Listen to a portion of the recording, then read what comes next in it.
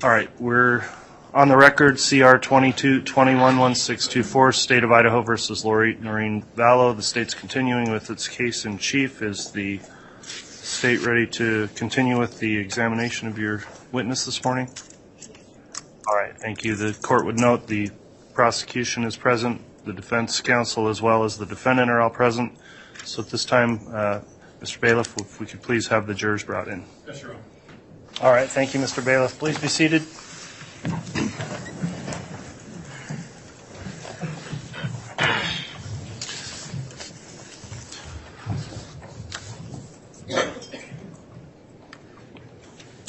All right, good morning, everyone. We are on the record on case CR 22-21-1624, State of Idaho versus Lori Noreen Vallow. The state is continuing with presenting evidence in its case in chief. Court notes all the jurors are here, properly seated and accounted for. I understand they've all signed their juror affirmation today. Is that correct, Mr. Bailiff? Yes, Your Honor. All right, thank you for that confirmation. Thank you, ladies and gentlemen of the jury, again for your continued service and your continued compliance with the court's admonishment each evening when we break. The parties in the court appreciate it very much. At this time, then, the state was conducting direct examination of Dr. Angie Christensen, who has returned to the stand today. I'll remind you, Dr. Christensen, you're still under oath for your testimony. With that in mind, Ms. Smith, if you'd like to continue with your direct examination, you may. Thank you, Your Honor. Good morning. Good morning. Let me return just briefly to item 16, if I may.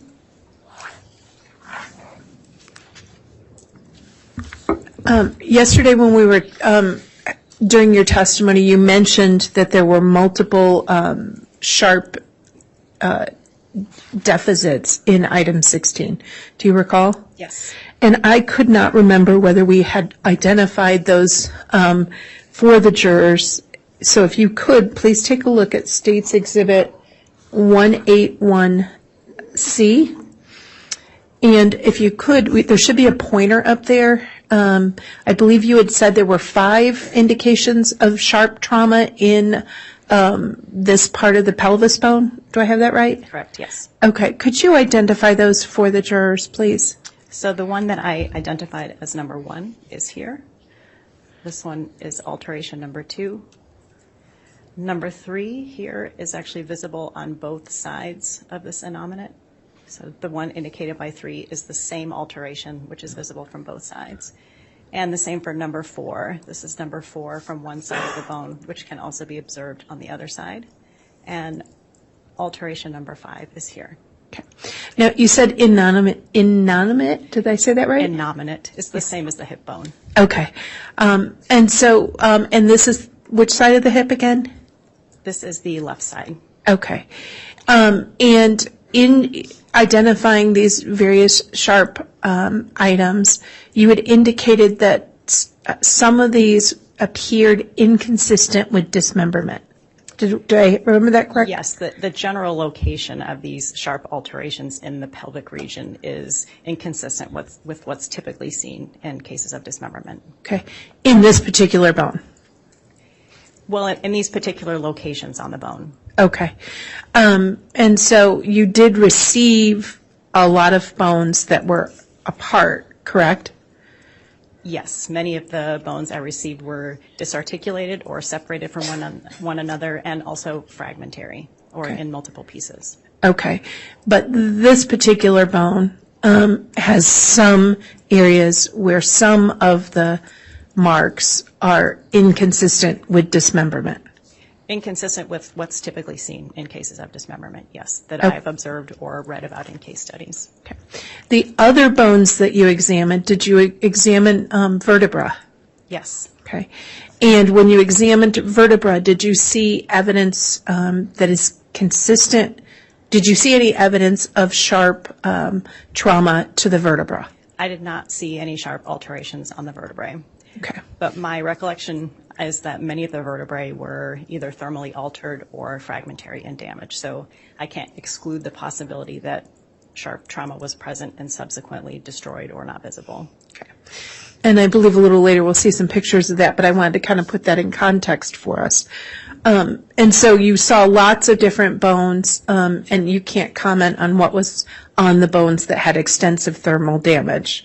The ones that were thermally damaged are, for the most part, highly fragmentary, and I didn't observe any sharp traumas on those bones. Okay. Doesn't mean they weren't there, it just means you didn't observe any. I can't say one way or the other. I can't exclude the possibility, but of the material that I did examine, I did not find sharp alterations on those other bones, other than these three. Okay. And when you say these three, this is the first item we've talked about, item 16? Yes, the left and right innominate and the sacrum. Okay. And item 16 is the left? Correct. All right.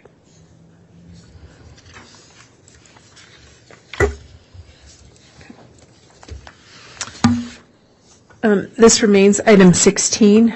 It is State's Exhibit 181E. Are these close-ups of those sharp trauma items you've discussed? Yes, these are close-up views of several of the same sharp alterations in the previous photographs. Okay. And in your report, I believe you used the word puncture. Is that correct? I don't recall the exact language I used in my report. Okay. If you would like me to refer to my report, I can do that. No, I think that's okay. I just want to make sure I understood. When you say sharp alterations, it is not your job to say what instrument caused those. That's correct, yes. Okay.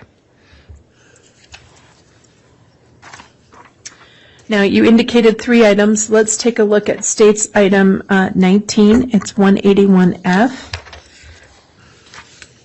Or your item 19. Do you recognize that? Yes. What's that? This is the right innominate or right hip bone, annotated with arrows indicating sharp alterations. Okay. And how many sharp alterations were in the right hip bone? There were 6 on the right hip bone. Okay. Could you identify those for the jurors just so it's clear? Sure. 5 of the 6 are depicted in these photographs. Number 1 being here. 2 not visible in either of these 2 views. 3 and 4 and 5, which again is visible from both views and so indicated on both images, and alteration number 6. Okay. And now, are these items consistent with other situations of dismemberment trauma, or inconsistent? The location of these sharp alterations is not consistent with what I've previously observed in dismemberment cases. Okay. And if I could, to orient us, let's take a look back at 182B. Just so that I understand what you mean, again, by hip bone. I put up 182B. Could you take a look at us and show us again that right hip bone? This is the right hip bone. Okay. So sometimes I think of the hip bone sort of like, when I'm carrying a baby, they're on my hip. So I think of it as that edge. Is that what you refer to as just the edge? Yes, so that edge that you're talking about is called the iliac crest, and it's the part of the hip bone at the top side of the hip bone. Okay. And so, but the entire hip bone extends down, correct? Yes. So the edge is what a lot of us think of as what you would call the iliac crest? Yes. All right. But then the entire surface extends down into the pelvis. Correct. All right. And so the items that you've identified, and you pointed to it on State's Exhibit 182B, that area of the pelvis is where again? If you could show us. I'm sorry, can you repeat the question? No problem. That area of the lower pubis area is where? That is located here. Okay. And in that area, did you see evidence of sharp trauma? I believe we did discuss one sharp trauma on the left hip bone yesterday. Okay. And so when you're saying hip bone, you mean that the entire bone that kind of curves like a C? Yes, the hip bone encompasses this entire portion here. Okay.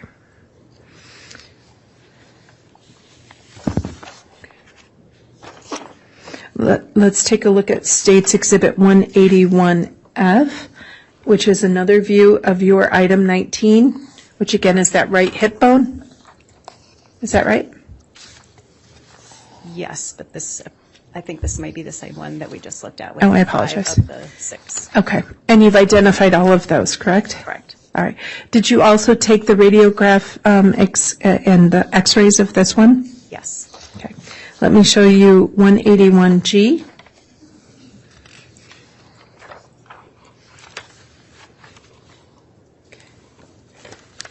Can you see that? Yes. Okay. Do you want me to zoom in if I can, or no? I'm going to ask you to identify them on the radiograph. Okay, I think I can do that from this Okay. view. Can you please identify the items you've discussed and identified in the larger picture? The sharp traumas? Yes, ma'am. So sharp trauma number 1, or what I've identified as number 1, is here. Number 2 is here. 3 and 4. 5, again, visible in both views and labeled on both views. And number 6. Okay. And number 6 is in a regular color photo, correct? Yes, number 6 is what's depicted in the photograph above. Okay. And those are all evidence of sharp trauma to that area? Yes. And this area, and it may be just my view, so forgive me if I'm not oriented correctly, which area is sharp trauma number 1 in? Is it towards the top of the hip bone or towards the bottom of, sort of lower in the hip bone? Number 1 is in the pubic region. Okay. And number 2 would be where? Number 2 is in a region called the ischial region. It's basically, if you would like to show the photograph of the bone, it might be easier for me to point it out there. Do you want the diagram or the? Sure, the diagram. Sure.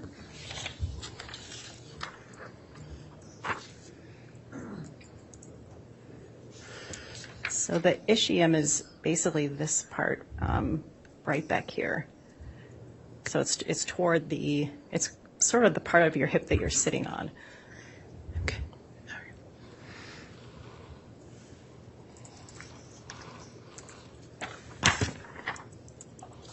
All right. Now, you indicated there was a third bone. Is that documented in your items, the images of item 17? Yes. Where we found the additional sharp trauma? I believe that was item 17. 17, thank you. Do you recognize that? Yes. What is that? These are photographs taken as part of my examination. Okay. Of what particular item? This is can you move it down just a little bit? Oh, so I can absolutely. I'm see? sorry. It's hard for me to tell what That's is okay. visible. This is the item 17 sacrum, which in these images here are still attached to several of the lumbar vertebrae. And did you identify any sharp trauma in this area? Yes, there was one sharp alteration on the left side, which is indicated here, annotated number 1. And looking at the whole bone, that's approximately this location here. Okay.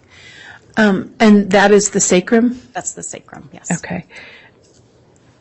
Let me show you just for to orient us again, is States Exhibit 182A. Where is the sacrum in relation to the pelvis that you've shown us? The sacrum makes up the back of the pelvis and the bottom of the spinal column. Okay. So is it that item that appears to kind of be between the two hip bones? Yes. Okay. And that area towards the bottom is where you saw evidence of sharp trauma? It's not toward the bottom, actually. It's, if you bring back Sure. the diagram, I can. Sure. That sharp trauma on the sacrum was approximately here. And did that sharp trauma appear in any way sort of in line or near any other sharp trauma you saw? There were sharp traumas on the left hip bone that were in that general area. Okay.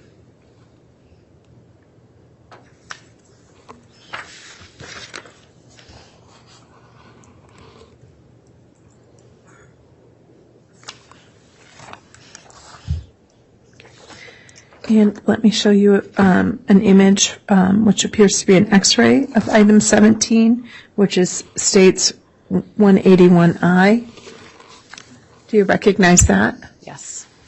Sorry, it's hard to orient. There we go. And again, this is what area of the body? This is the sacrum and 4 of the lumbar vertebrae. Okay.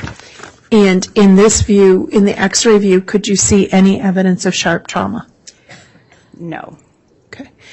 And so the images of the sacrum that we previously saw had some evidence of sharp trauma? Yes, it's just that it's not very easily visible in a radiograph like this. Okay.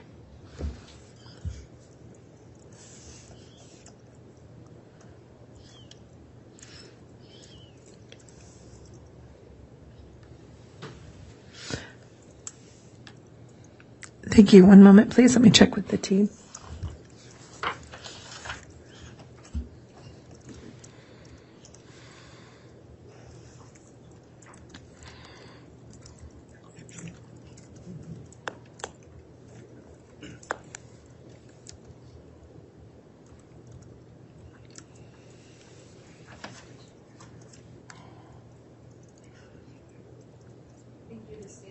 The state has nothing else, Your Honor. Thank you. Thank you, Doctor.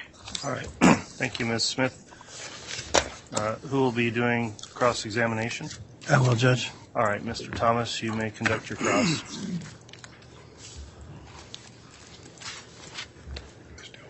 Oh, there you go. Sorry. You gotta watch me.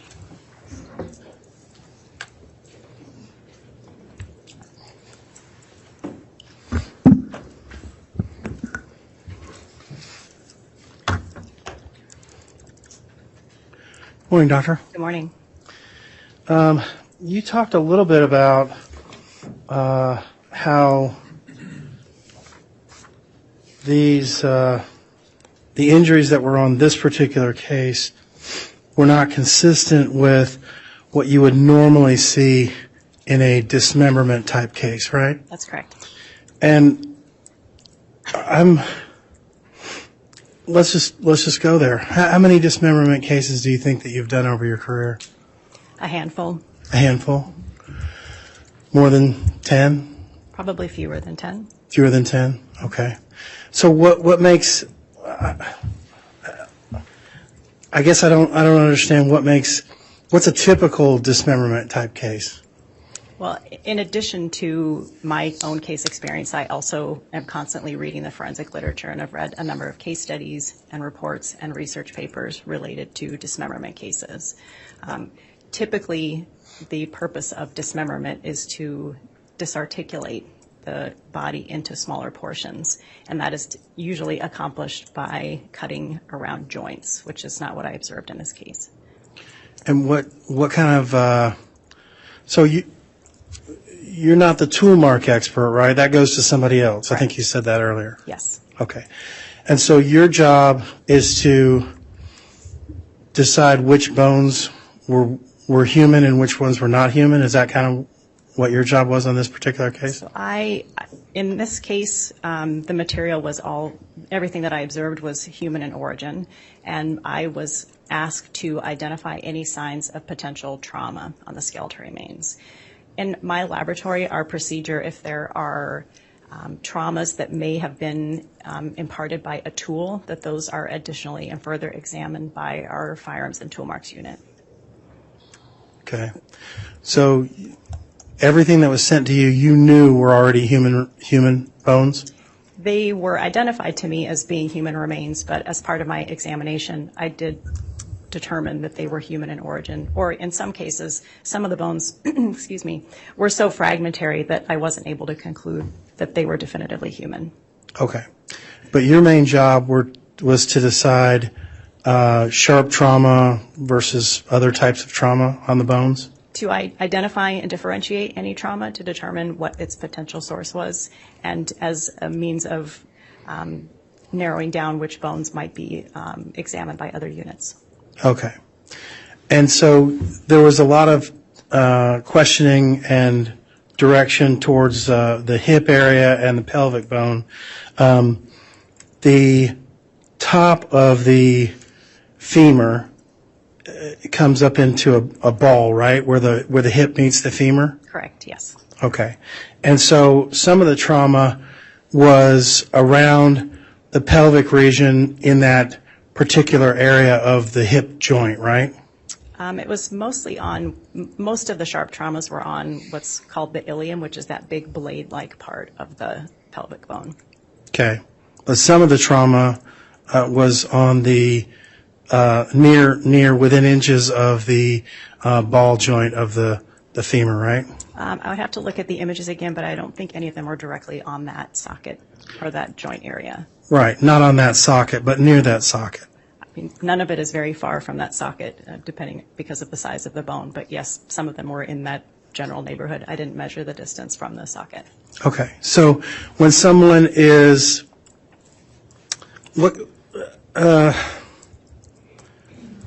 so when someone is trying to dismember a body, what is your understanding of in your past cases? What is your understanding of how that's done? Is it generally? Let me withdraw that question. In this particular case, what types of instruments do you think were used based on your professional experience, based on your training, based on your research and your review of other articles? What types of instruments do you think were used on this particular case? This is not within the scope of my examinations. This is the Toolmark examiners. Okay. So your job was just to define, or just to say, yes, this was some sort of trauma, and then you move it on to somebody else to decide which type of trauma? Yes. Okay. All right.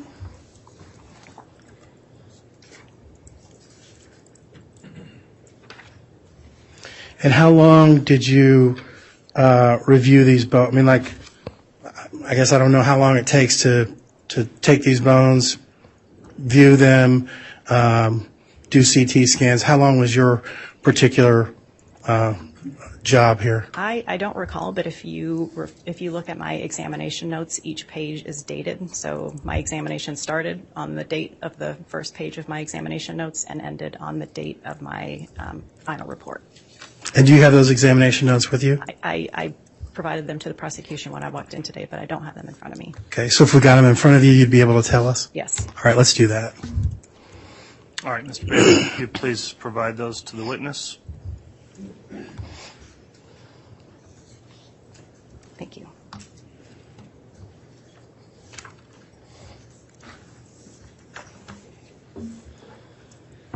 So in this case, I began my examination on August 23 of 2020 and completed my final report on September 22, 2020. Okay. And was this the only case you worked on during the time between August 3rd and September 20? I don't recall, but generally I'm only working one case at a time. Okay. All right. Thank you. No further questions. All right, thank you, Mr. Thomas. Does the state have any redirect? Very briefly, Judge. Very well. Does the witness still have those case notes? Okay, let's have those returned, please. Okay.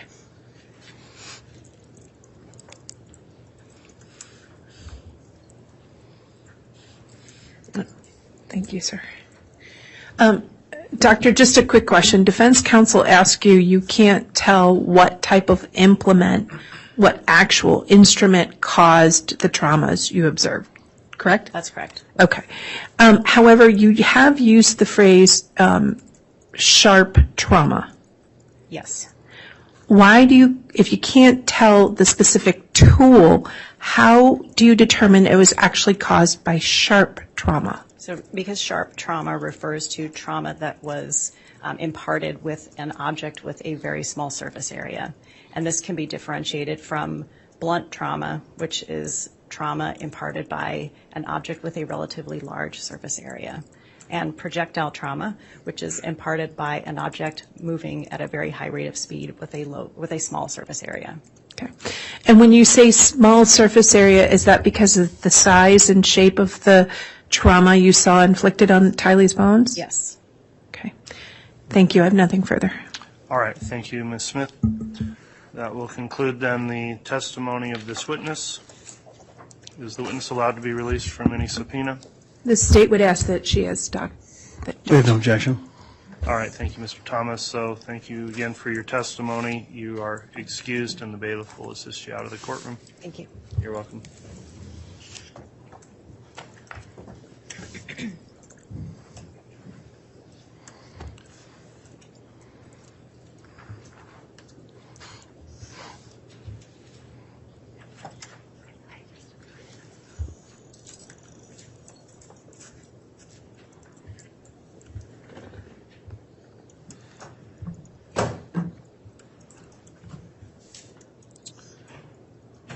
All right, I take it Ms. Rawlings, you'll be calling the next witness? Very well. Who is the witness? Very well. We'll have them brought in and sworn.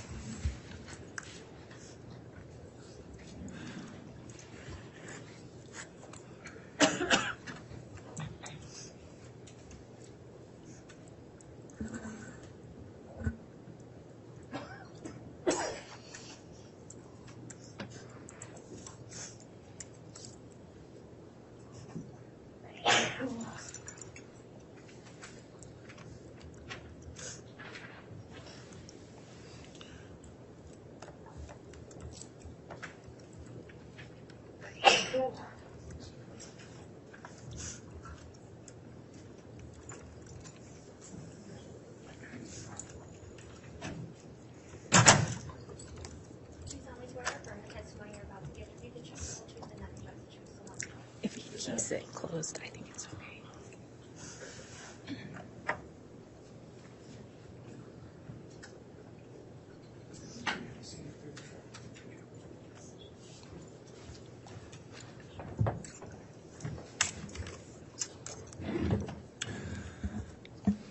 All right, now that the witness is sworn, I just have a couple of questions. Have you reviewed or seen or heard or read any of the trial testimony that's taken place in this case since it started?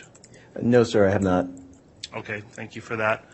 I'll just advise you then, please, as you are testifying, make verbal responses to any questions you're answering and try to avoid talking at the same time as any attorney questioning you so we can keep the record clear. With those ground rules in mind, Ms. Rawlings, if you'd like to inquire on direct, you may. Thank you, Your Honor. Good morning. Good morning. Can you please state your name and spell it for the record? Douglas Halapaska. That's DOUGLASHALEPASKA. Thank you. Where are you currently employed? I'm currently employed with the Federal Bureau of Investigation Laboratory Division. I work at Quantico, Virginia, as a forensic examiner in the Firearms and Toolmarks unit. Forensic examiner in the Firearms and Toolmarks unit. Sure. Can you explain what training and expertise you have to work as a physical scientist at the Firearms and Toolmarks unit? Okay. The training is essentially on-the-job training. For me, that training lasted a little over 2.5 years. When I first arrived in the unit, I received a lengthy and extensive training syllabus, which outlined a curriculum of study within the discipline of toolmark identification. During that time, I had the opportunity to be under the direct supervision of a senior qualified toolmark examiner. Throughout that training period, I was able to assist this qualified examiner with actual training samples as well as actual evidence samples as well. I was able to tour several firearms, ammunition, and tool manufacturing facilities, which is critical in the training period because it allows for us to actually firsthand see the examination or the manufacture of the tools themselves. Toward the end of the training, I was required to take and pass a series of written, competency, and oral examinations. And once I passed my final oral examinations, I then actually qualified as a firearms and toolmarks examiner within the FBI laboratory. Thank you. FBI laboratory is. We are getting a little feedback on that microphone, but we're not able to make adjustments, unfortunately, today. We've had a little bit of a technical issue, and it's supposed to be improved, hopefully, over the noon hour, but we're sort of limited on ability to control that. So, Could I try to not use the microphone and just project my voice? Would that be? we still need the microphone to pick up the recording for the record, so maybe you can just actually push the mic a little away from you, potentially. Okay. That was a pretty extensive answer. Do you have any other noteworthy information from your CV? That I'm a member of the Association of Firearms and Toolmark Examiner. That's a organization in which professional organization I'm a member of. They provide training. There's a yearly conference, and there's a journal with topics that arrive within the discipline. So that as well. Thank you. You have been employed at the lab in Quantico for over 13 years now? That is correct. Okay. And how is evidence submitted to the lab at Quantico? The evidence arrives typically FedEx, but there are some hand-delivered evidence. And once the evidence is received, what happens next? The evidence arrives in the Evidence Management Unit, the acronym's EMU. They just assure that when the evidence arrives, that the packaging it arrived in is intact. They itemize the evidence.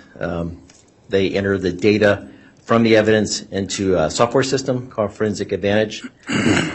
In it, they actually issue a unique identifier for the case, as well as unique identifiers for each piece of evidence. Most importantly, they put together an evidence plan. So there's different disciplines within the laboratory system. So they basically put together an examination plan. And they also deliver the evidence between the different units. So the different disciplines, once they're completed their examinations, they would just drop off that evidence in a particular evidence storage facility, and the evidence management personnel would actually pick it up and deliver it to the next unit. So what process do you follow when evidence arrives at the firearms Toolmarks unit? Okay. That evidence arrives in a drop-off facility, access the pickup facility as well for evidence. Once that arrives, either an examiner or a technician will pick up that evidence. Once that's done, if active examinations do not start, they will actually just place that evidence into a storage facility within the unit itself. Do you recall what evidence you checked out of the evidence locker in reference to this case? That would be items 16, 17, and 19. And what agency did these bones come from? They came from the Ada County Coroner's Office. And do you know if there was an agency reference number associated with those bones? Yes, there was. Do you remember what that was? I believe it was 2006-11-61. But if you don't mind, would I check my notes? Your Honor, may he refresh his recollection to verify that the number is correct? Well, he can be provided his notes, and then we'll see if the defense has any objection to that. I believe he has a closed copy of a folder up there that he can reference if that's okay. Can I take a look at it? Have you seen it? I have not. Okay, yeah, the defense is entitled to review that first. Okay.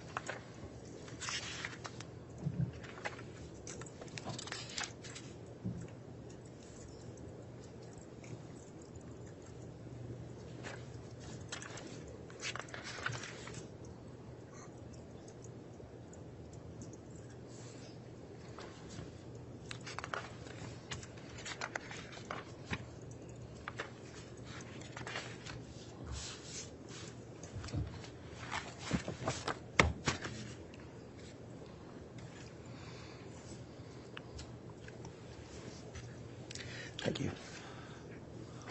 All right, Mr. Thomas, there's been a request that the witness be allowed to refresh their recollection using the notes. Is there any objection from the defense? No objection. All right. As you do that, Mr. Halapaska, please indicate if you are referring to your notes and don't just read off them, and close the file once you've refreshed your recollection, so you're testifying from memory and not from the notes themselves. Yes, sir. Thank you. I'm just on the first page of my laboratory report, page 1 of 4. There's. Are you reading? Is he reading from the note? Oh, no. I think we just asked not Yeah, to read that's that. Yes. Mr. Halapaska, I had just asked you what the agency number was, and I think you wanted to just verify that your recitation was correct. So if you can just look and then. Yes, it was 2006-11-61. That's correct. Thank you. Now let's talk about how you review the evidence and draft a report. Can you explain what you do first? Okay. There's a couple of terms and definitions I'd like to define. It may take a little while, but okay. The first thing I want to talk about is a tool. I'm going to ask that a question be asked. It seems like it was a very broad question, and now he's going to go into a narrative, I believe. All right. I'll sustain that objection if you want to ask a new question, Ms. Rawlings. So my question was what you do first. So if you could just give the first part of what you do when you're reviewing evidence and drafting your report, and then we can go forward. The first thing I do is I review the evidence. So I remove the evidence from the evidence packaging, ensuring that the identifiers on that packaging are consistent with those within the forensic advantage system. Once that occurs, I'm actually going to start reviewing that evidence for any kind of tool marks. Once any kind of tool marks are identified, I'm actually going to document that in my notes. There's some worksheets that I add that information to, either imagery or handwritten. And Mr. Halapaska, I think you mentioned you also use some definitions when you're crafting your notes. What are those? Okay, so the first one is a tool. So the basic definition of a tool is to gain mechanical advantage over some object. But when the discipline of toolmark identification, a tool can be thought of is when two objects come into forceful contact with each other, and the harder of the two objects is the tool, and the softer of the two objects, the tool mark. Okay, thank you. What do you do next in drafting your report?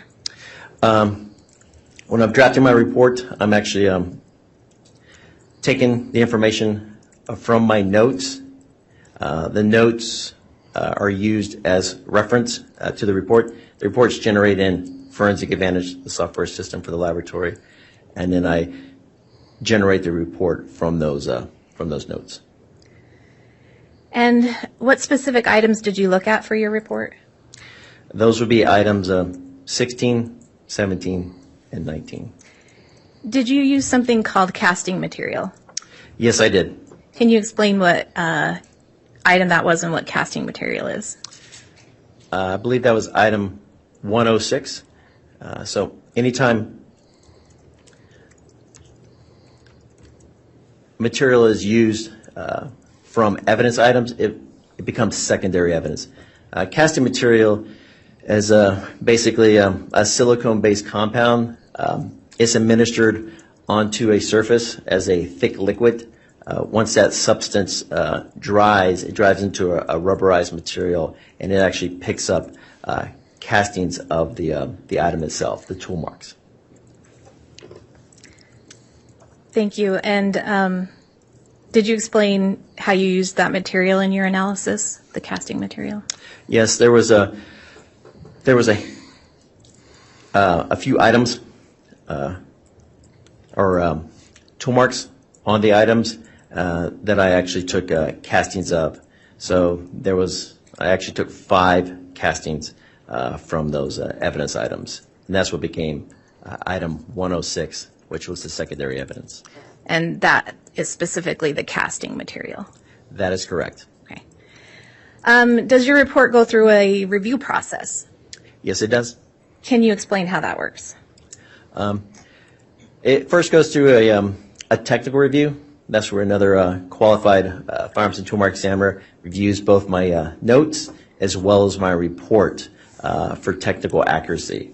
Once that's completed, it goes through an administrative report or administrative review, That's done by another individual. Doesn't necessarily have to be a qualified Toolmark examiner, and they're just checking for spelling and grammar accuracy and stuff like that. And are there any other specific terms that you use when drafting your report that we should know about? There's a handful of terms I like to define. Okay. The first one is, so I talked about a tool within the discipline. So when two objects come into forcible contact with each other, the softer of the two is Toolmark. There's two types of Toolmarks. There's impressed and striated. An impressed mark occurs when the force onto an object is perpendicular. So the best way to kind of think about that is whenever you're at the beach, you had a bowling ball, you drop that bowling ball into the sand, you remove that bowling ball, that's your impression. Striated marks occur when both force is applied to an object almost perpendicular to the surface, and it generates striations or essentially scratch marks. Those are the only two types of tool marks that occur. There's two other important terms, class characteristics and individual characteristics. Okay. What are class characteristics? Okay. Class characteristics are the general or measurable features of a specimen that would indicate a restricted group source or source population. These are design factors and are determined prior to manufacture. So what I'm talking about is tools. The best analogy I can think of right now is if you had two types of screwdrivers, one being a flathead screwdriver. If you were to use that flathead screwdriver to make an impression, that impression would have basically the general shape of a minus sign in mathematics. But it would also have other features. There would be measurable features such as the width of that tool head, as well as the length of it. Now, when I'm talking about the screwdriver, I'm only concerned with the working surface. So basically, that part of the screwdriver that you're using to torque that screw, that's the only part I'm concerned with. That's the part that is manufactured. Other class characteristics are the manufacturing processes that occur on the working surface of that flathead screwdriver. So was that flathead screwdriver made, was it casted? Was it milled? Was it fractured? Finishing processes, grinding, bead blasting, coating. Those are class characteristics. The other kind of screwdriver, a Phillips head, and a press mark from a Phillips head would look like a plus sign. So if I had tool marks that had the general impression of minus and plus, I have two separate source populations. So that is an easy way to think of class characteristics. Individual characteristics, they are the rapid and random imperfections that occur to a tool surface. These occur during the manufacturing process, and they're incidental to the manufacturing process. So the manufacturer does not intend for the working surface of these screwdrivers to have these marks on them. But these marks are what are used to source identify a tool mark back to a particular tool. And there's an examination process I could walk through looking at class characteristics in an individual, or is that? What is that process, Mr. Halapaska? Okay, so during the first half, as I told you earlier, I'm focused on documenting those class characteristics into my notes. So what I'm doing is I'm documenting those class characteristics into my notes. That's the first half of the examination process. Once that's done, I take all those different source populations of class characteristics, and I go to the next level of examination, which is the using the comparison microscope. So essentially, it's the microscopic examination of those individual characteristics. The best way to think of a comparison microscope is essentially you have two compound microscopes with an optical bridge, which allows me to look at two separate samples under the same viewing field, under the same magnification. So at that time, I'm actually looking at patterns of similarity between those two samples. And that's what I use to source identify a tool mark back to a particular tool. That's in a nutshell, essentially, the examination process. Thank you.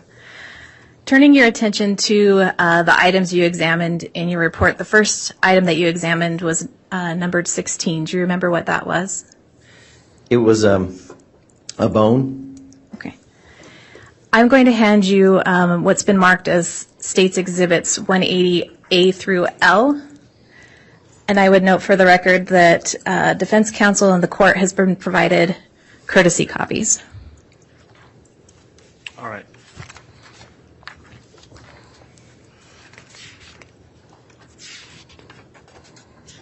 And Mr. Halapaska, there is water in the pitcher if you need any water. Thank you.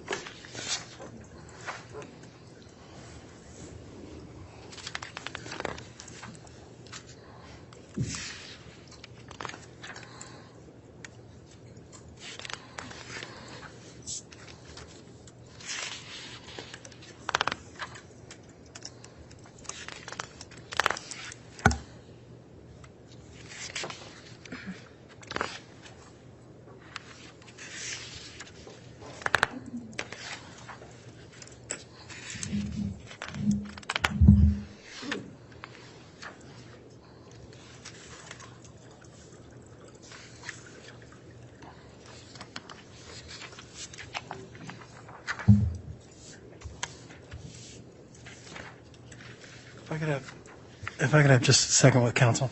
Yes. Mr. Thomas, if you'd like to, why don't you walk over here? We'll turn on the white noise. Oh, I'm sorry. We don't have that available, but still, if you walk over here, it's better than over there.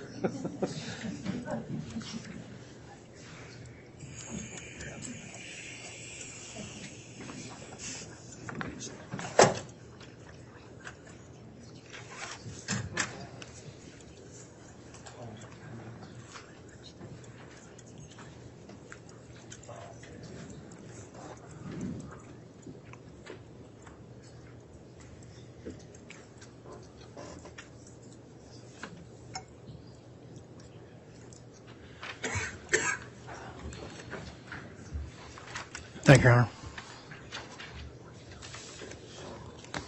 Thank you. All right, Mr. Halapaska, will you take a minute and look at each of those pages, those images?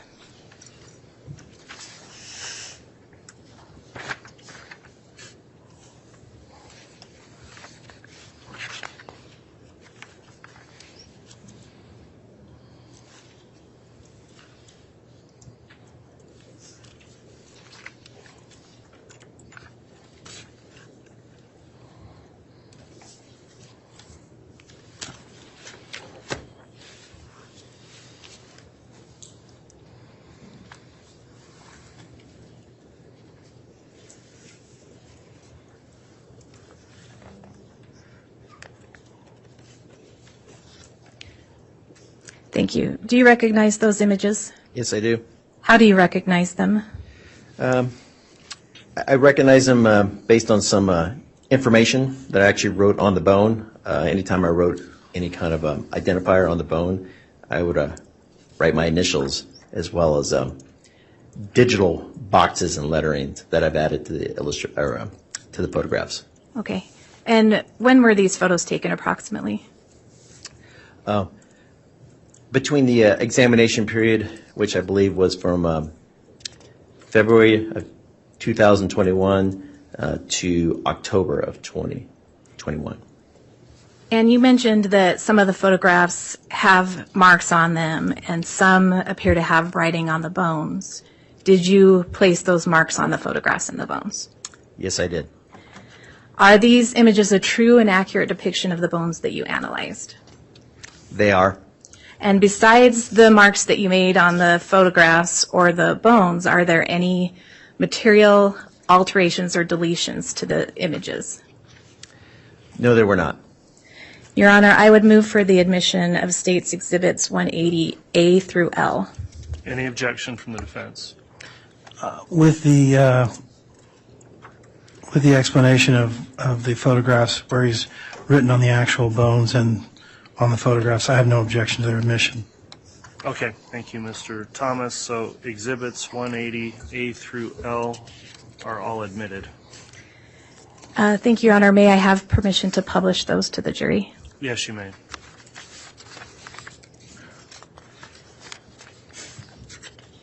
Okay.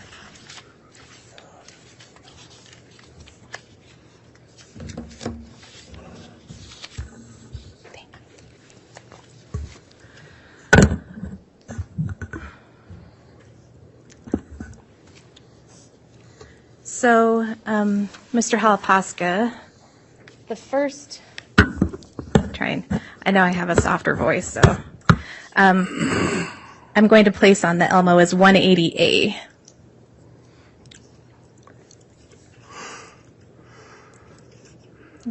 Maybe this would be, no, because we want the scale. How about that?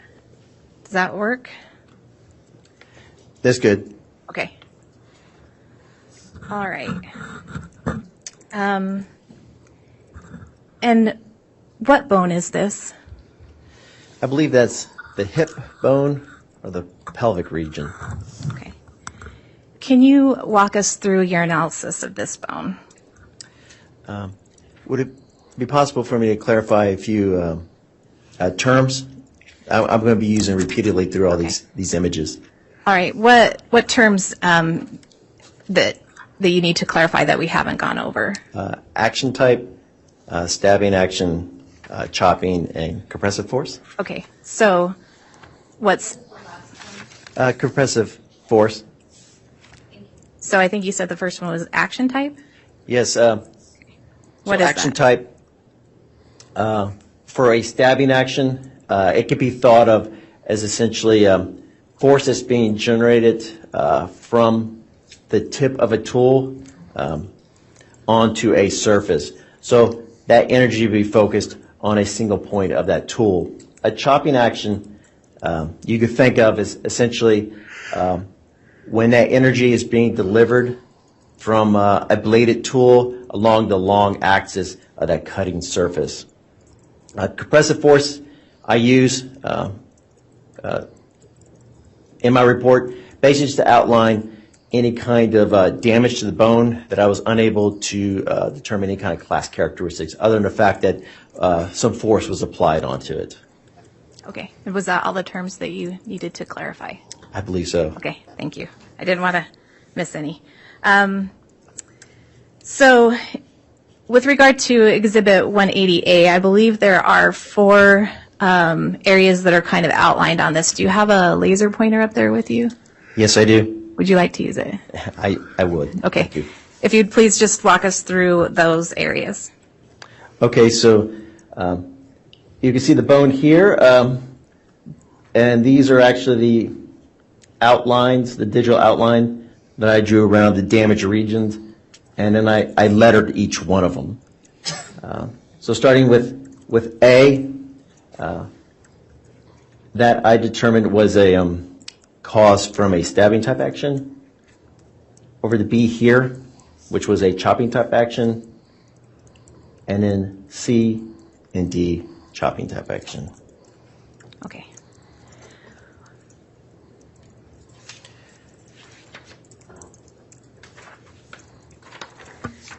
Now, turning your attention to State's Exhibit 180B.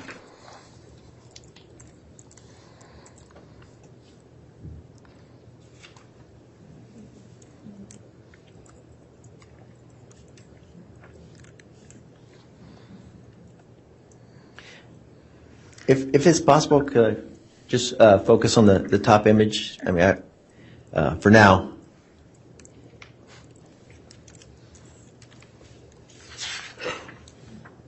All right, so with regard to State's Exhibit 180B, this top image, what does that show? This is Region A, which I said was caused from a stabbing action. You can see here I've actually written on the bone A, and then next to it is my initials, DJH. The illustrations, I have those there essentially to kind of outline the damage that was occurred to the bone. So this image is a close-up of image, or what was marked as Toolmark A in the previous photo. Is that correct? That is correct. Okay. And the reason I took the close-up image is what I was trying to do is I was trying to document the damage that occurred to the bone. It's a little difficult to see here, but you could actually see some of the bone here has begun to fracture, and the force of the impact came down at a perpendicular angle. So this fracturing that's occurring here has been driven into the bone. The bone actually has a hard layer, and there's a hollow layer inside. So this penetrated that hard layer into the hollow layer, and actually I don't capture it here, but there was damage that was occurred onto the other side of the bone that was occurred from here.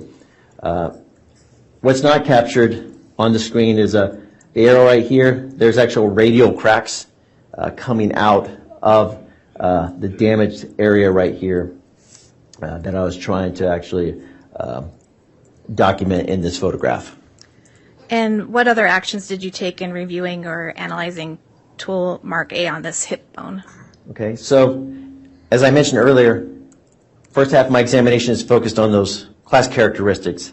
The second half, I'm wanting to actually identify those individual characteristics. I was examining it, looking for those individual characteristics. I was unable to locate any. So that's when I decided to use the casting material. Again, this that silicone-based compound, kind of comes with thick liquid. I applied it into the damaged area, allowed it to harden, removed it. I actually did this 2 times, and I was unable to identify any individual characteristics from this damaged area.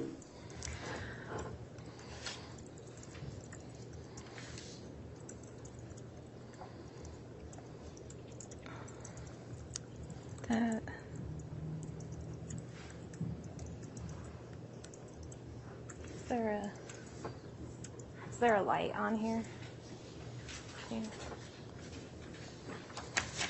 Because that image is, yeah, I'm trying to make it lighter. Oh, thank you. That bottom image is a little dark. Are you able to see that? I can. Okay. And what is that bottom image, if you can describe it for the record? It's the same image as the one that was at the top. However, it's just more focused. Or, sorry, the magnification was increased. It just illustrates the fracturing that occurred and that bone being carried inside the damaged area. So essentially just a magnified version of the first photograph that you saw. Thank you.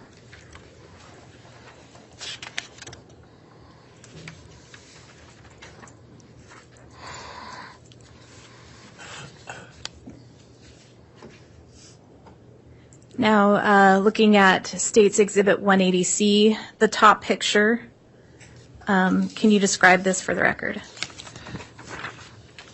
Right. The damaged area is here. Again, you can see the identifier I gave it, B, my initials, and the arrow is just kind of outlining the fractures that occurred. You can see some of the fracturing of the bone that's occurring. It's being driven downward. This again came from a chopping tap action.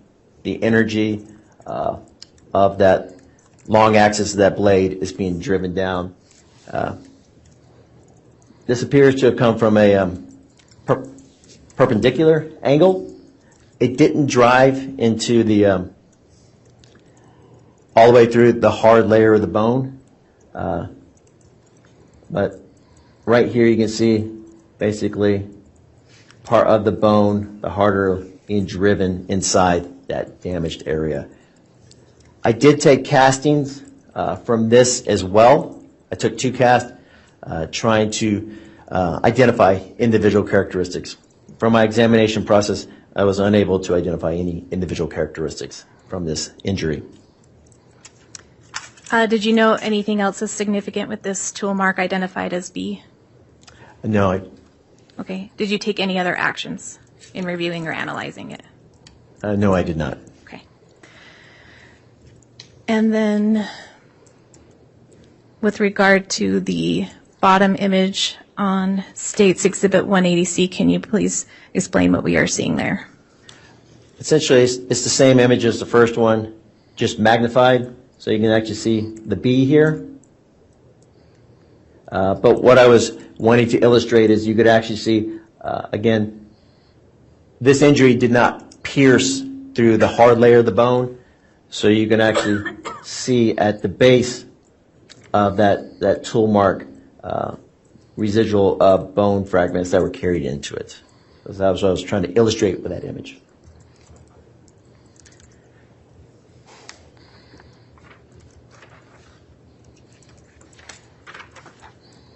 All right, now in State's Exhibit 180D, there are multiple images on this page. So if we can just start at the top, does this contain close-up images of the tool marks you noted as C and D in that very first photograph? They do. All right. And why did you take a closer-up picture of the tool marks you identified as C and D? I was just trying to better capture the damage to document it in these images.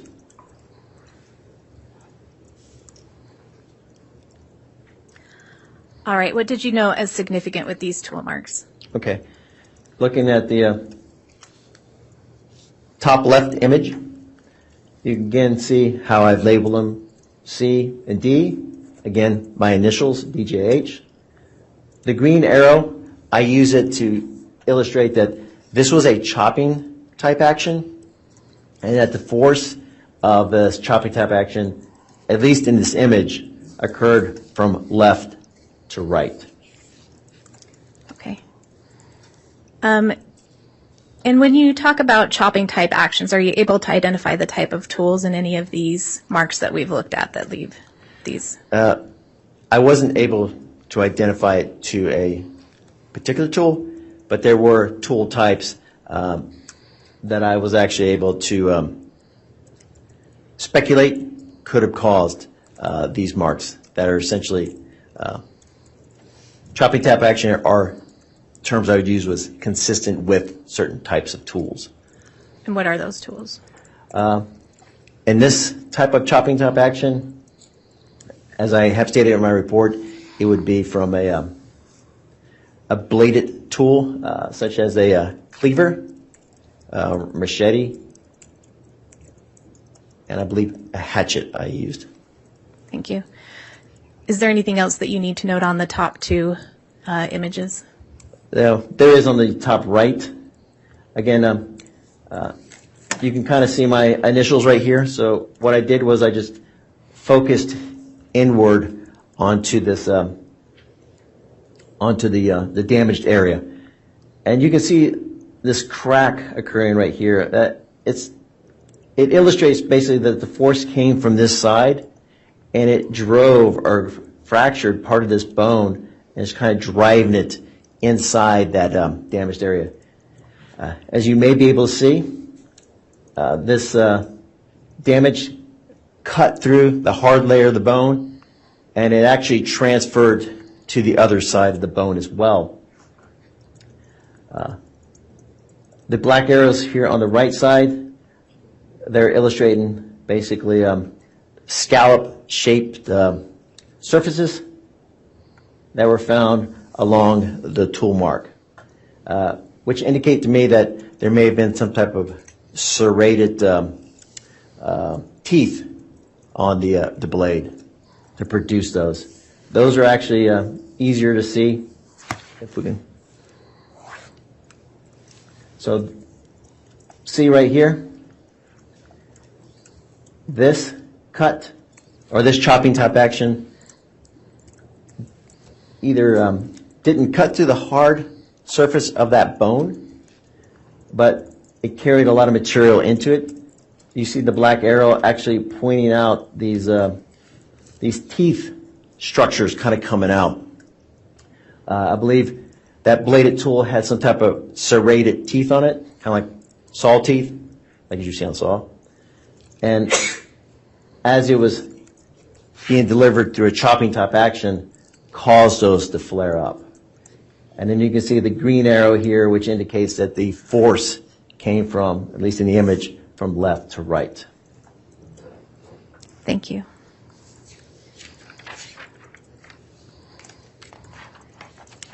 Now looking at State's Exhibit 180E, the top image on that, what does that show? I'm sorry, could I clarify one more point from the last image? Sure, let me grab that one again.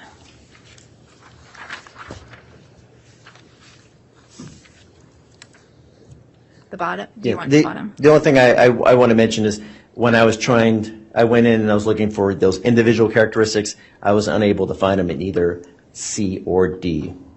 Okay.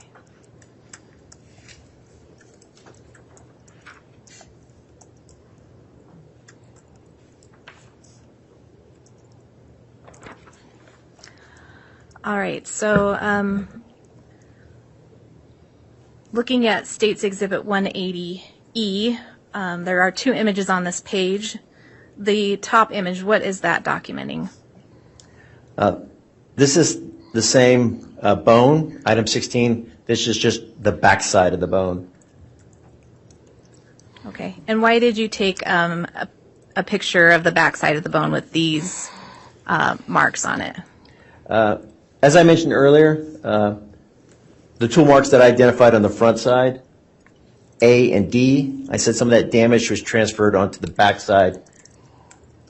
So region A, as I mentioned earlier, that was from a stabbing type action, and that damage transferred through the bone. So that damage actually carried through the two hard layers and didn't necessarily come out of the bone, but fractured it so that that tool partially pushed that or ejected that material onto the outside of the bone here.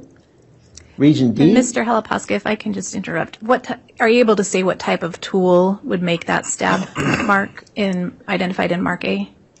I believe it was some type of a bladed tool, so like a knife.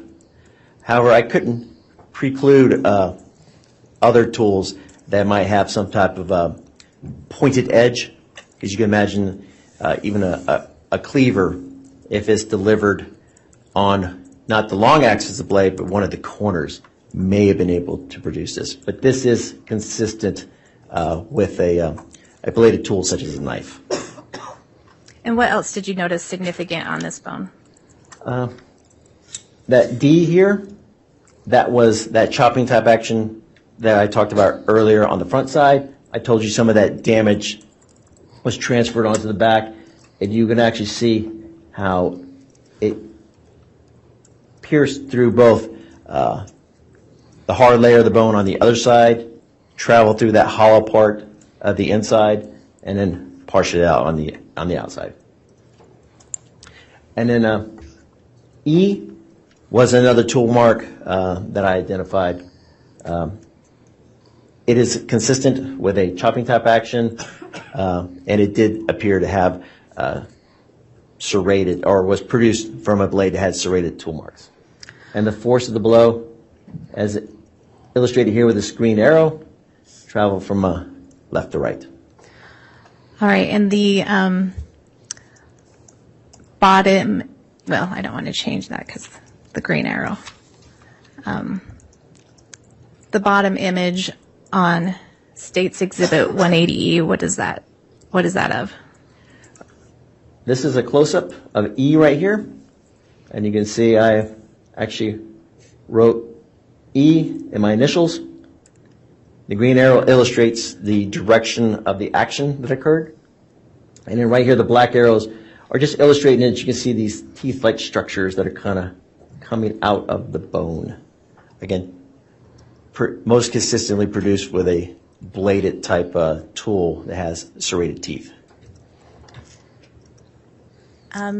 Did you take any other actions in reviewing the tool marks A, D, or E?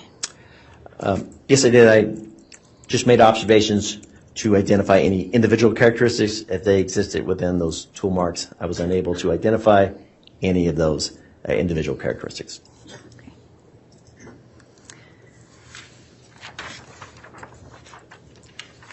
Looking at States Exhibit 180F.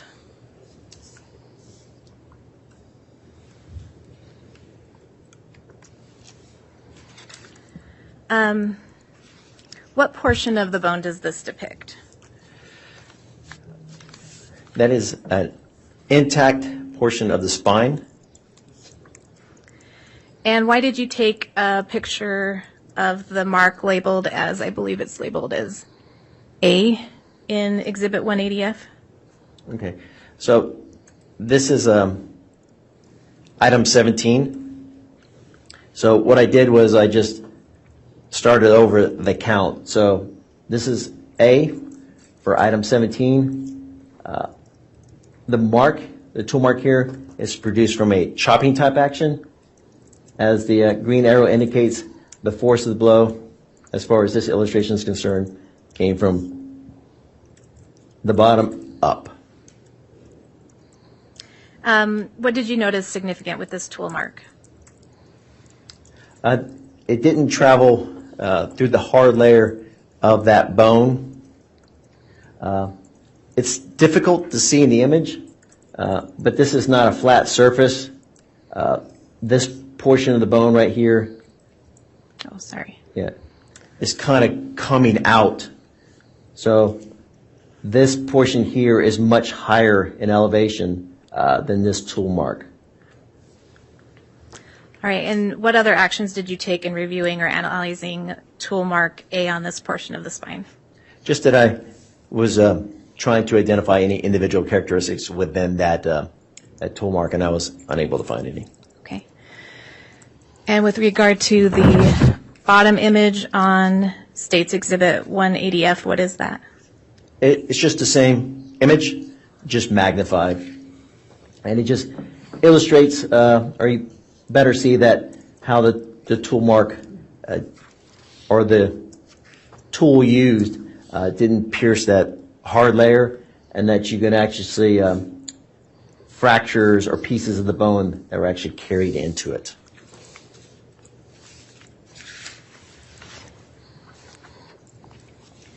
And States Exhibit 180G.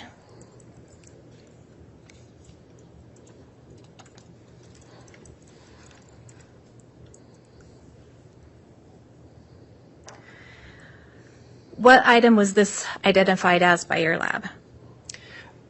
This was labeled as item 19. Okay, and what portion of the bone does this depict? It is the other half of the hip or pelvic region. So this is a different portion of the hip bone or pelvic region than was identified in item 16, correct? That is correct. And can you walk us through your analysis of this bone with the marked areas? Okay. Would there be some, if we can actually bring down some of that brightness? Let me see. We can't, right? The light off. Oh. Does that help? Yes, that's perfect. So I'll start from the left side here. D is was created from a chopping type action. That damage from the blow actually pierced that hard layer of the bone. Next to it is E. F here, which is kind of difficult to see. You can see it.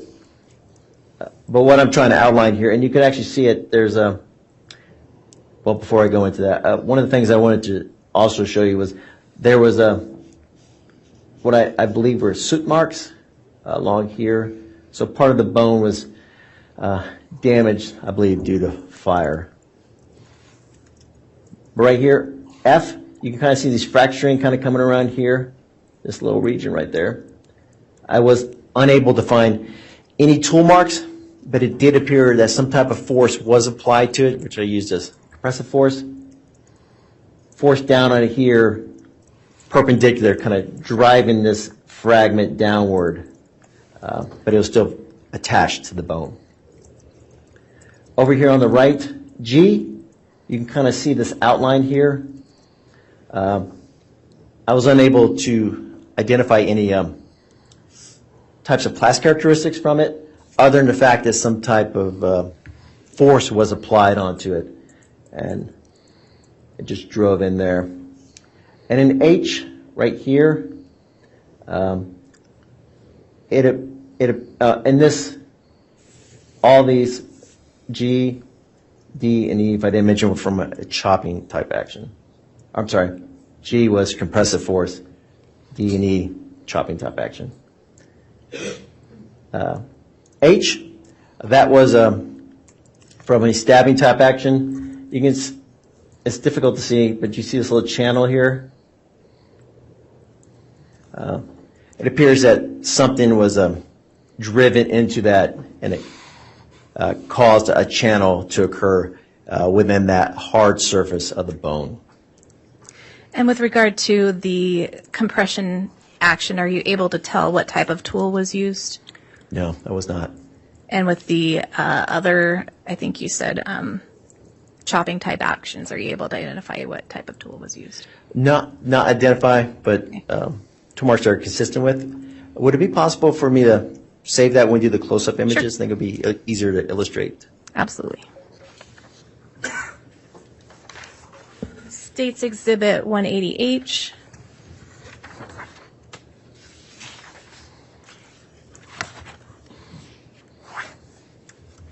There are 3 images on this page. Do you recognize those? Yes, I do. And with regard to the top photograph, can you just explain that for the record? You can see the digital box I drew around the Toolmark. It kind of looks like a tooth mark, or kind of like a shark's tooth standing up here. The green arrow is based on the top of it. Here's the base. Right here, I actually wrote on the bone A in my initials. What's hard to see in this image is there's more elevation right here. So this occurred from a chopping type action. As the green arrow indicates, it came from the top down. But since this bone was protruding out, had higher elevation, that chopping type action did not cut into the hard layer of that bone. And also, I reviewed it for individual characteristics and found none. I believe tools consistent with potentially making this kind of marks would be from a blade tool, such as a cleaver, machete, hatchet, or similar type tools. Did you note anything else as significant with regard to these tool marks on this top photograph? For B and C, I wasn't able to identify any class characteristics, and I just referred to them as fractures. You can see that the bone, some type of force was occurred onto it, and it actually fractured that bone here as well. It may have occurred from the same impact, but I wasn't able to determine that. And I was unable to determine any kind of tools that would be consistent with making that type of damage. Thank you. With regard to the bottom images, why did you take a closer-up picture of those? Those are just zoomed in images of B and C, just to better illustrate the fracturing that occurred to the bone. So you can actually see how the bone is cracking and fracturing, and you got bone that's spurring out from that pelvic bone. What other actions, if any, did you take in reviewing or analyzing these tool marks identified on this bone? Other than just trying to identify any of those individual characteristics, which I was unable to locate any. Okay.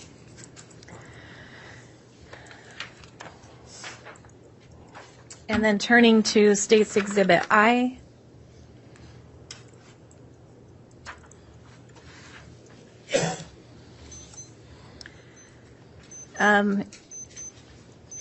What does that top photo depict? Okay. So you can see part of my initials here, but just to make sure that they were, I actually wrote on my notes. So that is D, my initials, scribbled, and then the date. But what this image illustrates here is a close-up of damage to region D. As I indicated earlier, it's from a chopping type action.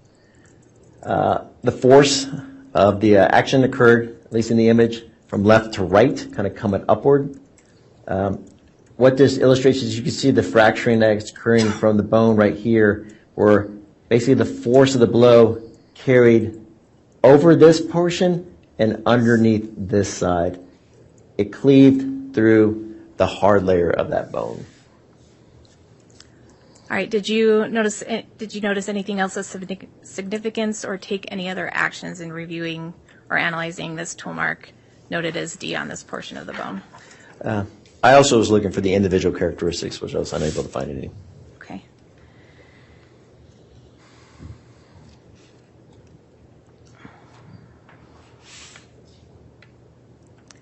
And on the bottom photograph, can you describe that for the record?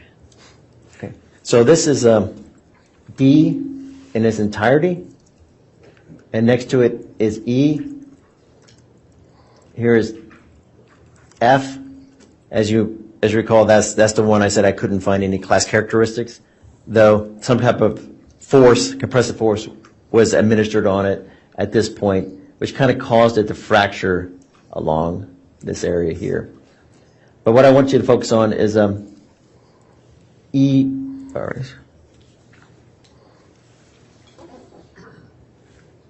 E right here. It's the same kind of action coming from left to right, a chopping type action. However, there were what appeared to be teeth-like protrusions coming out of it that are consistent with a chopping type action from a tool with serrated teeth. This one did not pierce through the hard layer of the bone. And did you take any other actions or find anything else of note in analyzing the tool marks identified as D, E, and F in this photograph? The only other actions I took was just to try to identify individual characteristics. Was unable to locate any. Thank you.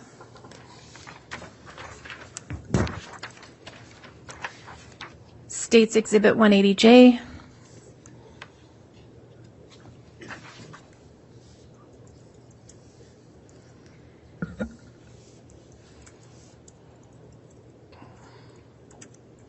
And can you walk me through the marks that you have on this larger picture first?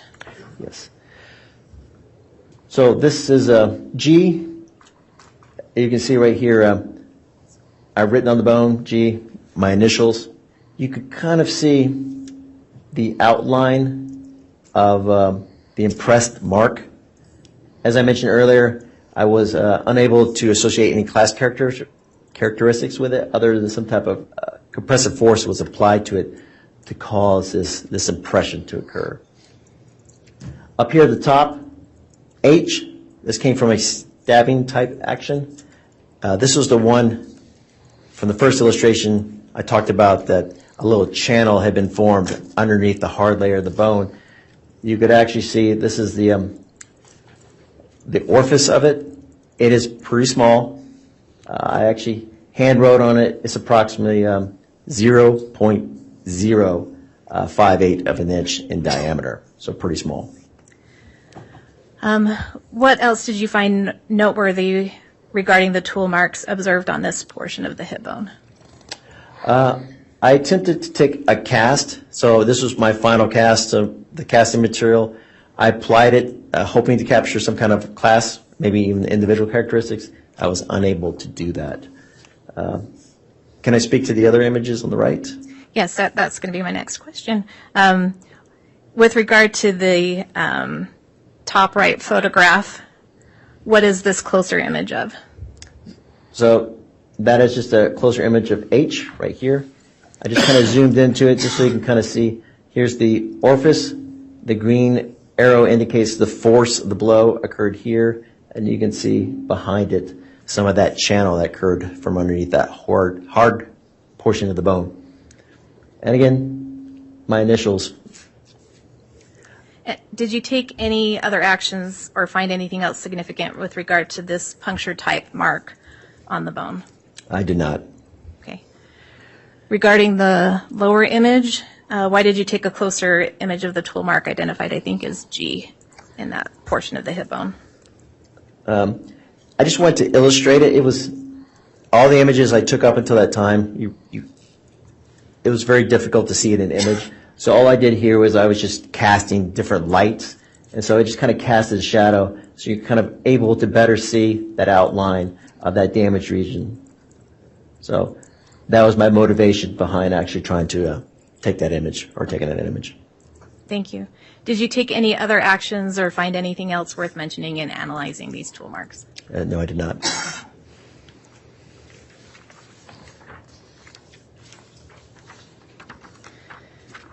States Exhibit 180K.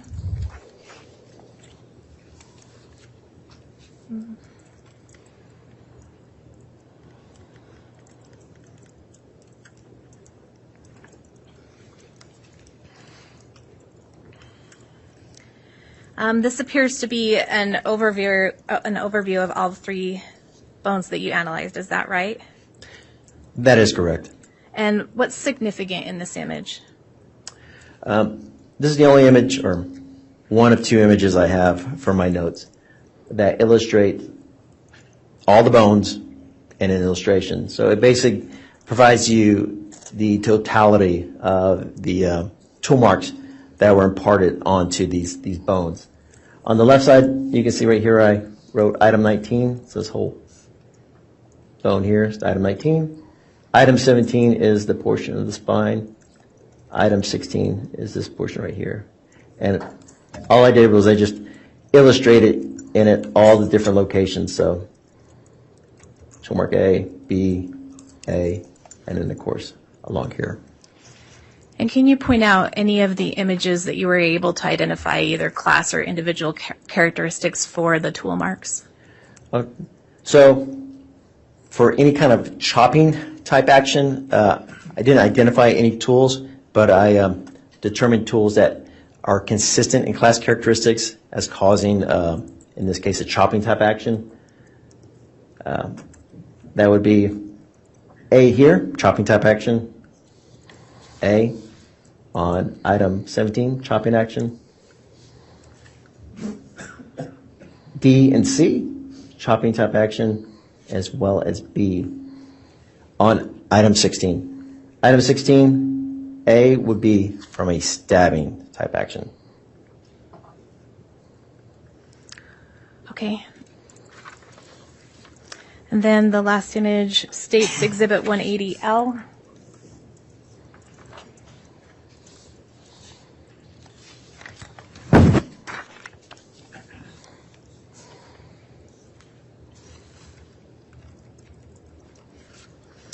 This is the backside or posterior of the bones that were pictured in this last image. Is that correct? That is correct. Okay, and what did you find noteworthy with regard to the bones in this picture? Again, just trying to illustrate the totality of those tool marks. This bone here is item 16. D and A, those are just injuries that are transferred from the front side to the back side. So you can actually see that part of the bone was being almost ejected from the back side. Same with D. Recall A here was a stabbing action, D chopping. E here was that chopping top action with a serrated tool marks. And then item 17, you can't see the injury from the backside. Item 19, F, that fractured part. So again, you kind of see the outline of the fracture. E and D, it's from a chopping type action. G was as that compressive force, the one where I was unable to identify any kind of class characteristics, the one I just took the cast of. And then B and C were those fracture type marks, which again I wasn't able to associate with any kind of class characteristics. Thank you. Can you summarize your findings or give us a nutshell of your findings with regard to the Toolmark analysis you performed on these 3 bones? Okay. So as I mentioned earlier, the examination process goes from class characteristics, generating different types of source populations for the examination portion, so moving into that identification. I was never actually able to go there in order to go to that microscopic examination would require me to have individual characteristics, so I never really got there. So the only thing I was allowed to do or able to do with those class characteristics was basically just outline tools that could have produced those tool marks consistent with. Could we go back to the slide prior?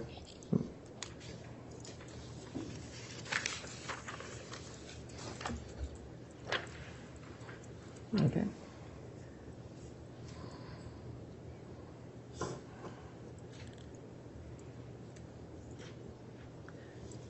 So, item 16A, that came from a stabbing type action from a bladed tool, such as a knife, along the tip. However, I wasn't able to preclude some type of other bladed tool where a portion of a corner of that tool, like a cleaver, may have been used. But again, from a stabbing type action, most consistent with a bladed tool with a tip on it. B, D, and C on item 16 came from a chopping type action. Tools consistent with a chopping type action, consistent with these class characteristics, would be a cleaver, a machete, or a hatchet. Recall some of them actually had what appeared to be serrated teeth marks, or consistent with being created from serrated teeth marks. So some of those chopping type tools may have had serrated type teeth marks on them. A, chopping type action. A with item 17, the portion of the spine, chopping type action, consistent with tools such as a cleaver, machete, hatchet. A, on item 19, same type of chopping type tools, cleaver, hatchet, machete. And then B right here, I believe was from the fracturing, so no determination could be made, no class characteristics were collected from that. And Mr. Halapaska, you were not provided any tools in an effort to match the marks to a specific knife or hatchet or cleaver, is that correct? That's correct. No tools were administered in this case, only the bones. And could I, see the other half, and I'll kind of go through The posterior or the backside? Yes, ma'am. Okay. Again, What did you note as significant, or summarize your findings for us with regard to the posterior side, please? okay. Again, this is just damage from A, transferred from that stabbing. D, from the chopping. E right here was from a chopping type action, had the serrated teeth marks, again, cleaver, machete, hatchet, or similar type bladed tools. Item 19, I wasn't able to make any determinations for F, G, and then B and C, no class characteristics I was able to obtain from those examinations. E and D, chopping type action, consistent with bladed tools such as cleaver, machete, hatchet, and I believe one of those had perhaps serrated teeth marks in it as well. All right, Your Honor, may I have just one moment? Yes.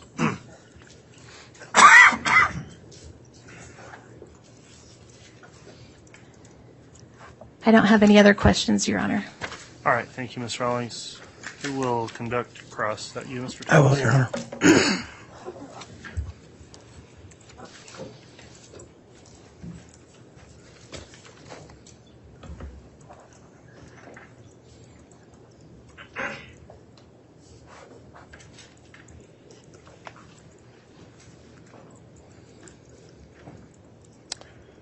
Could I have Exhibit 180, the packet?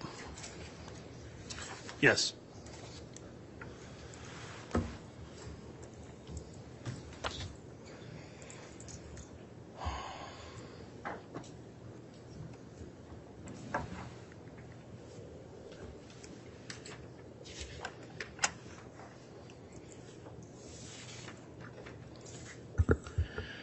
Good morning, Mr. Halapaska. How are you? I'm doing good. Yourself? Good. You work for the FBI. Are you an FBI agent or an analyst, or what do you call yourself? I'm not an agent. I'm a physical scientist, forensic examiner. Okay. And as far as your educational background, are you a doctor, or are you a master's level or bachelor's level? I have a bachelor's of science, which I received from Texas A&M University in 2001. I'm currently attending the National Intelligence University at Bethesda, Maryland, where I'm pursuing a master's degree in science and technology and intelligence. Okay. National Intelligence University? That's correct. Is that a private university, or is that run by the FBI, or is that... I guess I'm just not familiar with it. Can you tell me a little bit about that? It's a federal level university.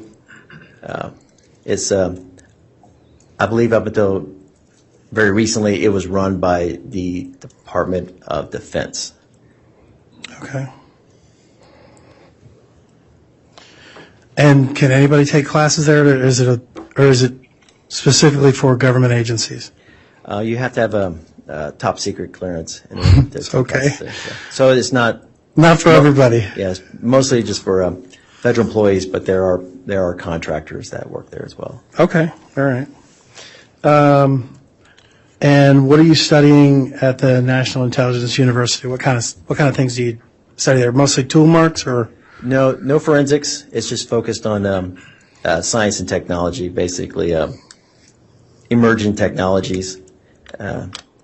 Just studying that, just to be aware of any kind of disruptive technologies that may be coming up that the forensic community might have to actually deal with in the not too distant future. So computer type stuff, or digital type stuff, rather than hands-on bones and whatnot? Nothing concerned with bones. Mostly things like additive manufacturing, which is just a different name for 3D printing. Oh, okay. All right. Mr. Thomas, I apologize for the interruption. There's been a request that we take the morning recess at this time. Perfectly We're just okay. getting started, so Sure. why don't we go ahead and do that? We'll be on a recess here for 20 minutes, and then you can continue with your cross. Thank you. Thank you, Your Honor.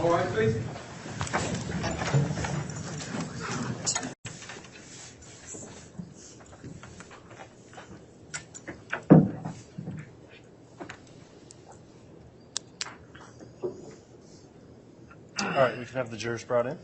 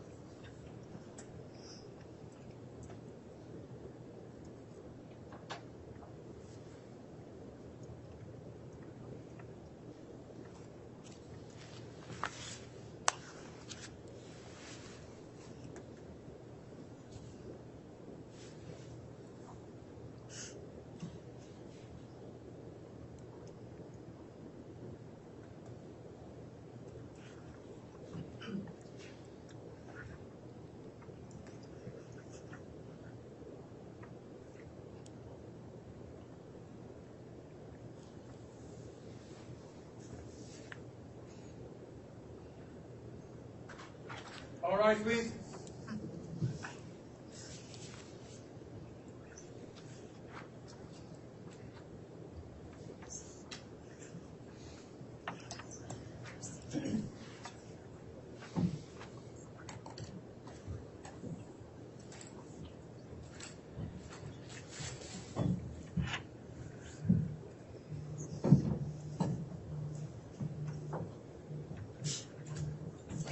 Jury's off, President County, Your Honor. Thank you, Mr. Bailiff. Please be seated.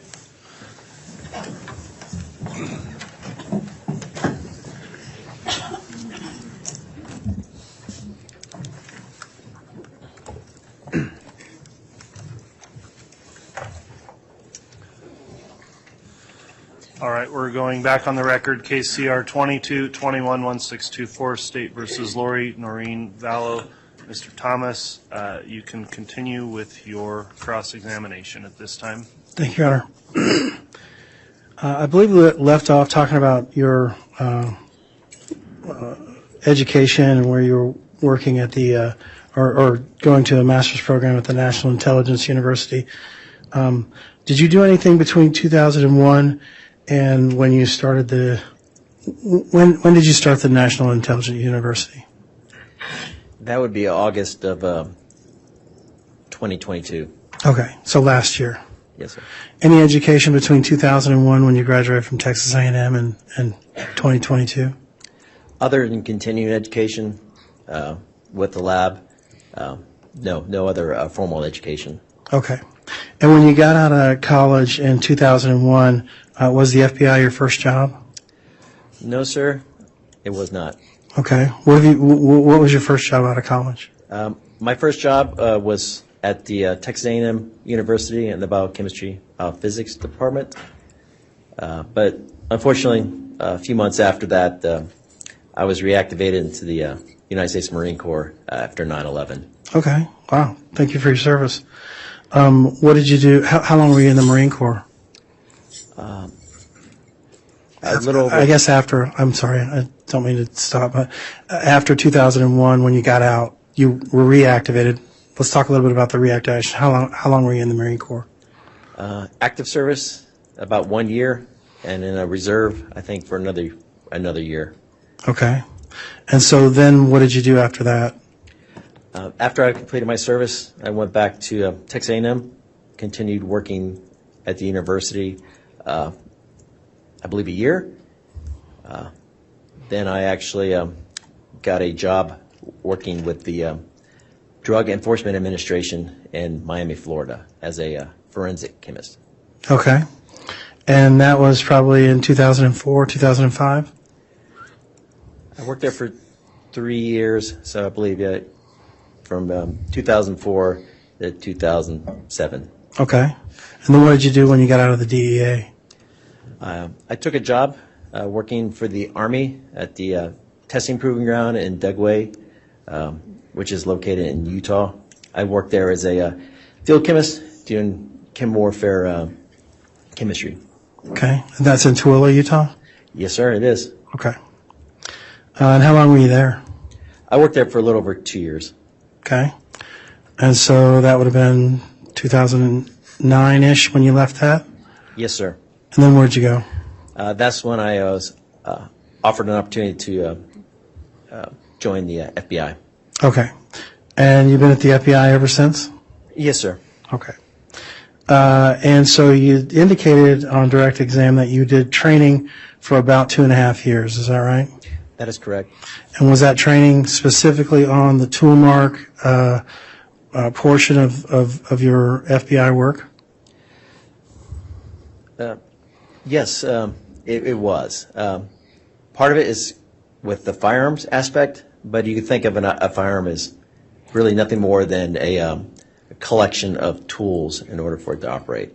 So yes, the entire time I was working on Toolmarks. Okay.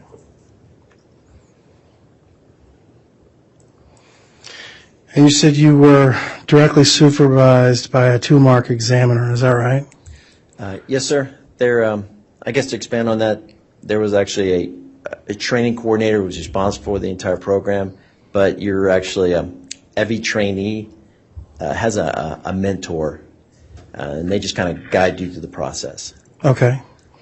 And your mentor was with you the whole 2.5 years? He was, during the entire 2.5 years, yes, he was training me. Okay. And so how many other times have you worked since 2009, 2010 area, the last probably 14, 15 years, on bones with knives or machetes or the types of implements that were used in this particular case?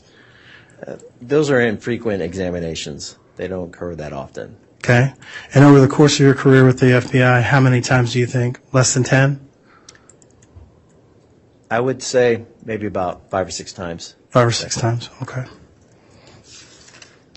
And does the FBI have I don't know, I guess what I'm thinking is that when somebody brings something in, you have a vast array of tools you can choose from to try to match up what caused an injury. Is that correct, or am I kind of thinking in fantasy land? No, you're correct. There are different reference collections. So if this case involved firearms, there's a large reference collection that I could use as tools. We have a large tool room that has different reference tools that are available to us. You're correct. Okay. And so in this particular case, when the bones came in and you were given the task of identifying the tool marks, did you go into that vast collection or different collections of tools to see what may have caused these particular traumas or injuries or marks? That's correct. I did. The thing about doing the tool marks, it's not just the tools that you're using, but the surface or media you're testing on. So that is correct. Okay. And so when you're testing on this type of media, you have to know some background, like how many foot-pounds of pressure it would take to cause this particular injury, right? No, you don't have to actually go that far. The efforts are using the tools available, the reference tools, and different media sources to try to replicate those marks. So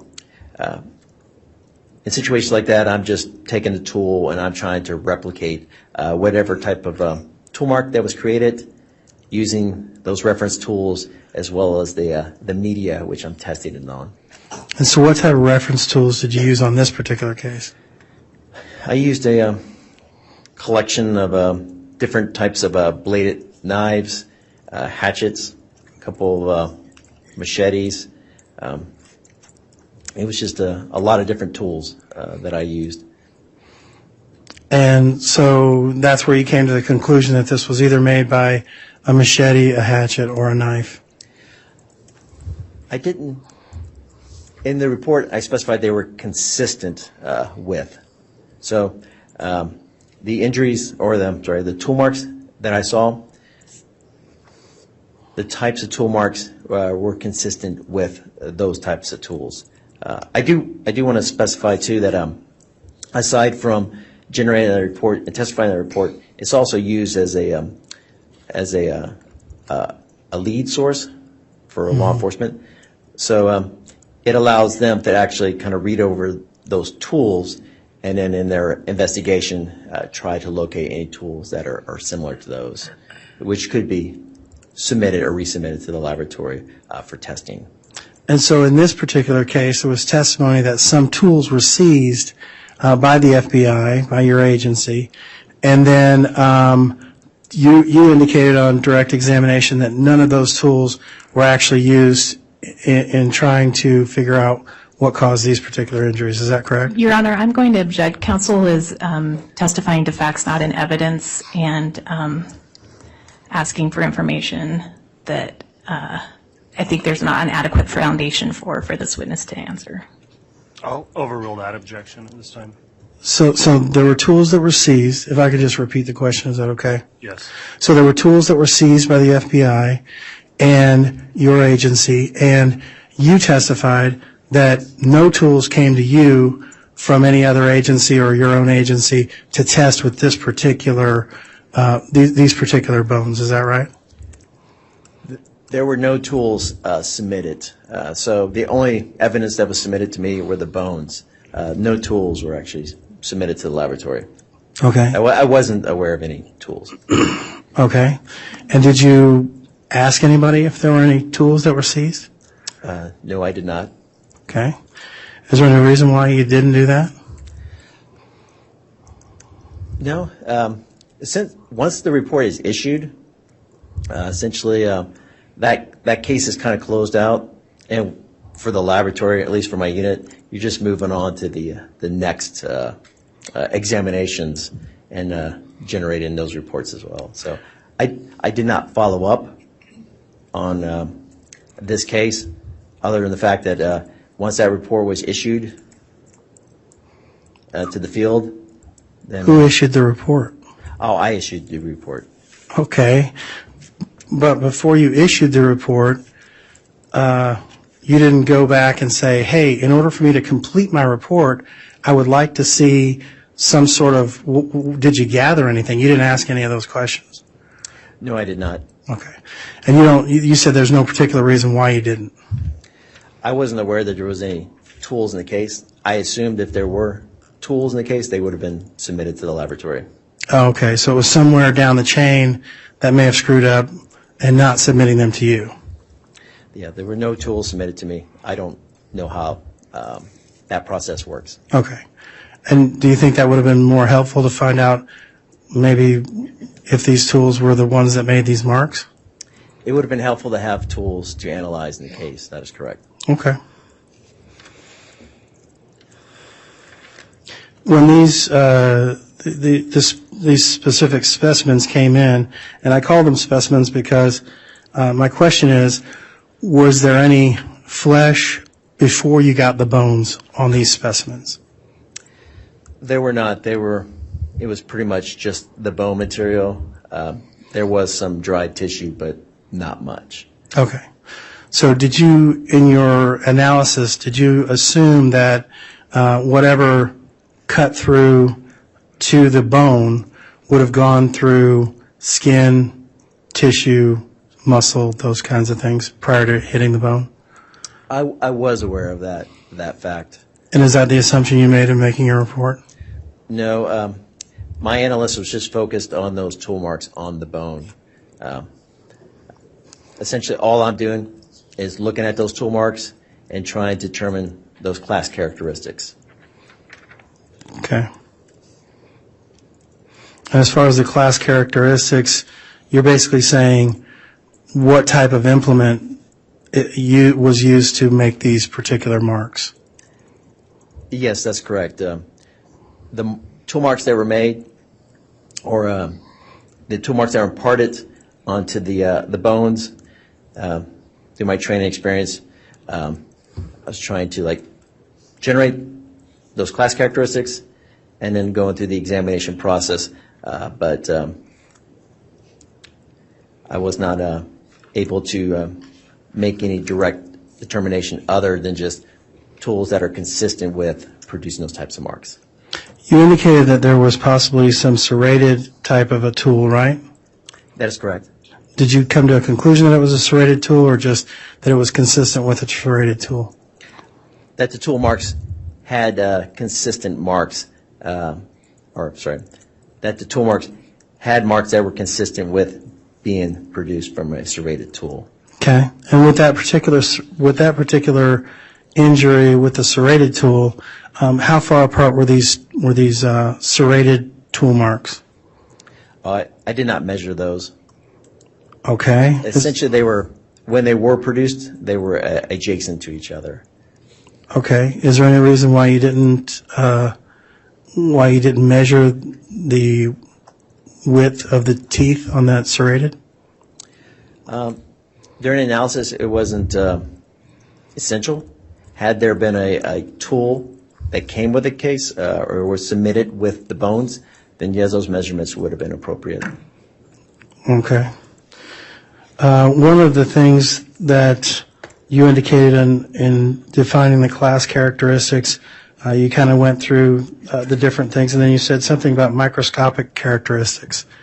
You recall that? Yes, the Okay. types of tools, yes. Okay. And so did you put these bones under the microscope and look at the tool marks under the microscope? I was unable to locate any of those individual characteristics, so I was never actually able to move on to the microscopy part of the examination. Okay.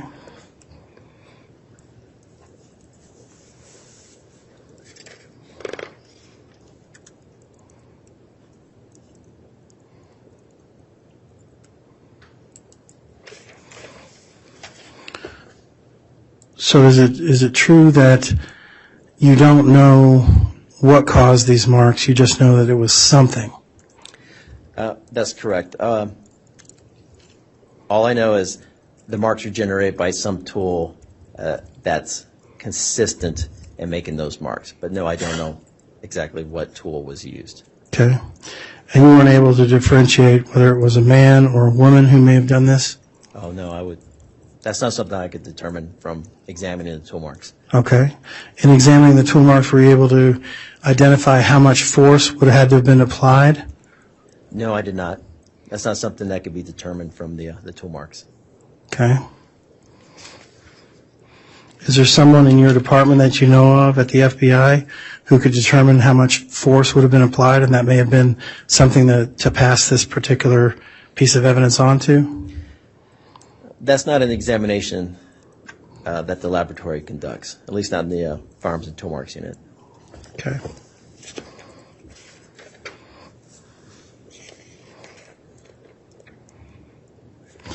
Are you part of the, let me put it this way. Is there any interdepartmental discussions as to where to go from when you're done with yours to what we should do next type thing?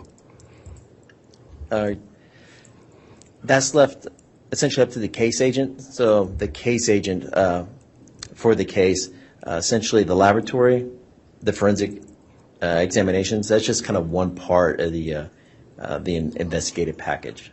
Okay. So, and I don't mean to overgeneralize the FBI or your particular lab, but and tell me if this analogy works for you, I'm kind of making the comparison of me walking into the Home Depot and saying, hey, I need a nut that is, 3/4 of an inch in diameter, and I go ask the guy and he gives me that. And your lab is that specialized where you are basically, you ask me to do something and I do it, and I don't give you any other further information. Is that where we're at?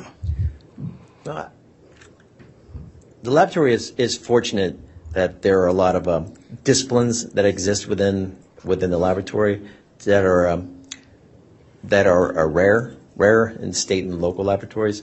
I believe the FBI laboratory, makes a lot of effort to try to answer as many questions as possible, but you are limited to the evidence itself. Essentially, for myself in the examination of those tool marks, the examination cannot really go much beyond the tool marks themselves. So I'm not thinking about or analyzing the amount of tissue between the tool and the surface of the bone. I'm just focused on the tool marks on the bone.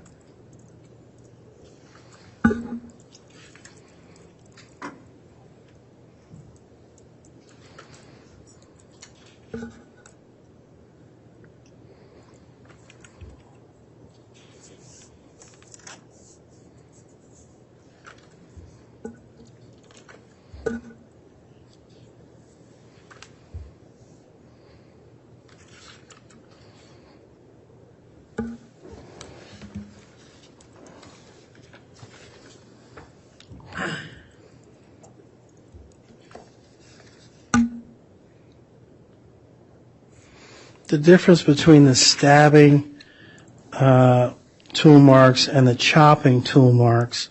Can you, because that's basically what we have here. We don't have anything else other than stabbing and chopping, correct? That is correct.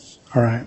And it looks like you identified one stabbing tool mark and the rest were chopping type tool marks, right? I was able to determine that those tool marks were consistent with, because identification is a whole different, a source identification basically is when I'm identifying a tool back to a tool mark. No identifications were made in this case. So, yes, from the examinations, two which occurred from a stabbing, and the majority of the rest occurred from a chopping action. Okay. So the chopping and the stabbing, I'm a little confused with which is which. So the stabbing would be something with a finite width and length, or at least width. Is that right? Yes, so the energy that's being transferred from the tool to the surface is focused on a very narrow area, where a chopping type action still force is being applied, but that force is being focused over I think I used the term a long axis of the cutting blade. Does that answer your question, sir? Yeah, I think so. And so would these injuries be consistent with someone who was sophisticated or unsophisticated? Do you know? Oh, I couldn't answer that question. Okay.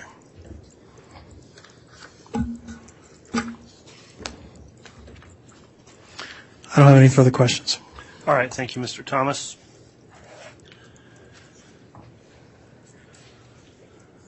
Redirect, Ms. Rawlings.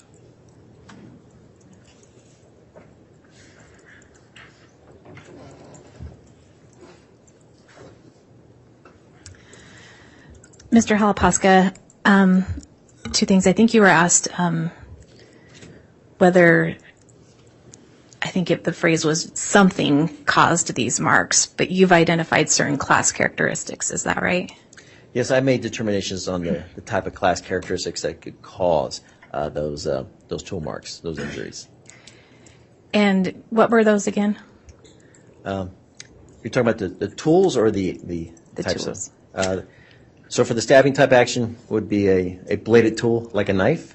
The chopping type actions, and these are again consistent with a bladed type tool such as a cleaver, a machete, and a hatchet. Okay. And then some of those class characteristics did have serrated, or appeared to have serrated teeth on them. All right. And we talked about stabbing, chopping, and I think previously you talked about compression actions. Are those related to chopping actions? They could be. It's just that I wasn't able to garner any class characteristics. So in the situations when I used the term compressive force, I knew that some kind of force was applied to those bones, but there were no class characteristics for me to kind of source populate it, like when I talked about the screwdrivers, the flathead and the Phillips. I wasn't able to differentiate with those two tool marks or injured areas that had those compressive forces applied to them. And based on the tool marks in this case on the bones, if you had been provided specific tools, would you have been able to utilize them in identifying the marks? I would have been able to make test marks with them, but as you recall, throughout the examination process, I wasn't able to locate any individual characteristics. So I would have been able just to make the same general characteristics, or basically just, I wouldn't be able to identify the tools back to the bones because the bones didn't have those individual characteristics that would have allowed me to, in order to make those source determinations. I don't have anything further, Your Honor. Thank you. All right, thank you, Ms. Rawlings. That will conclude the testimony of this witness then. Thank you for your appearance. Is the witness excused or released from any subpoena? Yes, he is, Your Honor. Any objection to No that from objection. the defense? Thank you, Sorry. Mr. Thomas. So, Mr. Halapaska, you may be excused, and the bailiff will assist you out. Thank you. Thank you.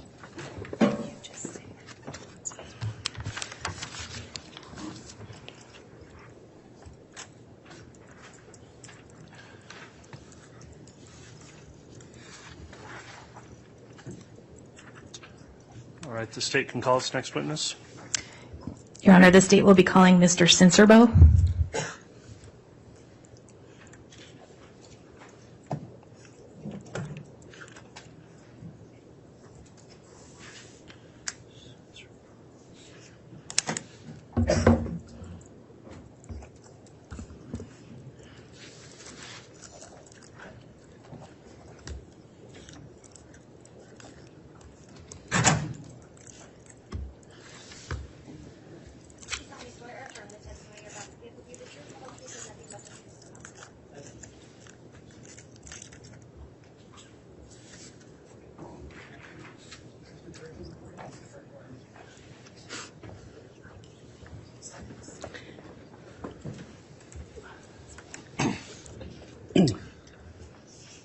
All right, before we begin with examination, then, I'll just briefly ask the witness, who's now under oath, Mr. Cincerbo, have you in any way reviewed any of this trial testimony, either by reading it, listening to it online, or in any of the locations where this trial's been broadcast since it started? No, I have not.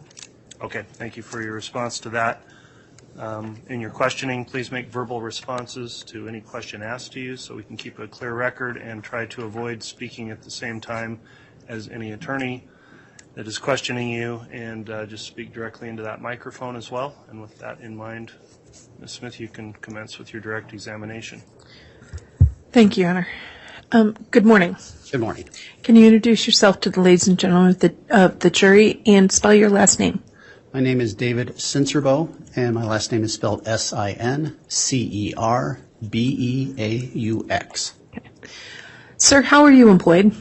Currently, I'm retired from the Idaho State Police. I actually am umpiring softball for Northern Idaho. So before you retired, and you worked at the lab, what did you do at the Idaho State Lab? My primary job was to analyze controlled substances, but I also did fire debris analysis, and I've been doing that for 26 years. What was your educational background before starting at the lab? I have a Bachelor's of Science degree in chemistry from Cal State Northridge, and I was an analytical chemist since 1985. Okay. So what is an analytical chemist? Basically, I test either evidence or other substances for particular chemical substances. So in your background as an analytical chemist, were you always at the Idaho State Lab? No, I was not. Where were you before that? I worked in Southern California as an environmental chemist for two different corporations. Okay. And in that capacity, what did you do? Primarily for that is I was, since it was environmental, I did anything from pesticides, but our main focus was underground storage tanks, so I did a lot of gasoline and diesel, basically stuff from gas stations. Okay. And in your capacity as an analytical chemist throughout your career, have you ever had a chance in your experience to examine fire debris? Yes. What have you done with that? For the last 10 years or so at Idaho State Police, we tested things for suspected arson cases. Okay. And you also talked about doing a chemical analysis. What do you mean by chemical analysis? We use a variety of instruments and or wet chemistry techniques to analyze evidence for the presence of ignitable liquids. Okay. Throughout the years, do you have any idea of how many items or pieces of evidence that you have examined for the presence of chemicals? For both fire debris and Yes. tens of thousands. Okay. Of that group, have you ever had a chance to look for the presence of gasoline? Yes. Okay. What process do you use to look for gasoline in items? What we do is once the evidence gets into our possession. I'll walk you through the whole thing. The first thing we do is we check to make sure, or when I receive it, I check to make sure that it's in a sealed condition. If for some reason it is not, we have the option of either returning it to the agency, or if it's a minor thing such as, let's say there was a missing piece of evidence tape or something like that, we can put that on and we'll just note that in our notes. Once we do that, we bring it back to our lab bench area. If it's typically it's going to come in a friction lid can, which is basically a paint can. We will open that up, make a quick observation of what it looks like, what's on the inside. From there, we'll put in a small strip of activated charcoal. We basically suspend that in the can. Once we reseal it, we put it back in an oven. We cook it for about 4 hours at 70 degrees centigrade, which is about 160 degrees Fahrenheit. Once it's done baking, we basically take it out, let it cool to room temperature. We will then extract the carbon strip that is in there. We put that carbon strip in a little glass vial, add some solvent to it. That solvent we then inject onto an instrument called a GCMS, and that will tell us what compounds may or may not be present. So in Idaho State Lab, lab number 2020-2233, did you examine item 17 submitted by the Rexburg Police Department as part of your duties at the Idaho State Lab? Yes, I did. And do you recall what item 17 was? It was a pint-sized can that contained some decomposing flesh and other debris. Okay. What analysis did you do of item 17 from the Rexburg Police Department of the decomposing flesh and debris? Like I just previously stated, I put in a charcoal strip, sealed up the can, baked it, and then extracted the strip, and then ran it on a GCMS. Okay. And that item 17 was from the Rexburg Police Department with the names associated of Chad Daybell, Lori Vallow, and J.J. Vallow, amongst others? That is correct. Okay. And so when you examined item 17 and you did your chemical analysis, what results, if any, did you get of that decomposing flesh? In that can contained gasoline. Okay. And the item, when you say in that can, was that the flesh in the can? Since the gasoline that we actually analyze, when we heat it up, it basically, if there's any volatile liquids, they will become a vapor. They will then attach to it. So whether it was in or on the flesh or in the other debris that was in that can, I have no idea from whence the source was. It's just in that can contained gasoline. Okay. Thank you. I have nothing further. All right. Thank you, Ms. Smith. Mr. Thomas, cross-examination. Thank you.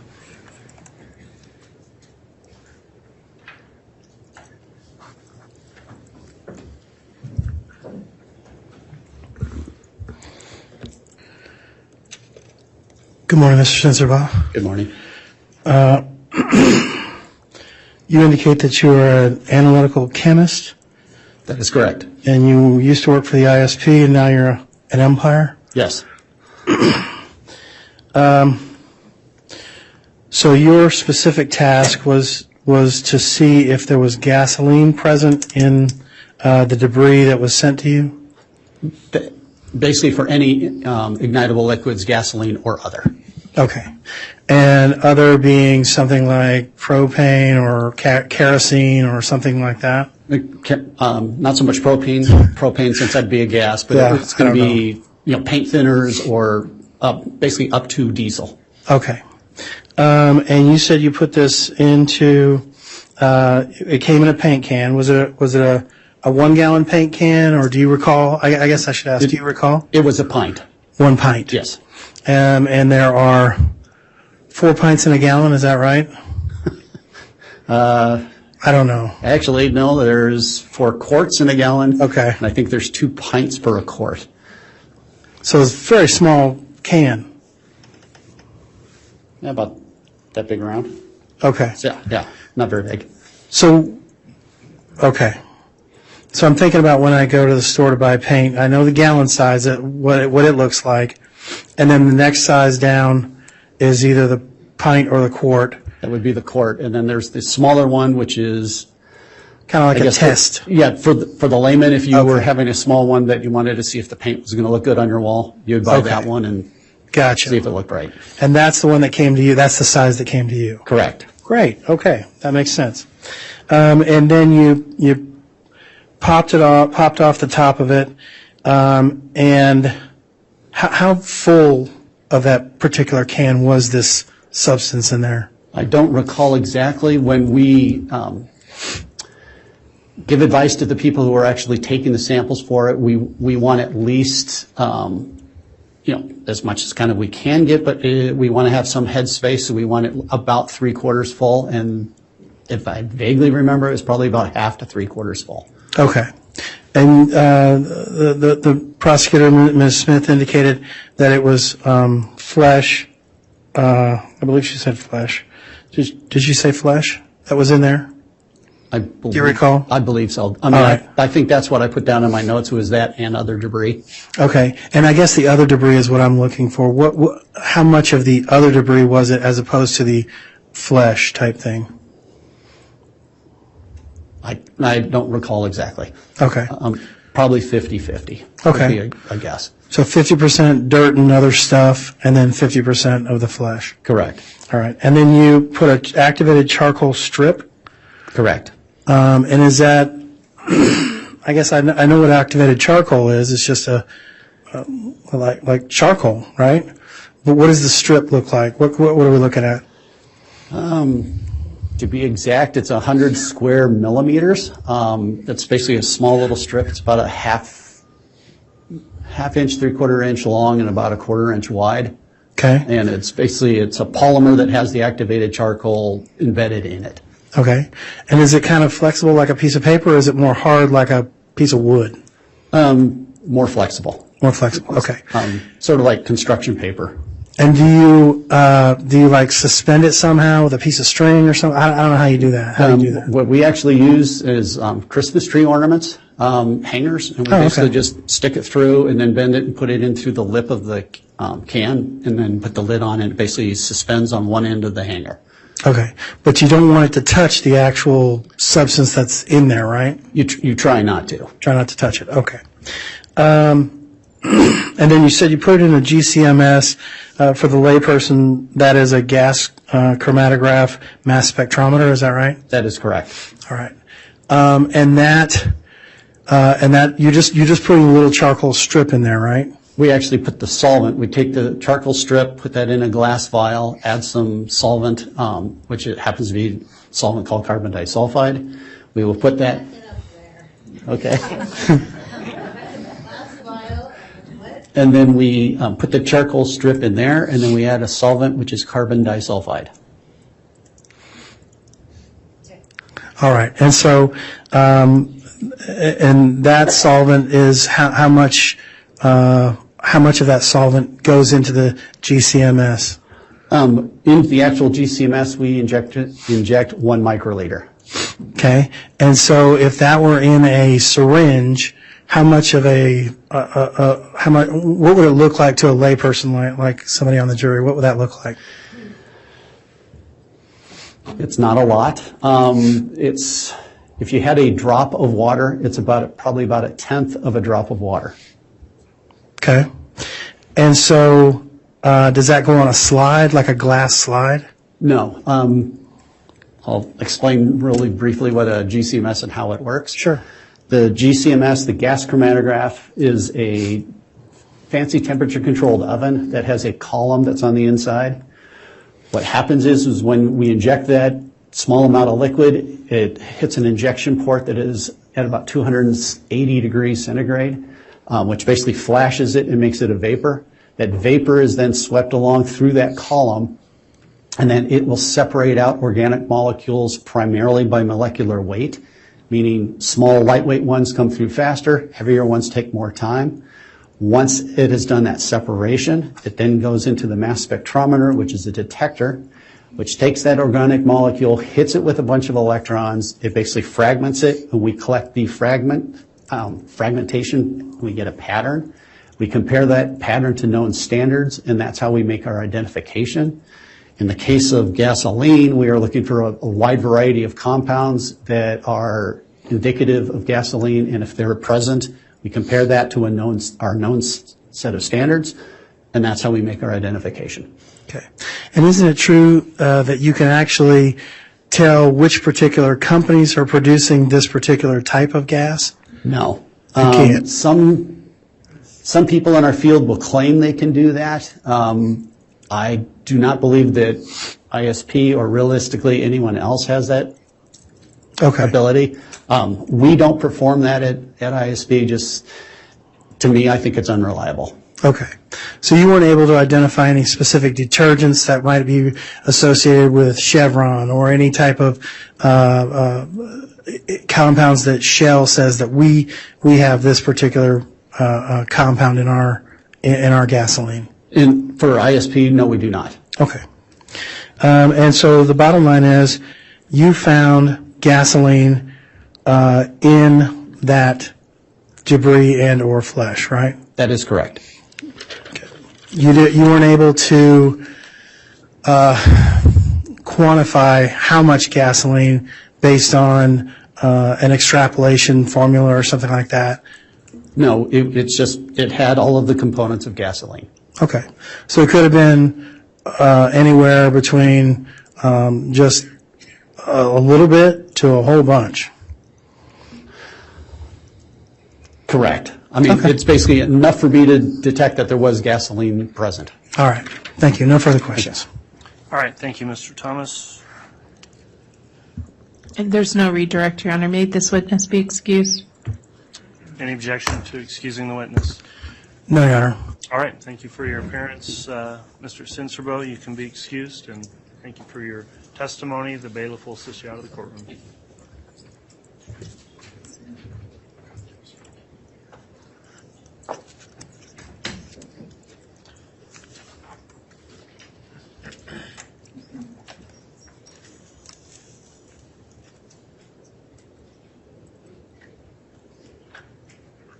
All right, the state can call its next witness. Judge, at this time, the state will call Rylene Nolan.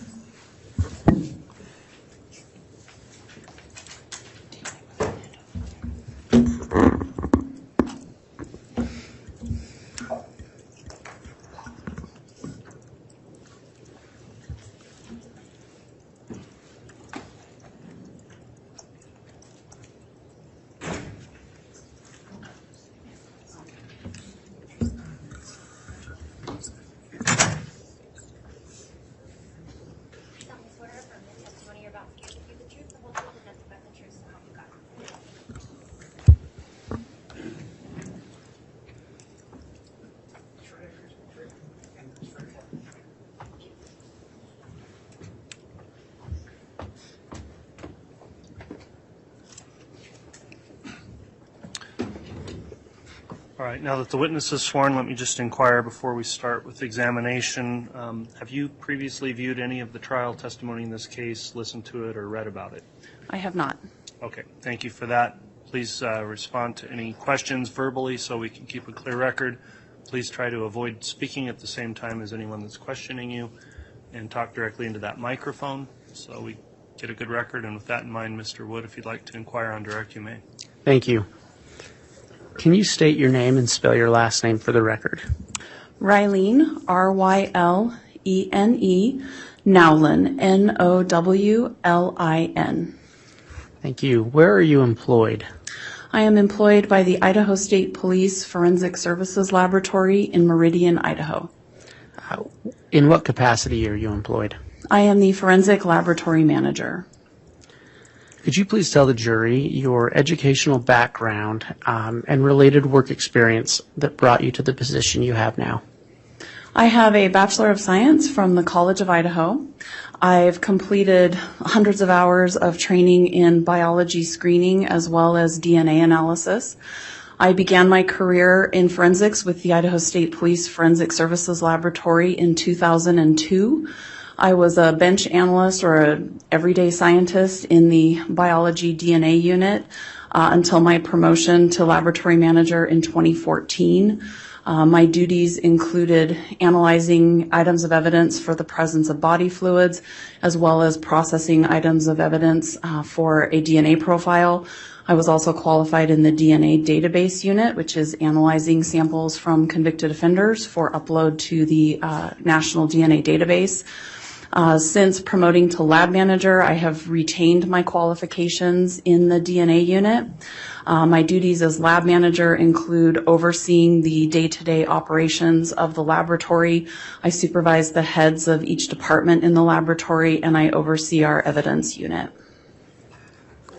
Thank you. Do you belong to any professional organizations? Yes. Which ones? I am a member of the Northwest Association of Forensic Scientists, the American Academy of Forensic Sciences, the Association of Crime Laboratory Directors, the American Society of Crime Laboratory Directors. I'm also a molecular biology fellow with the American Board of Criminalistics. And have you testified as an expert regarding DNA analysis previously? Yes. Approximately how many times? Approximately 85 times prior to today. Okay. And have you done, how many times have you tested DNA? I would say over the course of 20 years, I've tested thousands of samples. Okay. Let's talk about DNA for a minute. At a 101 level, what is DNA? DNA is a substance that's found in the cells of our body, and it acts as a blueprint. It tells our bodies not only what form to take, but how to function. Okay. And so do we all have different DNA? Between individuals, with the exception of identical twins, our DNA is over 99% the same. And in forensics, we're targeting that less than 1% that's unique to an individual, again, with the exception of identical twins. Okay, so for any two people in this room, their DNA is about 99% the same. That's correct. That's why we all have the same basic form and our bodies function in the same way. Okay. Which body fluids contain DNA? DNA is found in the cells in our body. So, for instance, in our saliva, it's our cheek cells that are sloughed off into that saliva. In our sweat, it's our skin cells that are sloughed off into that. DNA is also found in our bones and teeth as well. Okay. And how can DNA testing be used in forensics? In forensics, again, we're looking at those portions of DNA that are unique to an individual. They don't tell me anything about an individual. I can't tell you what color eyes they have, what color hair, how tall they are, but I can use that profile that's generated from an item of evidence and compare it to known individuals in a case to determine the source. Okay. And what do you mean by profile? A DNA profile is developed in our laboratory. We look at multiple different locations on the DNA, and half of our DNA comes from our mom and half from our father. And in looking at those, you receive one variable from each parent. So if I can compare it to blood typing, it's a letter. So we're looking at did you receive an A from one parent and a B from another parent, so you're an AB? This is the same, except we're looking at many more locations, and instead of a letter, it's a number. Okay. And what is the process to determine who a forensic sample originated from? It's a multi-step process. The first step, as I mentioned, DNA is found in our cells. So the first step is to break open those cells and pull the DNA out, and then remove all of the other cellular components from that sample. The next step is a process for determining how much DNA is present in that sample. Once that's determined, because in forensics we are typically looking at very low amounts of DNA, the next step is called molecular xeroxing. And it's similar to you have a whole dictionary, but you only want to look at 24 pages in that dictionary. So you're just going to copy those particular pages. Those are those specific locations on the DNA of interest in forensics. And it copies them 1,000,000-fold so that there is enough present to visualize. It's then put on an instrument called a genetic analyzer, and that is what interprets the DNA and gives those number assignments at each of the locations. And those number assignments at each of those locations, is that called a DNA profile? We refer to that as a DNA profile, yes. Okay. So once you generate a DNA profile, what can you do with that? Can you compare it to other DNA profiles? Yes, it can be compared to other profiles if there was DNA on multiple items of evidence in a case, and it can also be compared to known samples from individuals involved in a case. Okay. Is this method widely accepted by the scientific community? Yes, it is. And what steps do you take to ensure the process works correctly? There are multiple steps that are taken to ensure the process works correctly. There are controls built into the system. So there are samples known as negative controls. Essentially, they go through the same process as all of the other samples, but no DNA is added to those. So at the end, they should be free from DNA. If there's any DNA present in those, then we have to go back and look to see if something happened. There also is a sample of a known DNA profile. So at the end, I can look at that and make sure the correct profile was obtained so that I know the process worked correctly. In addition, we have multiple safeguards built in. So when I go into the laboratory, everything is bleached down, clean paper is put down.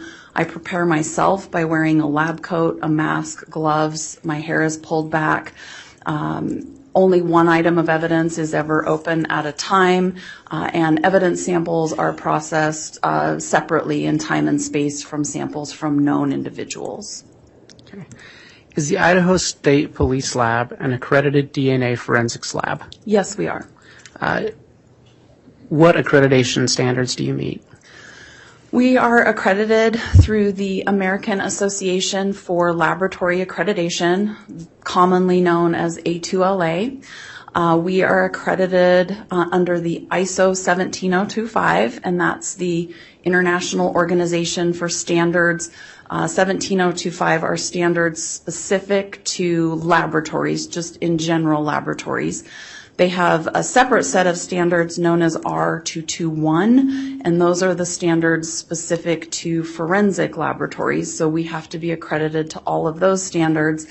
In addition, because Idaho State Police Forensic Services uploads samples to the National DNA Database, the FBI has established a separate set of standards known as the Quality Assurance Standards for forensic casework laboratories that we also must adhere to and be audited under. And just, I should have asked you this earlier. Oh, no, I did ask you that earlier. Never mind. Were you assigned to work at case M2020-2233? Yes, I was assigned to work some items of evidence in that case. Does this case correspond to the state of Idaho versus Lori Daybell or Lori Vallow? Yes, it does. Okay. For your involvement, what items were sent forward for DNA testing in this case? The items that I was specifically asked to examine were, do you want the laboratory case item number or just a description? Just a description at this time. So the first item were biological samples said to be collected from Tylee Ryan, and that consisted of molars and a section of rib. I was also given biological samples said to have been collected from a Joshua J. Vallow, also consisted of molars and a section of rib. I was also given known samples from individuals in the case, specifically Mr. Dennis Trahan, Trahan, as well as Ms. Vallow. Okay. Let's talk about Tylee Ryan. Did you do any DNA testing regarding Tylee Ryan? Yes, I did. What did you do?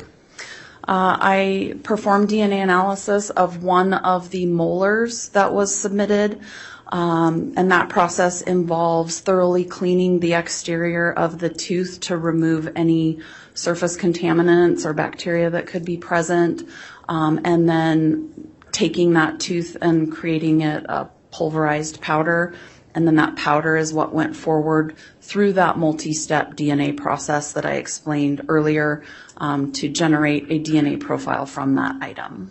Okay. And were you able to generate a profile from that item? Yes, I was. And did you do any comparisons between that DNA profile and any other known DNA profiles? I did. Who did you compare it against? I compared it to a DNA profile generated from the sample from Lori Vallow. Did you write a report detailing the results of that testing? Yes, I did. Okay. What were those results? The comparison I performed was, sorry, that's echoing a little bit, was to determine if Lori Vallow could be a possible parent to the deceased individual said to be Tylee Ryan. So I calculated a statistic. It's known as the single parentage index. And what I determined was that Lori Vallow could not be excluded from being the biological mother of the deceased individual said to be Tylee Ryan. The single parentage index, which is a statistical calculation for the locations of DNA that I examined, was 2,528,000,000, and that 99.9999% of the female population would be expected to be excluded from being a biological mother of the deceased individual said to be Tylee Ryan. Okay. Is there a way to get to 100% of excluding every other woman as being the mother of Tylee Ryan? In paternity statistics and paternity calculations, I'm basing it on a population database.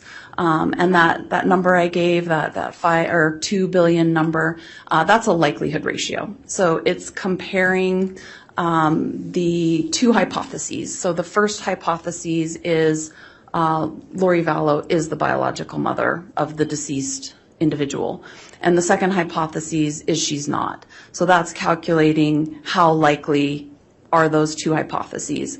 And the only way to get to 100%, because you're only looking at one half of an individual's DNA, would be to test every woman in the world and compare to that sample.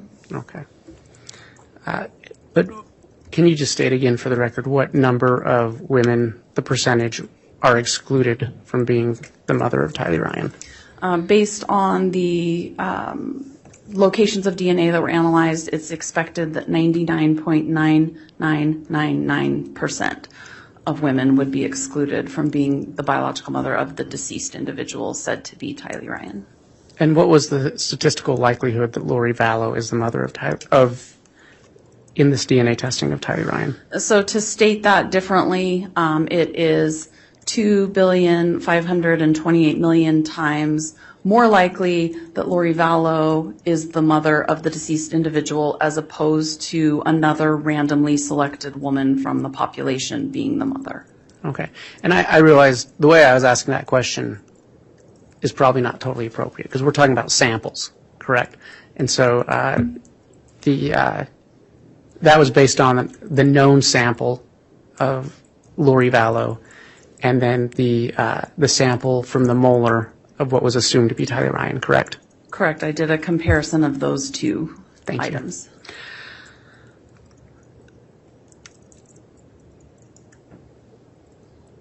Did you do any DNA testing related to J.J. Vallow? I did. I had the tooth sample said to be from Joshua J. Vallow. Was there anything remarkable about that tooth sample? The tooth sample was different than any I have seen previously in that when I broke open the tooth, there were still, I guess the best word to say is plump blood vessels still present inside the tooth. Okay. And what steps did you take in that DNA testing? I performed the same process as described earlier. The only difference is I had to use forceps, fancy name for tweezers, to peel those blood vessels out because bones are treated differently than other types of tissues, so I needed to separate those and process them differently. Okay. And how did you process both those items? I did. And were you able to generate a DNA profile for those items? I was. And between the molar and those vessels, were those profiles identical? They were. Okay. Did you compare that sample against any other known samples? I did. That sample was compared against a sample from a Mr. Dennis Trahan. Okay. What were the results of that comparison? Again, I was looking to see if Mr. Trahan could be a biological parent of the deceased individual. I performed the same statistical calculations, and so I couldn't exclude him from being a biological parent. And for the locations of DNA examined, the single parentage index was 602,000, and the probability of exclusion, other men would be excluded from being the biological father, was 99.9999%. Okay. And did you put that information in a lab report? Yes, I did. Okay. Your Honor, the state has no further questions at this time. All right, thank you, Mr. Wood. Any cross-examination? No, Your Honor. All right. That will conclude the testimony of this witness then. Is the witness allowed to be excused? Yes, Your Honor. No objection. All right, the witness may be released. Also, thank you for your testimony today. The bailiff will help you be escorted off the bench to out of the court. Thank you. In terms of scheduling, I'll inquire of the state. Do you want to get another witness started at this time, or perhaps look at the lunch break? I think it'd be a good time to start the lunch break, Your Honor. Okay. We will go ahead and take our lunch recess then. We will plan on starting back up by no later than 12:45. All right, please.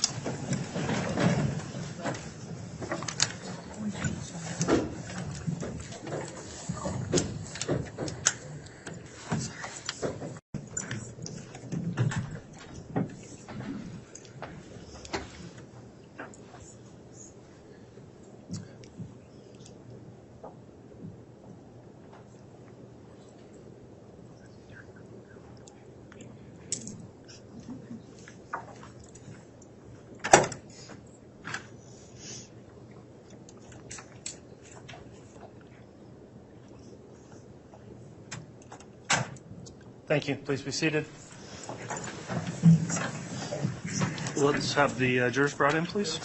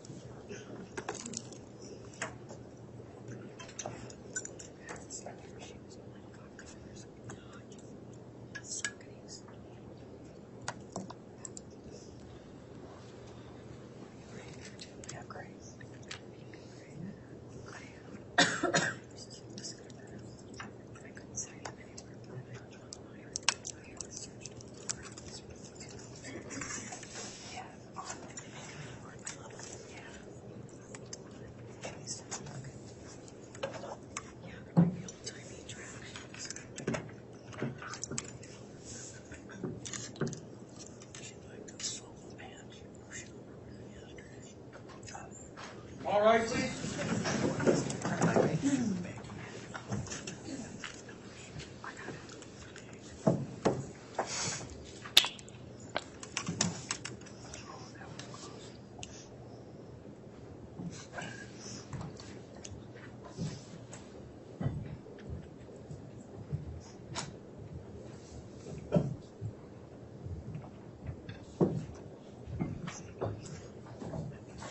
Jury's all present, count for Your Honor. Thank you, Mr. Bailiff. Please be seated.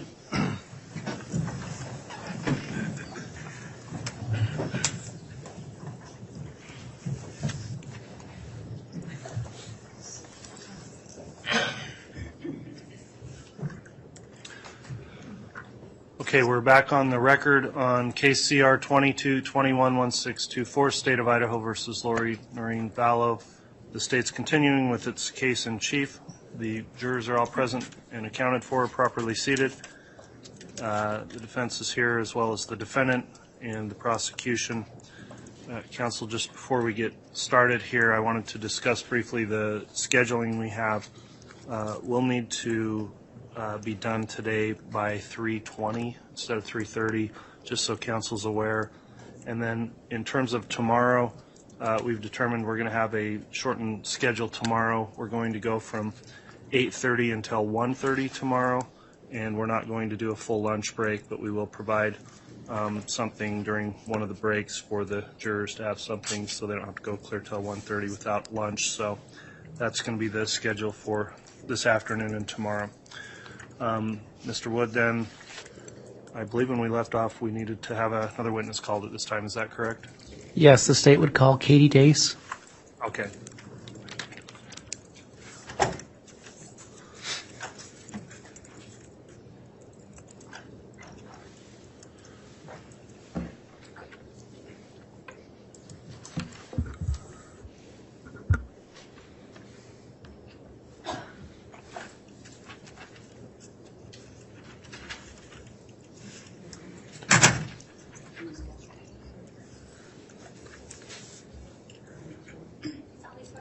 Testimony you're about to give is the truth, the whole truth, and nothing but the truth. So help you God.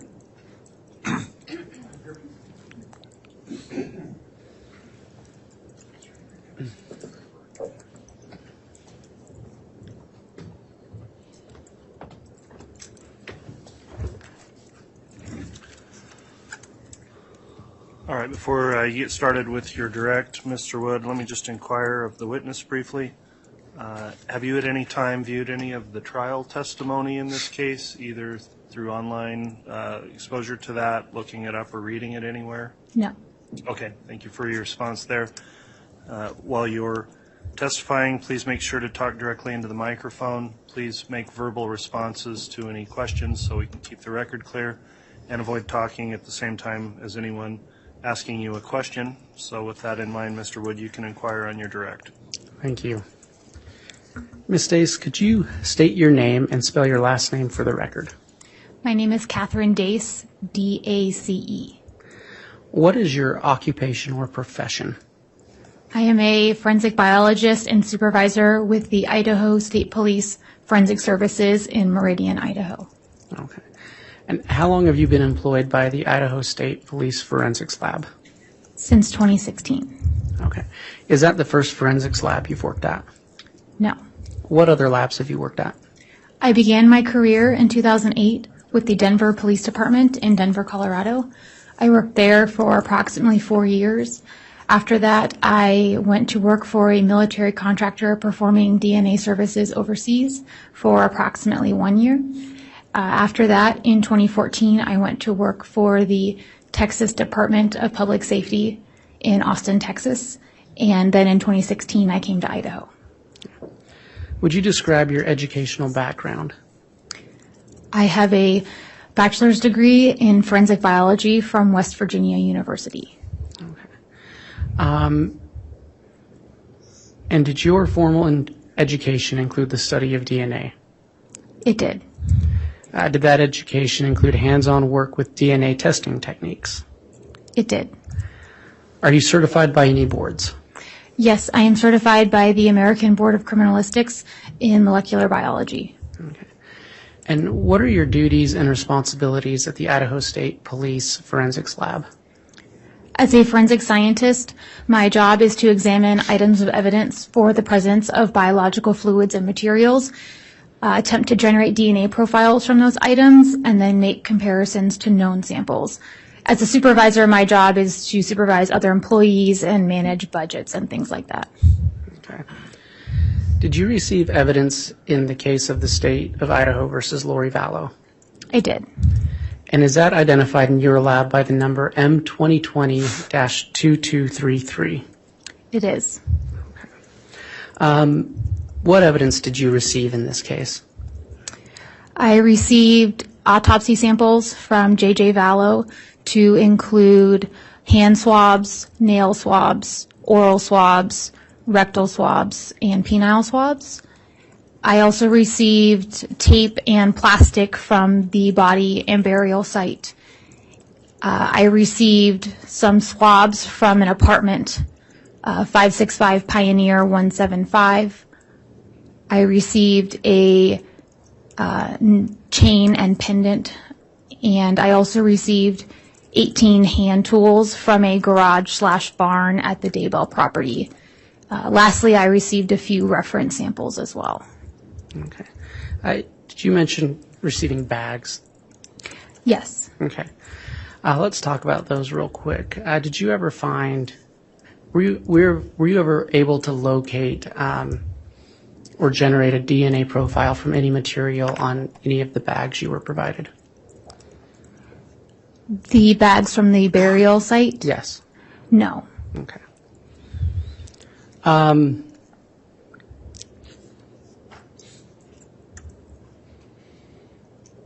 Did you ever do any testing on any duct tape?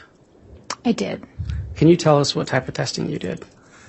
Yes, I received duct tape from the hands, ankles, and mouth, and then duct tape with a plastic bag from around the head, and tape and plastic that the body was wrapped in.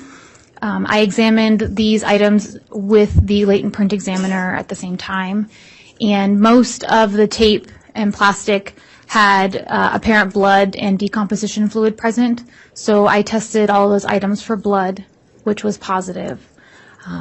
As far as DNA testing goes on the tape, I was looking at the tape ends for any irregular edges that could maybe indicate that someone had torn the tape with their teeth and left behind saliva. So I did swab a couple areas of that. And then lastly, I assisted Tara, the latent print examiner, with collecting hairs and fibers from the tape. Okay. Excuse me. You said that some of that fluid tested positive for blood. It did. And where was that located specifically? Really all over the surface of everything, all over the surface of the tape and the plastic. Did you do any DNA testing on that? No. Okay. How come? It was pretty clear it was decomposition fluid from the victim, and at this point we were trying to identify DNA that might be from the perpetrator, so it was not of evidentiary value. Okay. You mentioned a chain and pendant that you received. Did you test those for the presence of blood? I did. Okay. And were you able to find any blood on those? No, they were negative. Okay. And you mentioned some swabs from apartment 175. Yes. Tell us what you did with those items. There was a swab from a knife, and I tested that for blood, and it was negative. There was also a swab from a wall, and I tested that, and it was extremely weak positive, presumptively, for blood. And that was all the testing I did on those items. Okay. Ms. Stace, I want to talk to you about some of the tools you received. Do you recall what tools you received? Yes, there were 18 hand tools. It was a variety of shovels, a pickaxe, a pair of shears, a post hole digger, and several hand saws. Okay. And did you do any type of testing on these tools? I did. Overall, what type of testing did you do with those tools? I was looking for blood and potential human remains, so I did do blood testing on the tools, and then I also examined the surfaces for anything I thought that could be biological. Okay. Did you find anything to be that you considered to be of evidentiary value? Yes, I found several presumptive positive blood stains on the tools, and on several of the tools, I thought I found what could be charred flesh. Okay. And what did you do with those tools specifically? So I photographed them and collected what I found, and then I selected 4 samples of the potential flesh to run for DNA testing. Prior to that, I took photographs of that material with a stereo microscope to get a better visual sample or visual representation, and then I took portions of each of those for DNA analysis. Can you tell the jury what a stereo microscope is? It's a version of a microscope that is for items you can already see with the naked eye, unlike other microscopes where you're maybe looking at things that are otherwise invisible. So in this case, what I was looking at, I could already see, but you could not see, very clearly. Okay. Your Honor, I'm going to ask that the witness be handed State's Exhibit 201A through 201Q.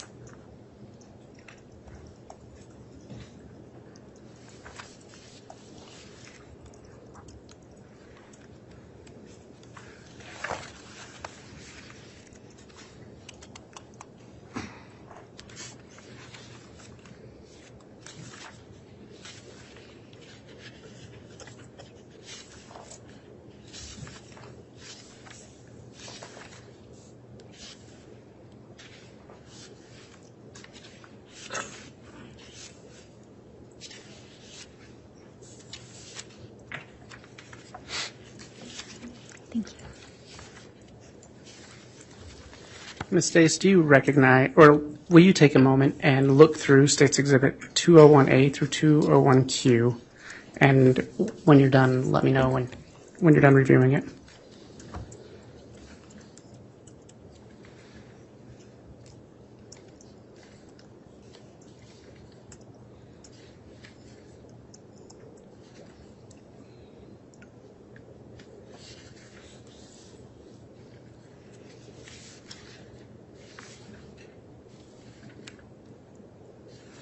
Okay, I'm ready. Okay. Do you recognize State's Exhibits 201A through 201Q? I do. What do they purport to be? They are photos I've taken during my examinations. And are these photos that you took yourself? Yes. And are they true? Well, what are they photos of?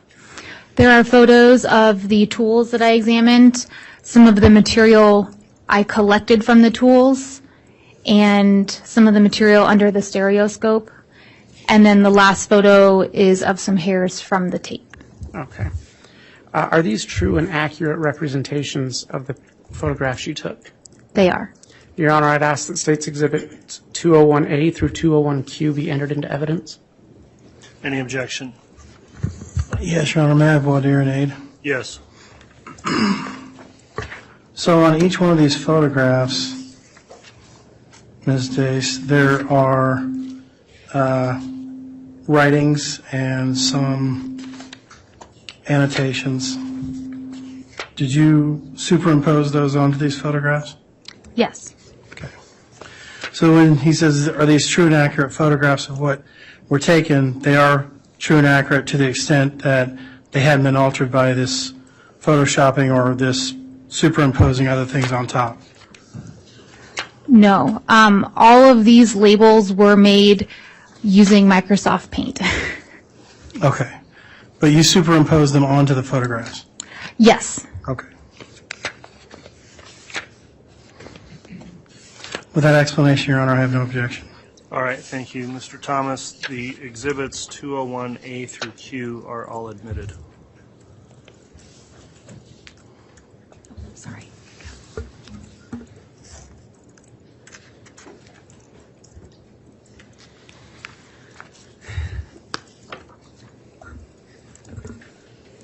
Ms. Dace, if I speak about item 36.4, do you know what I'm talking about?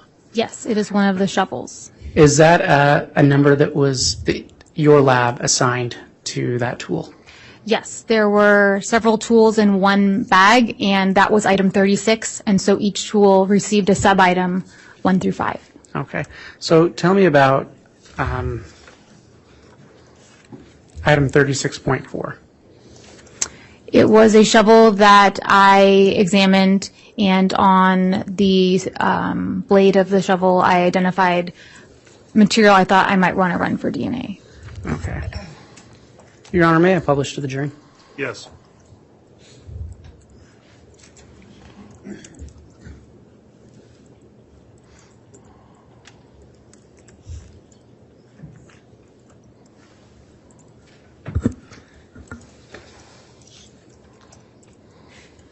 Do you recognize that photograph? Yes, that is my photo. What is that a photograph of? A shovel. Is that item 36.4? Yes. Okay. What are some of the these things that have been superimposed? What does that mean? I am outlining areas that I sampled, that I swabbed. So in addition to looking for blood or biological remains, I was also swabbing the tools for preservation. Okay.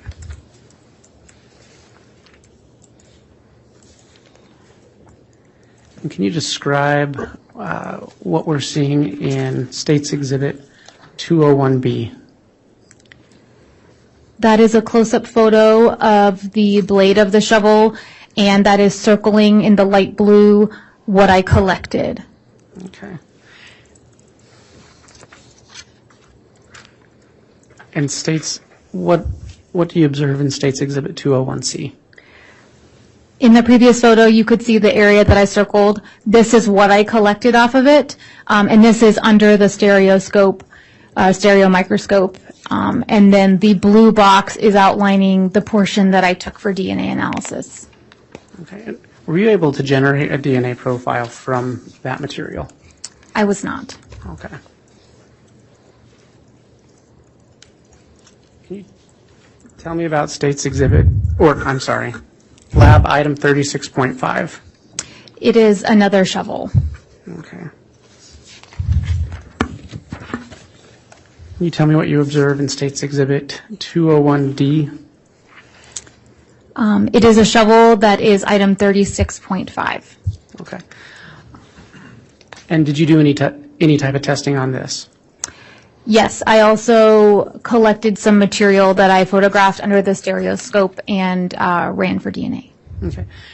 What was it about that material that that caught your attention? When I'm looking at these shovels and you're looking at dirt and some of the shovels had what appeared like ashes on them, these fragments had a different appearance. They did not look like something that's normally in dirt.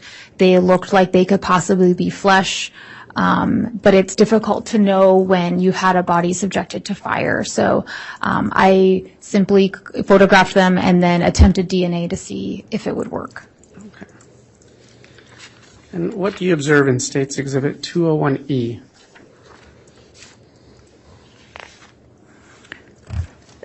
The line on the right side of the photo is pointing at what I saw when I had brushed away some dirt, and that material that's kind of a pinkish tan color is what I collected. Okay. And what do you observe in State's Exhibit 201F? This is the piece of that material that I ran for DNA, and this is the photo of it underneath the stereo microscope. Were you able to obtain a DNA profile from that sample? I was not.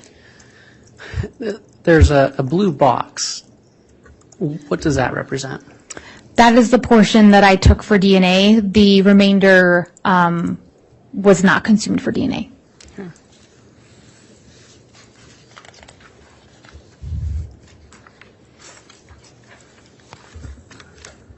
Can you tell me about states or lab item number 36.1? Yes, it is a pickaxe from that bag of tools. Okay, let me circle back. I'm going to actually ask you about item 36.3 first. It is a shovel from that same bag of tools. Okay. Can you tell me what you observe in States Exhibit 201G? This is a photograph that I took of the tool, and it is labeled 36.5. Okay, and... Or, excuse me, 36.3. Okay, thank you. What, if anything, did you do with this tool? Again, I looked for blood and collected debris and other material from the blade of the shovel. Okay.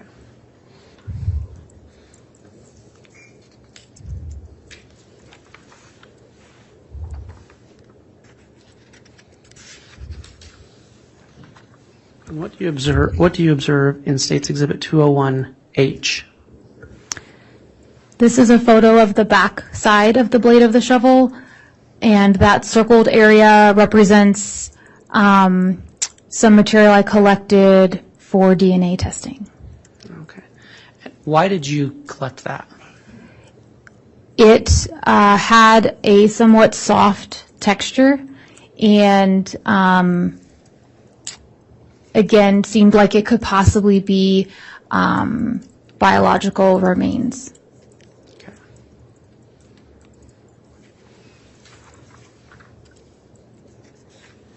And what do you observe in States Exhibit 36, or I'm sorry, States Exhibit 201I?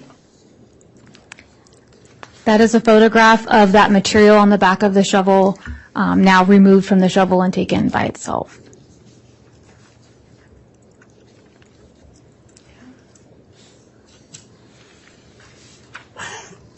And what do you observe in States Exhibit 201J? This is a photograph of that material underneath the stereo microscope, and the area outlined with the blue box indicates the portion that I took for DNA testing. Okay. And there's something labeled green material. Do you know what that is? I do not. Okay, so you didn't test that material. No. Does the Idaho State Forensic Lab, do you test any materials? Like trace analysis? Yes. We do not have a trace section at our laboratory. Okay.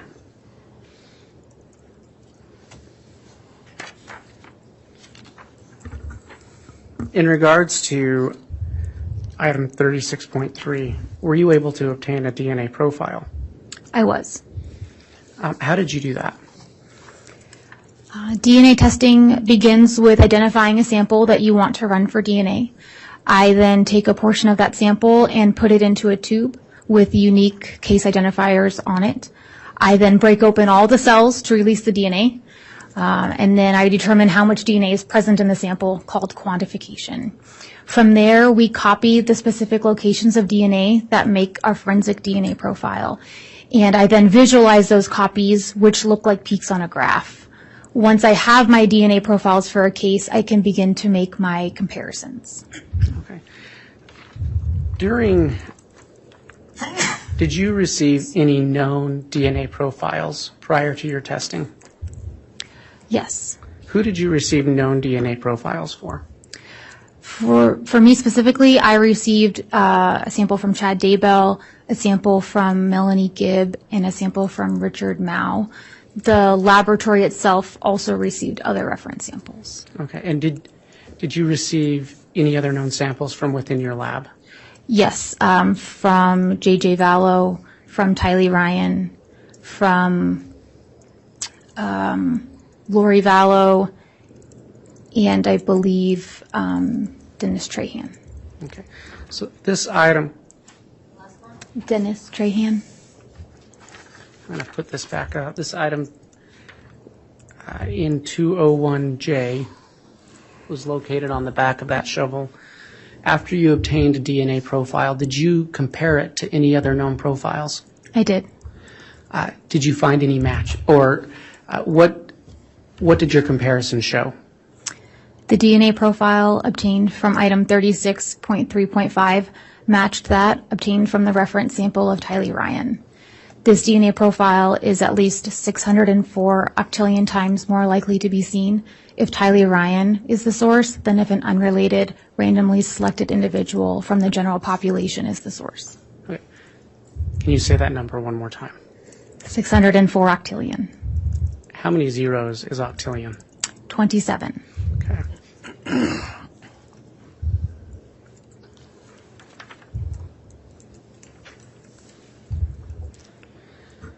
Can you tell me about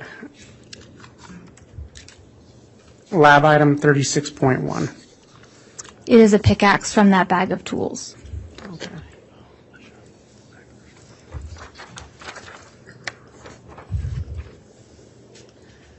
Can you tell me what you observe in State's Exhibit 201K?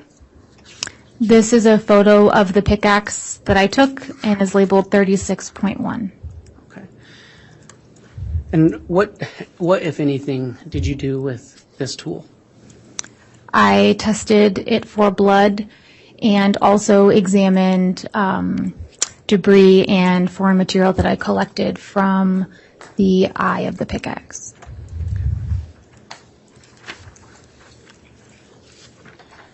And can you tell the jury what you observe in State's Exhibit 201L? This is a photograph of the head of the pickaxe. The circle in the center is referred to as the eye of the pickaxe. And when examining it, there was brown colored dirt present, which you see on the left side of the photo. That was on the outside. And then when that was removed, there was a much darker material present around the eye in that area, which I collected, and that's more in the center of the photograph. I'm going to show you what's been marked as State's Exhibit 2010. Oh. Is that the same pickaxe? Yes, it's a close-up of that material still present on the eye that you can see kind of, where it was located.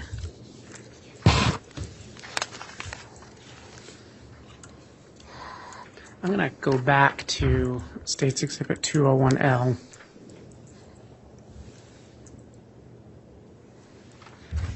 And perhaps you already answered it, but what was the difference between, I'm going to point at this material here and this material there?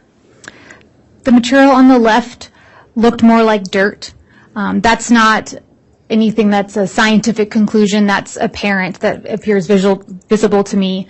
And then the material in the center was very dark, and it was it had an oily texture. When it was removed from the eye of the pickaxe, the metal ring appeared to have kind of a dark, greasy ring around it. And then in the material were some larger fragments.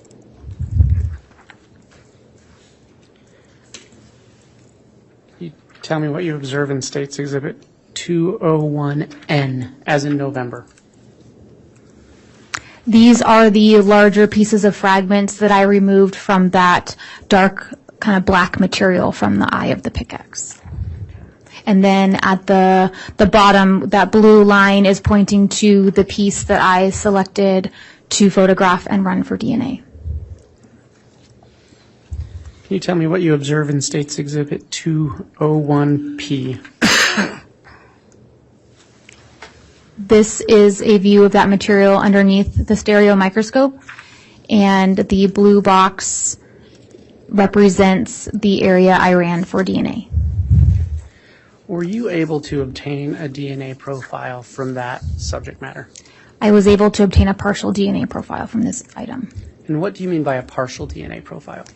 For a DNA profile, we look at 24 locations, and there are times when we do not have enough DNA or the DNA is degraded, and we get results for just some of the locations, and that's referred to as a partial DNA profile.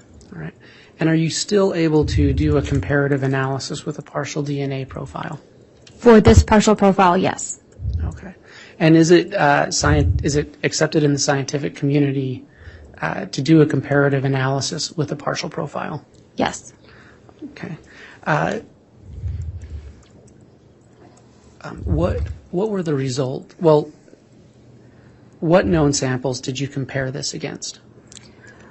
I compared it against the known samples previously mentioned from this case. Okay. So can you just say it again for the record, which names Yes. those would be? Well, so in this case, the DNA profile obtained was a female. So in that case, we would just make comparisons to the female references. So I compared it to Lori Vallow and Tylee Ryan. And I believe, I'm not sure if at this time we had the reference sample from Melanie Gibb. I'm not sure. Okay. From your comparative analysis, did you come to any conclusions? Yes. What were those? Tylee Ryan is a potential contributor to this partial DNA profile. This DNA profile is at least 159 trillion times more likely to be seen if it originated from Tylee Ryan than if it originated from an unrelated, randomly selected individual from the general population. Okay.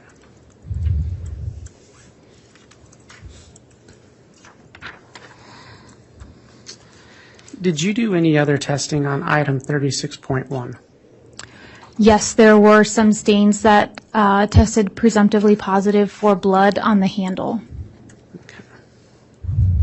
Can you describe what you observed in States Exhibit 201M?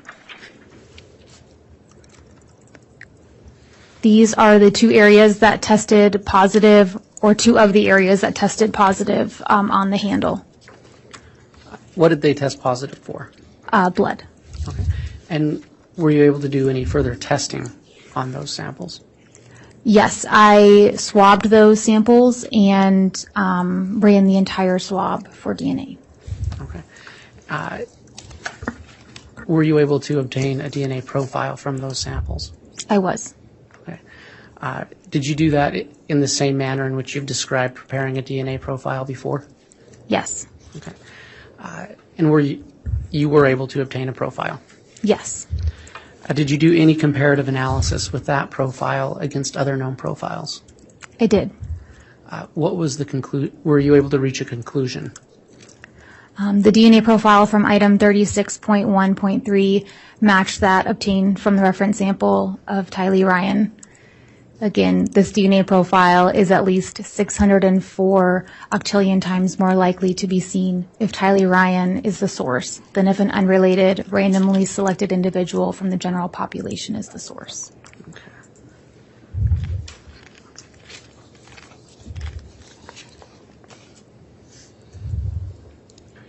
Ms. Stace, you talked earlier about examining duct tape. Yes. Is there a hierarchy of testing, and maybe that's not the best way to say it. Is there a priority of different types of forensic testing for an item such as duct tape? Yes, and it depends on the specific case.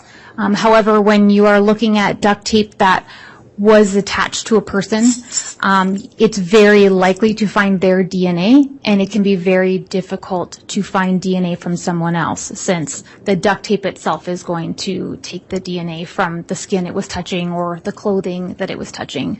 Especially with the presence of blood and decomposition fluid, the chances of getting a foreign DNA profile were quite low, and in this case, I only swabbed a few of the tape ends for saliva and then left the rest of the tape for latent print analysis. Okay.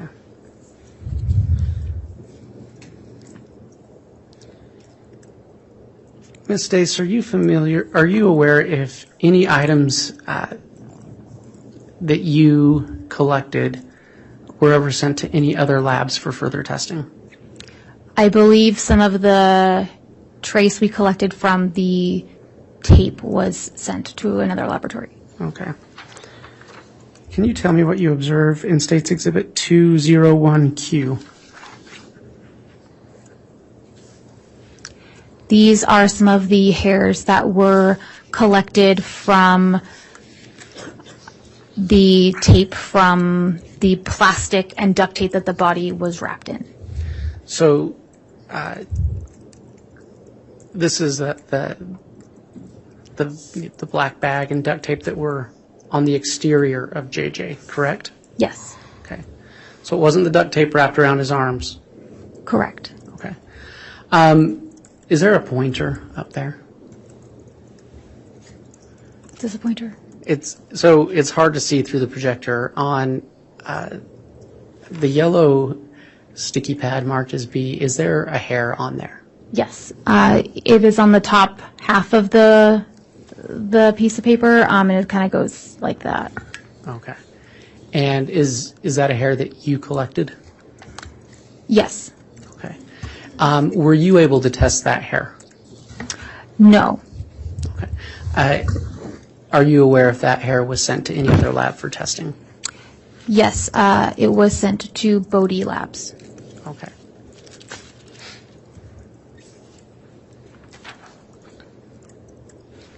One moment, Your Honor.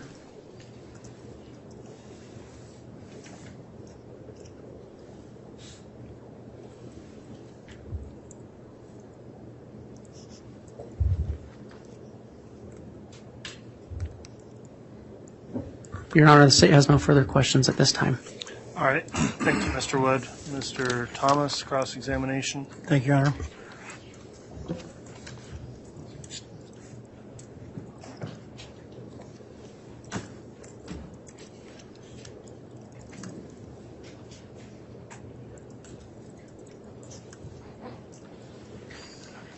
That's okay. Now they're definitely not in order.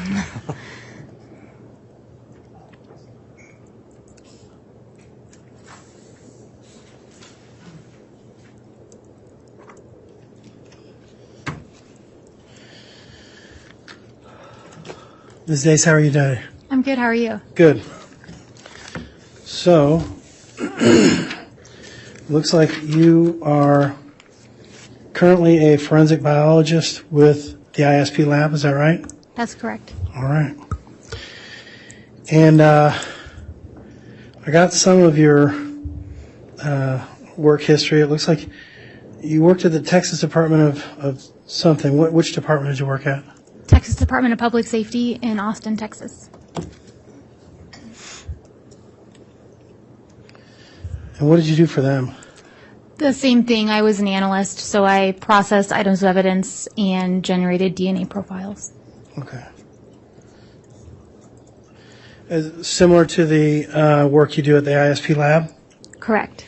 And is that the Texas version of the ISP lab? Yes. Okay, good. And you do supervisory work at the ISP lab? Yes, since 2020. Okay.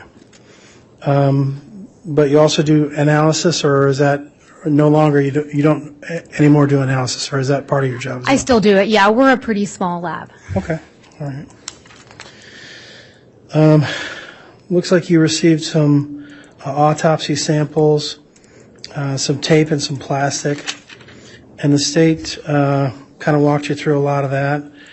I'm a little bit interested in the hair that you found. Do you recall which sample you found that hair on?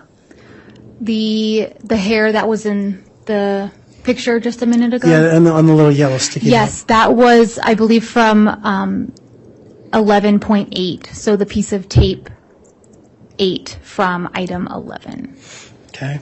And you don't know where that came from on the plastic or wherever? That just came to you as a piece of tape?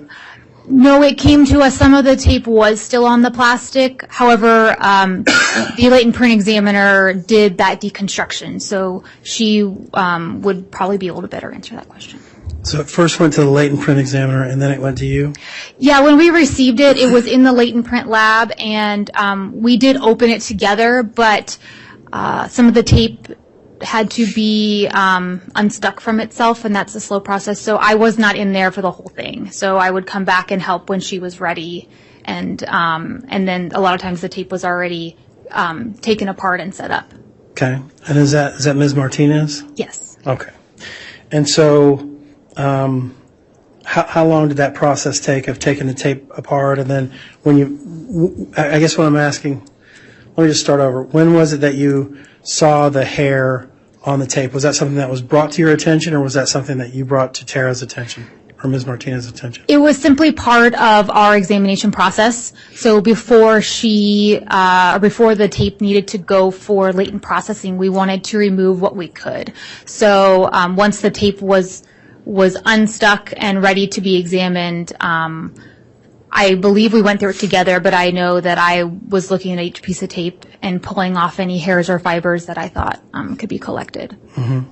And how did this tape come to you? Was it kind of in a ball, or was it just layered, or how? I mean, when you're saying you had to unstick some of this stuff. Yeah.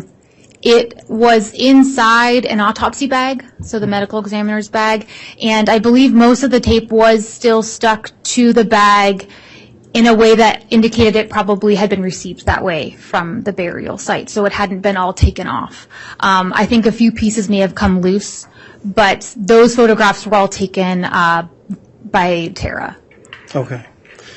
And so inside the autopsy bag, you said there was like some fluid, loose fluid and things floating around in there. Is that right? Or was I mistaken? Yeah?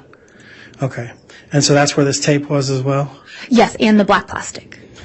And the black plastic. So the autopsy bag wasn't the black plastic bag? Correct. It's a black autopsy bag containing black plastic and the tape. I see. Okay. And so floating within this black autopsy bag, and when you say bag, autopsy bag, it's a body bag? Is that what I'm thinking? Yes. Okay. All right. So probably 6 feet long, and it's got a zipper on it, and you unzip it, Yes. and inside there is all the stuff that was floating around. Correct. Okay. So is it possible that this hair could have been part of that stuff that was floating around and got stuck on some of that tape? Yes. Okay. All right. You identified a couple of shovels that you thought might have DNA on it, and then you tested it and weren't able to get a profile, right? Yes, 36.4 and 36.5. Okay. And then you did DNA on one, and you got a match on a small particle that had Tylee's DNA on it, right? Correct. Okay. And when you give these big numbers of the possibility that it could be somebody else, that's based on a formula that you generate? Yes. Okay. And so do you know what the current state of the, how do I want to say this? The DNA population that has been collected. Do you know the current state of that? Well, how many DNA samples we have, or that you have to use in that? There is a population database that was generated by the National Institute of Standards and Technologies, and that is what we use. Right. And do you know how many samples are in there? I know my sample's not in there. No, it's not. It's from known individuals who participated in the study. I believe it's around 1,700. 1,700? Yes. Okay. 1,700? I believe so, yes. Okay. I don't think it's exactly 1,700, but it's right around there. Right. And you're basing that on on a number, and there's a separate one if someone was Native American, right? They would have to go into a separate database, or there is a separate, how do I say this, separate formula for people that are Native American, right? For some of the really small populations, there are separate databases that more accurately represent the DNA frequencies of their population. Right. And so you don't know if Tylee Ryan is part Native American? No, we only perform those calculations by request. So we don't know the ethnicity of anyone in our case unless someone were to ask us. Right. That. Yeah. Okay. So your calculations are basically based on this formula, which is kind of taken from these 1,700 people that have put their database in, or their DNA into the database? It's actually not in any sort of, it's not a database the way you would think of in terms of a law enforcement database. It's a research sample set, and everyone in that database is a self-identified race. So there's Caucasian, Hispanic, and African American, and those are the three main ones. And if there were something different like Native American, that is a separate database set. Okay. And you ran tallies off of the Caucasian database set. So it actually runs off of all three, and we report the most common statistic or the lowest statistic. And in this case, that would be for Caucasian. Okay. All right.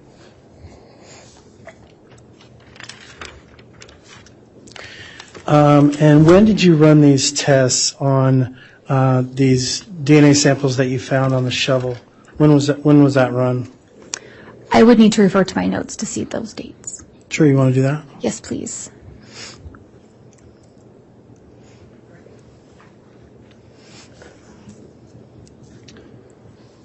All right, we'll have the record reflect the witness is being shown her notes. You can hand those to her, Mr. Bailiff. Thank you.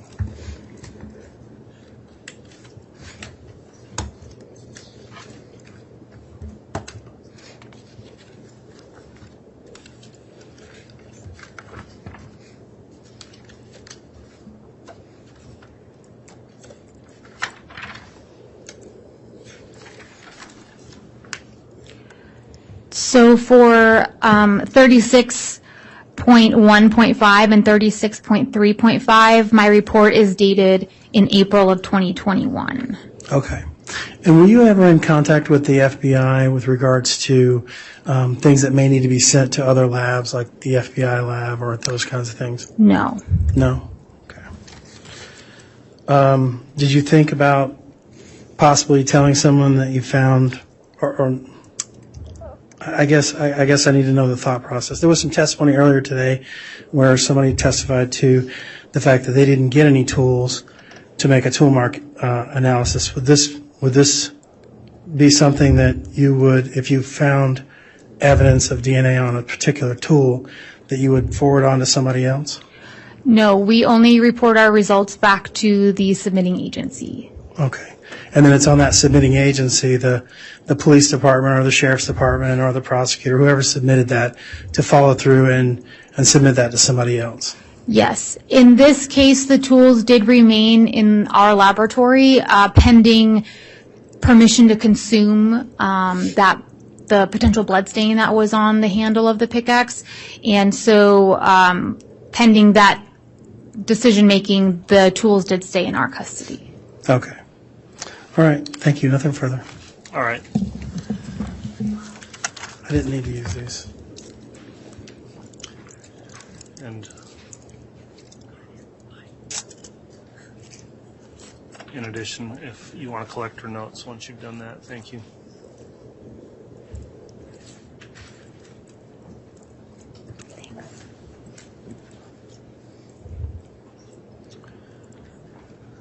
Any redirect? Just very briefly.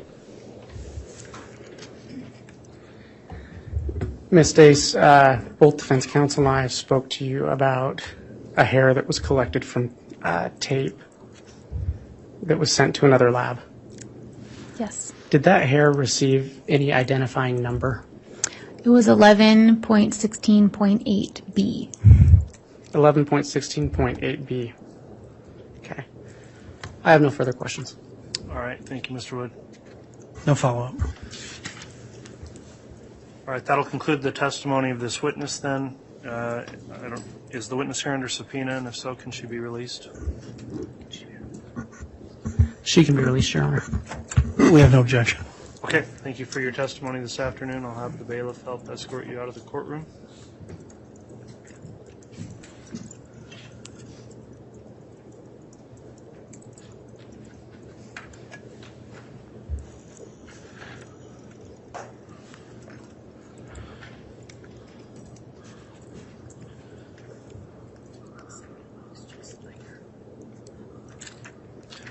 All right. The state can call its next witness.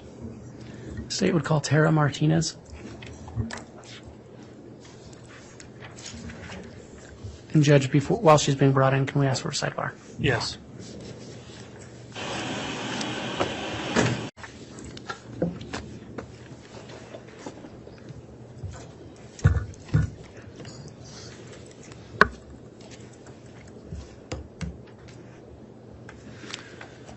All right, let's have the witness brought forward then to be sworn.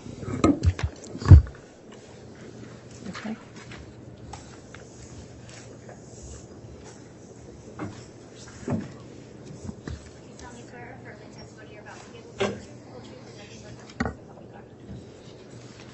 All right. We will accommodate any assistance you need getting up here, the bailiff, so please take your time.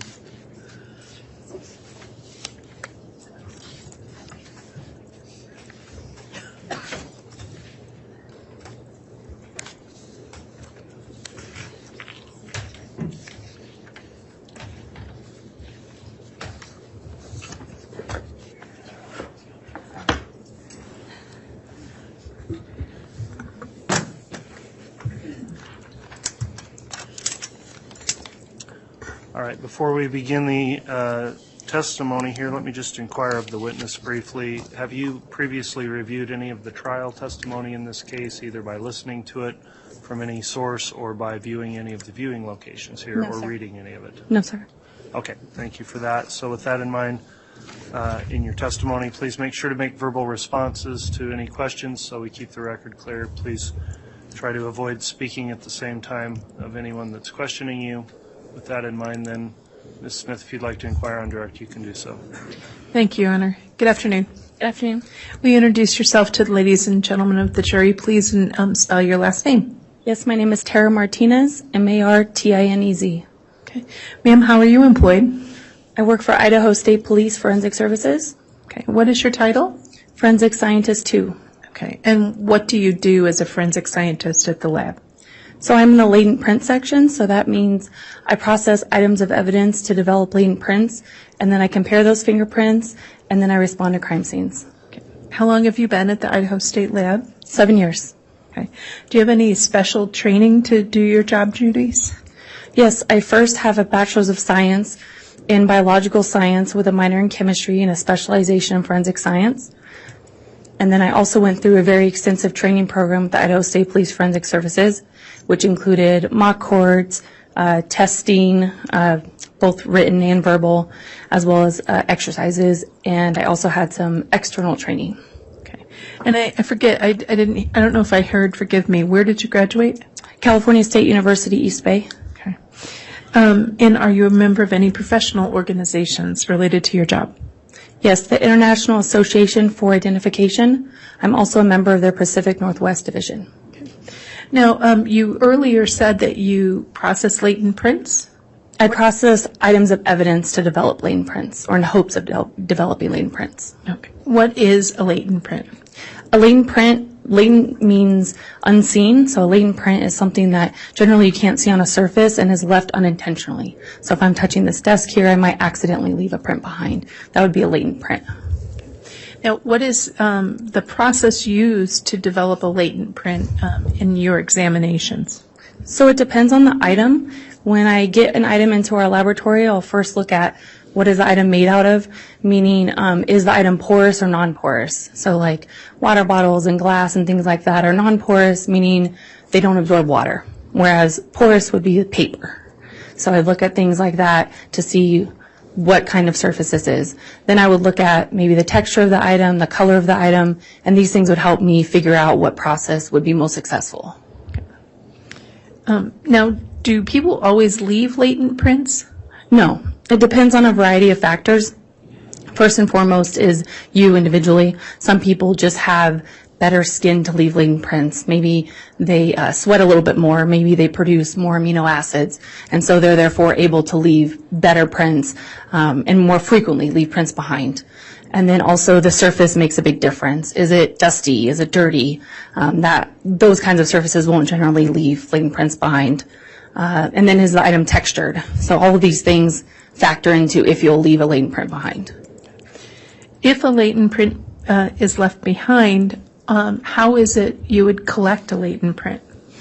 So on a typical non-porous item like, water bottle, metal, things like that, I first look at the item unaided, just my normal eye, to see if I see any latent prints that maybe are left behind in a little sweat. If I don't see anything, then I'll move forward and I'll look with an alternate light source, which is just gives you different colors of light, try again to see if anything's left behind. Then I'll actually start the real processing, which starts with cyanoacrylate fuming or superglue fuming. And basically the superglue vaporizes into the air, becoming a gas, and it attaches into the latent print. It just attaches to the moisture in your print. So because prints are a lot of water, the glue likes to attach to the print. After that, I do a dye stain, which is generally makes the whole item stained, but again, it's more attracted to the glue prints because they're a different texture than the rest of the item. And then once that's done, I powder the item. So that's kind of like a general for like a non-porous item. So when you talk, a lot of us think of fingerprinting as just dusting it with some powder. It sounds like there are multiple other steps. Yes, dusting is one way to do it, but there are a lot of different techniques depending upon the item and what you're trying to look at. Okay. If any of those processes work and you're able to sort of have a latent print appear, how do you go about comparing it to someone or something? So the methodology is ACE-V. Each letter stands for something. So the first is A for analysis. So I have this print, I've developed it from processing, and I'm looking at the print overall to see, first, do I know what area of skin this print is from? Is it from the palm of your hand, or is it from a fingertip? Stuff like that. And then I'll look at it to see what kind of distortion it has. Every print is going to have a little bit of distortion, so I'm going to see, is it smeared? Is it spotty? Things like that. And then I'll look at overall, do I think this print has value for comparison? Do I think it has enough information to be able to move on to the next step? And so the next step would be C, stands for comparison. And at that point, I'm doing the back and forth between the unknown print, meaning the latent print, and the known print. And I'm comparing the two to see the details in the unknown print, do they match the known print, or do they not match the known print? And so I'm going back and forth to see, are the details similar? Are they spaced the same? Do they appear to look the same? And then after that, I go to E, which is evaluation. So at that point, I'm saying, do I think that these two came from the same source, the unknown and the known? Or do I think they didn't come from the same source and I can exclude the two? Or third option would be, do I not have enough information to say either way? Is the print going to be inconclusive? And then at that point, I'm done with what I'm doing. And then the V stands for verification. So another analyst comes behind me and starts the process all over again. Okay. So just so that I'm clear, because there was a lot there. All right. Analysis, you look at the latent print to see if it's of sufficient quality to compare to something. Yes. All right.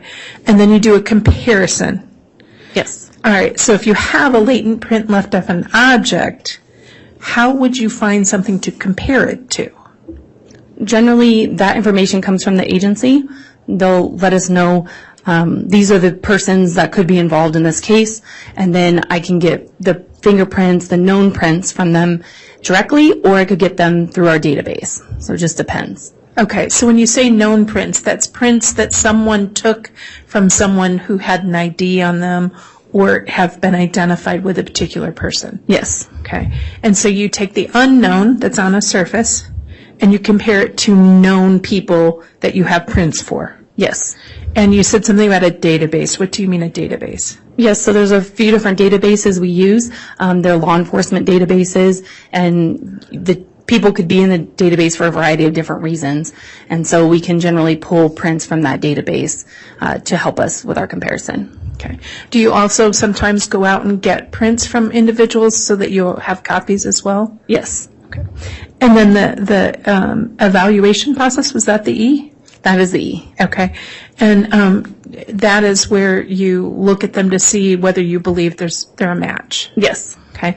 And then verification process, that's when somebody else basically double checks your work? Yeah, they start from the beginning. So they do their own analysis, their own comparison, and then they have to do their own evaluation, and then we have to come to some agreement. Okay. So let's turn to your lab. I believe it's 2020, and then the numbers are 2233. Are you familiar with that lab number? Yes. Okay. Is that the lab number associated with Chad Daybell, Lori Vallow, J.J. Vallow and Tylee Ryan? Yes. Okay. What was your first contact, if any, with that lab number?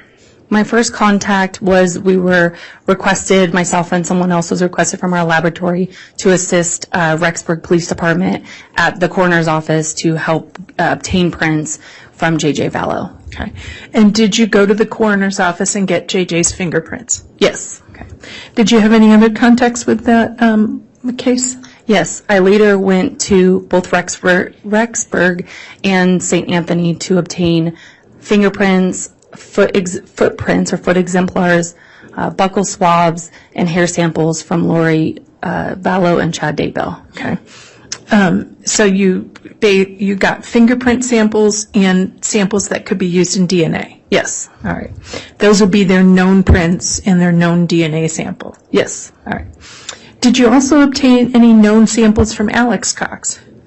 I obtained known samples, not myself. So I got some through two different means. The first was the FBI database, or they're on file with the Federal Bureau of Investigation, a fingerprint card.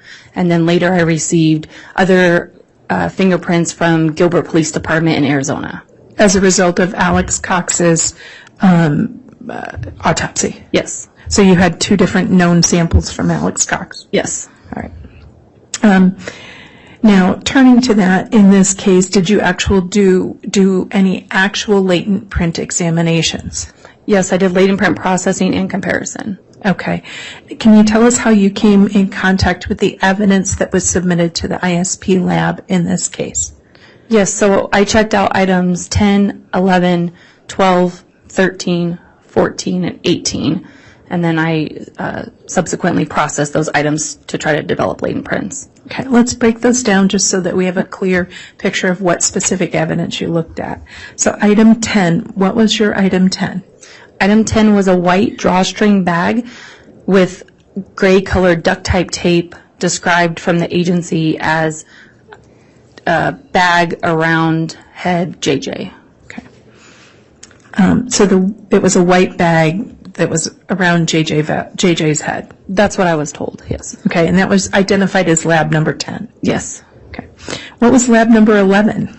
Lab number 11 was a bundle or a mass of plastic bags and gray colored duct tape.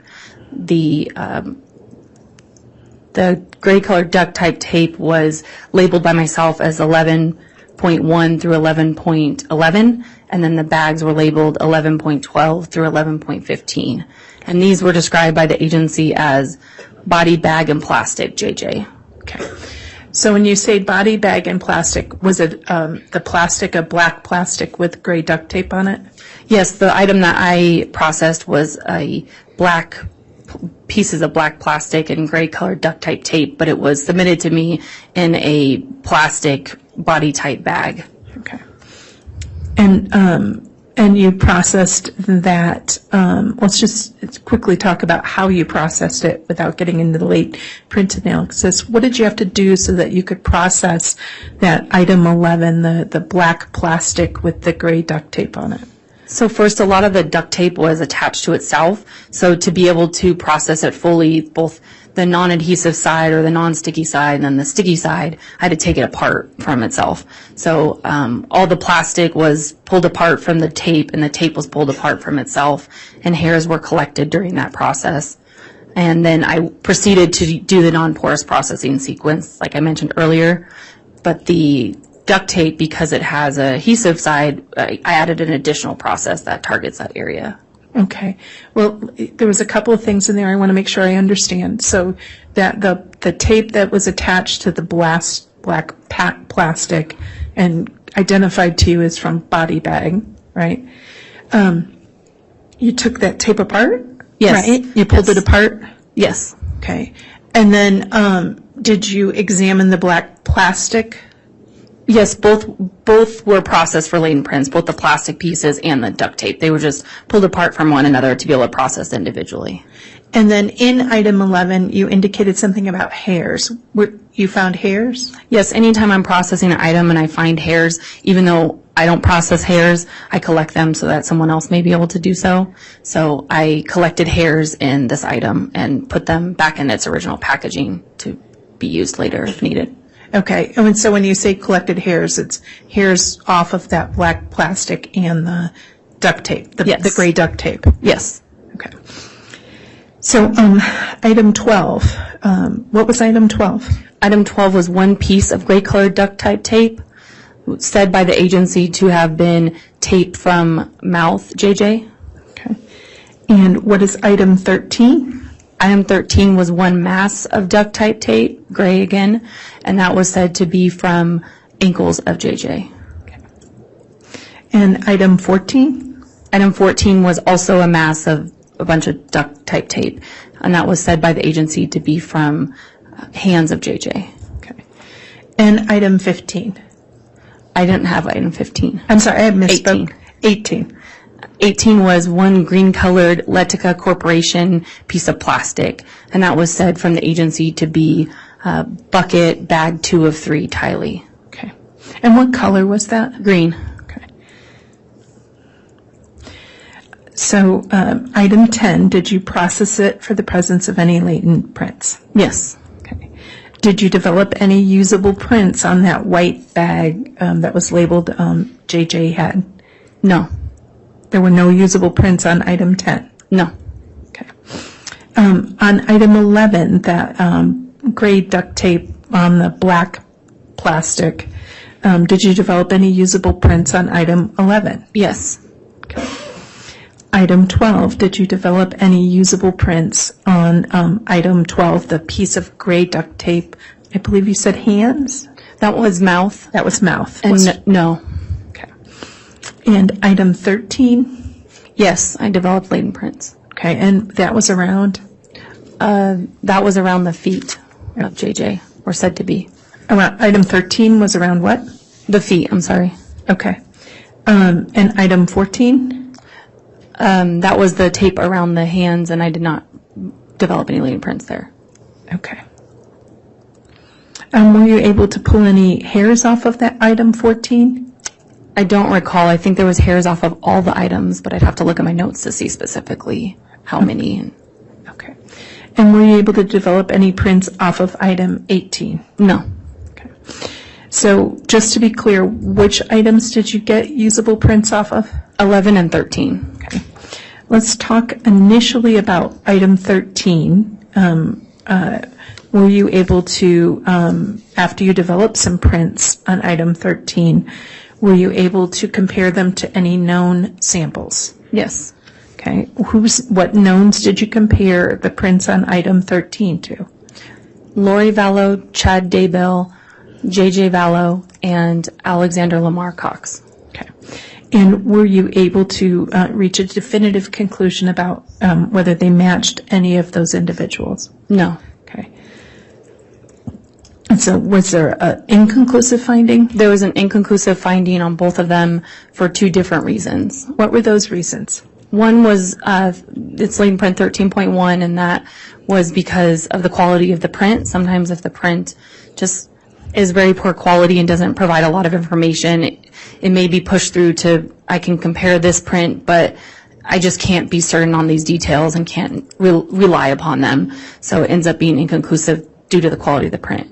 The other one was inconclusive because of the area of skin the latent print was thought to have come from. I didn't have good recordings of those areas. So it was inconclusive, needing better knowns. Okay. Now, what about item 11? You received usable prints. Were they of sufficient quality that you could do a comparison? Yes. Okay. In anticipation of your trial today, did you prepare an exhibit to aid you in explaining where you got those prints to the jury? Yes. Okay. Let me have, Your Honor, if I may I have the witness-handed State's Exhibit 210, a copy of which has been given to both the court and the defense? Yes.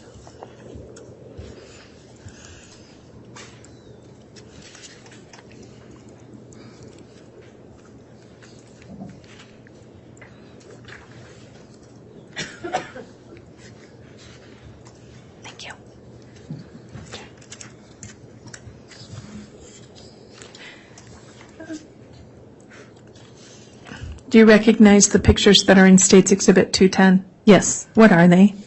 The first photo is an overall picture I generally take when I first receive the evidence in. So I can take it as to show how the evidence looked before I did any processing. So that's the first photo, and this is showing item 11. Okay. Would you like me to keep moving on? Yeah, we'll have you describe each of them for Okay. the record, and then we'll show them all at once if they're admitted and the court permits. Okay. What's the second one? The second photo is of item 11.12, so part of item 11 that has been, I've numbered out instead of just being item 11 with everything. This is 11.12. And the processing is done on the item, and I marked the latent print that I developed. So you can see an overall picture showing that this is where the print was found on the item. And are each of those images fair and accurate pictures of what your observations were and of item 11 that you processed at the ISP lab in this case? Yes.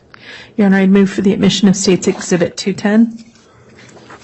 I have one more.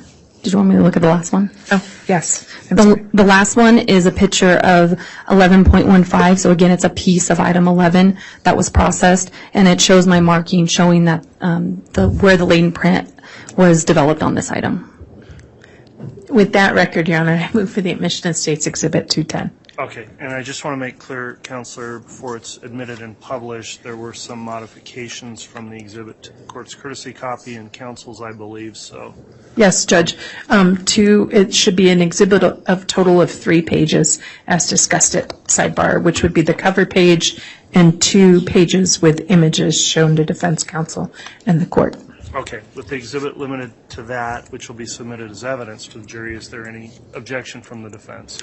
Given that explanation, Your Honor, we have no objection. Okay, then the exhibit will be admitted. That's 210.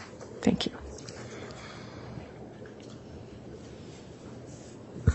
And permission to display for the jurors, Judge? You may publish it. Thanks.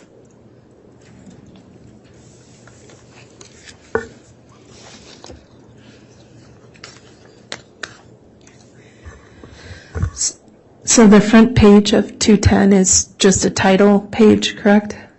Yes. Your name, your position, and your lab number? Yes. Okay. Now moving to the second page of 210, could you describe for the record and for the jurors what we're seeing in the second page of State's Exhibit 210? Yes. So on the left, you're seeing Sorry for moving it on you. It's okay. On the left photo, you can see there's 2 different black bag kind of images. So on the right one, the one that looks like it has handles, that is what I'm calling the body type bag that the item was delivered in. On the left of that is the black plastic and the duct type tape that is item 11, and that was the actual item that was processed. The one with the handles. Could you do me a favor, just a second? Yeah. Just do me a favor. If you could you show the jurors which one you processed, please, using the laser pointer Yes. that's up there? Of course. So this is the item that was processed, and then this is the item that was not processed. So this is just basically packaging. That's how I used it. Okay.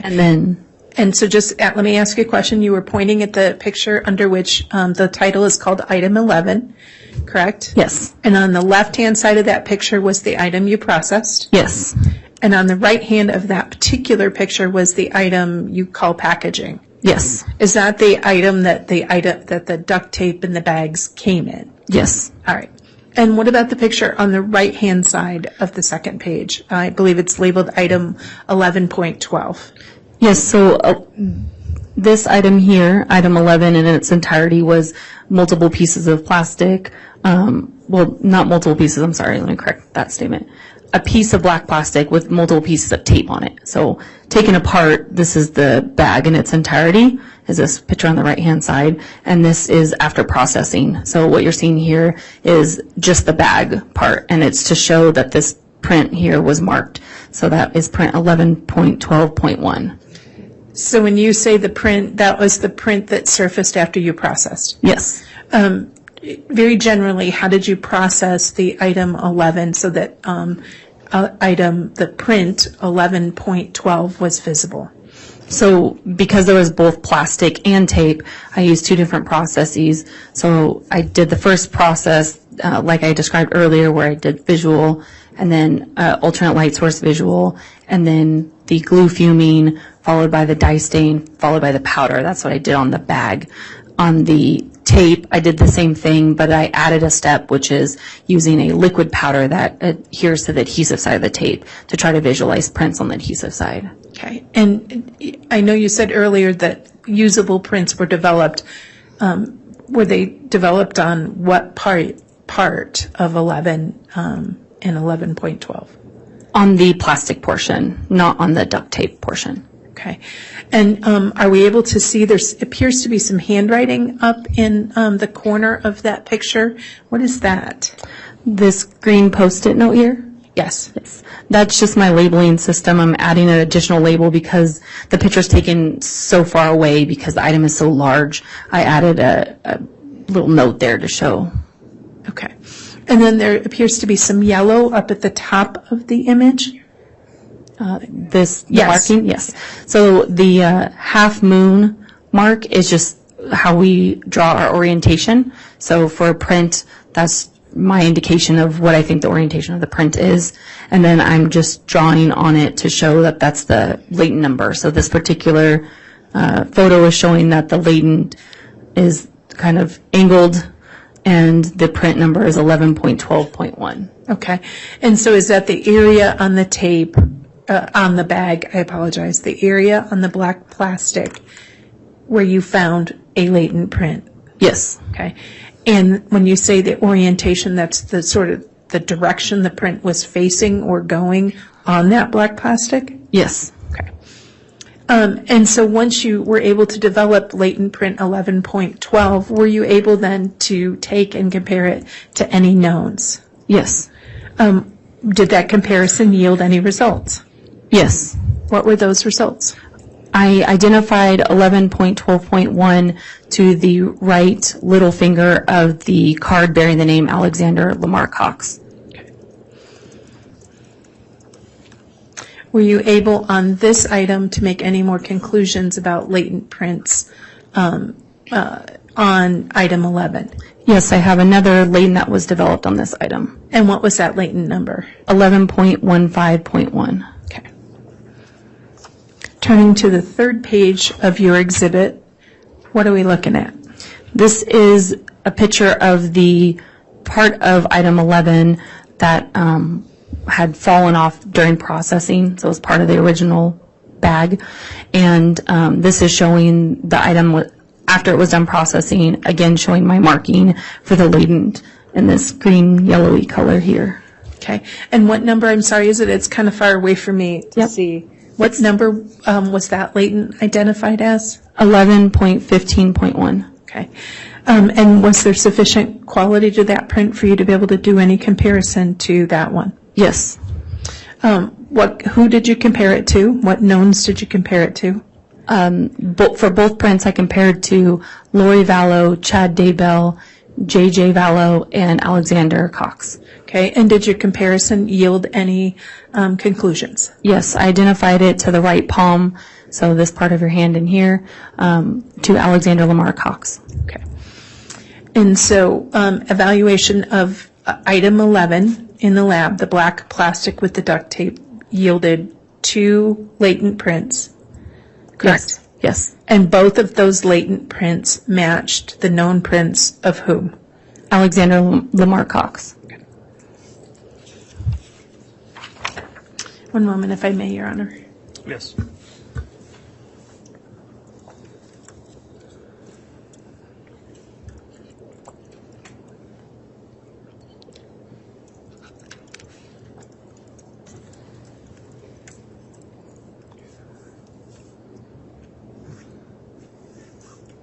And just a real quick question, the hairs that you were able to obtain and pull, those were submitted and retained at the lab for further testing if necessary, correct? Yes, so I repackaged them into a new coin envelope just to keep them all contained, and then they returned to the original packaging, and that was, when I was done with my processing, that went back into the vault for someone else to check out if needed.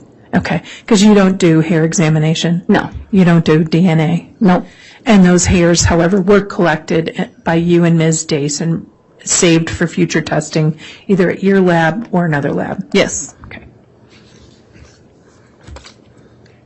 Thank you. I have nothing further. We have no questions, Judge. Okay, without any cross-examination then, that will conclude the witness of this testimony. May Ms. Martinez be released from any subpoena and excused? Yes. Any objection from the defense? No, Your Honor. All right, you can be excused then. Thank you. Please take your time. We'll have the bailiff assist you here, and if it helps, suggest the chair.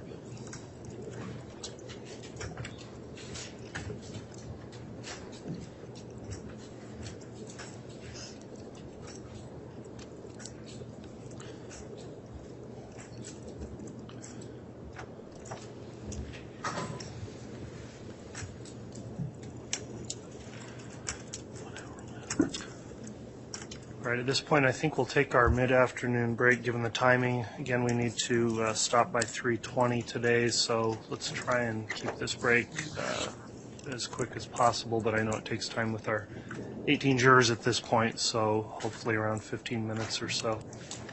All right, please.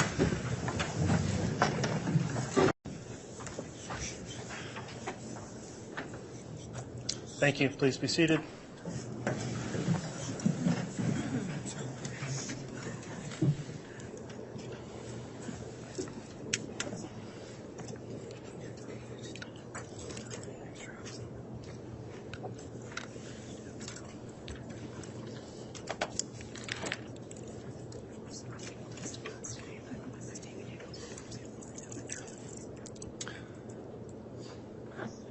All right, let's have the jurors brought back in.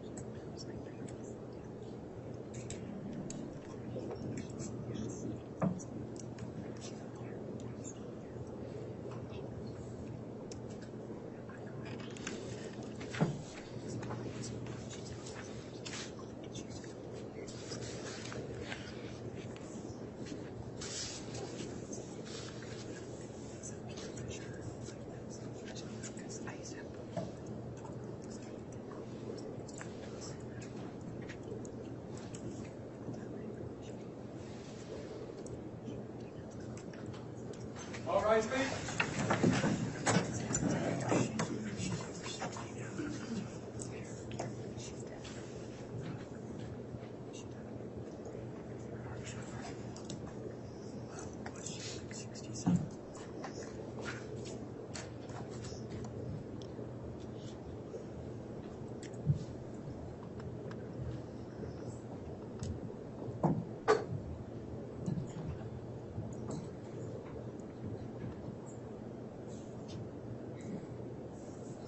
Jury's all present, accounted for, Your Honor.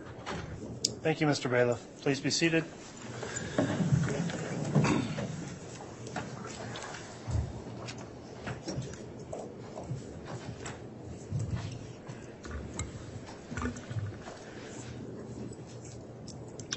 Okay, we're back on the record on case CR 22-211624. The state continues with its case in chief. Mr. Wood, if you'd like to call your next witness, you may.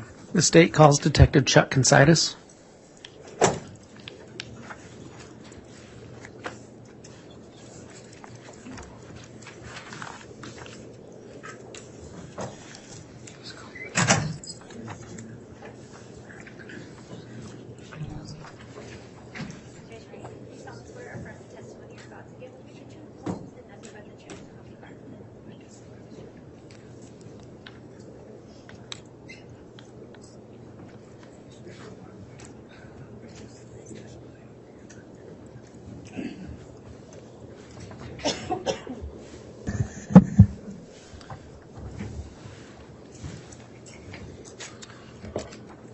right, just briefly, I'll inquire, Detective Considas, since you last were here testifying, have you reviewed or listened in on or in any way read any of the trial testimony that's occurred since you last were here? No.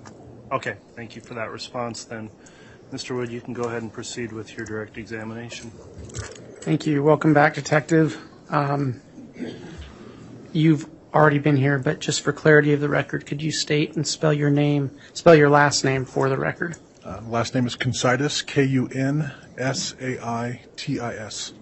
Thank you. Detective, you've already explained your credentials to the jury and explained that you've been involved with the case of the state versus Lori Vallow, correct? Correct. Okay. Detective, were you present at Chad Daybell's residence on June 9th, 2020? Yes, Did you take part in the search of that property? I did. At any time, did you aid in the recovery of the remains of Tylee Ryan from that backyard? Yes, The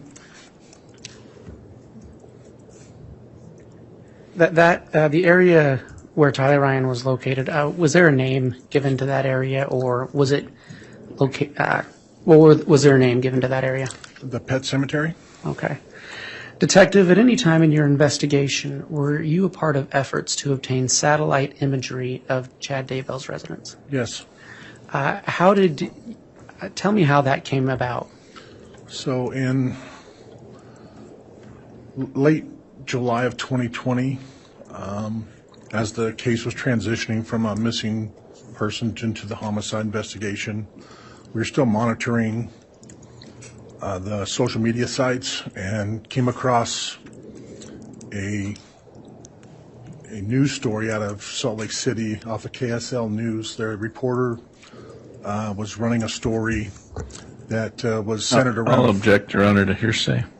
Your Honor, it's not coming in for truth of the matter. It's coming in to explain what the detective did next in his investigation.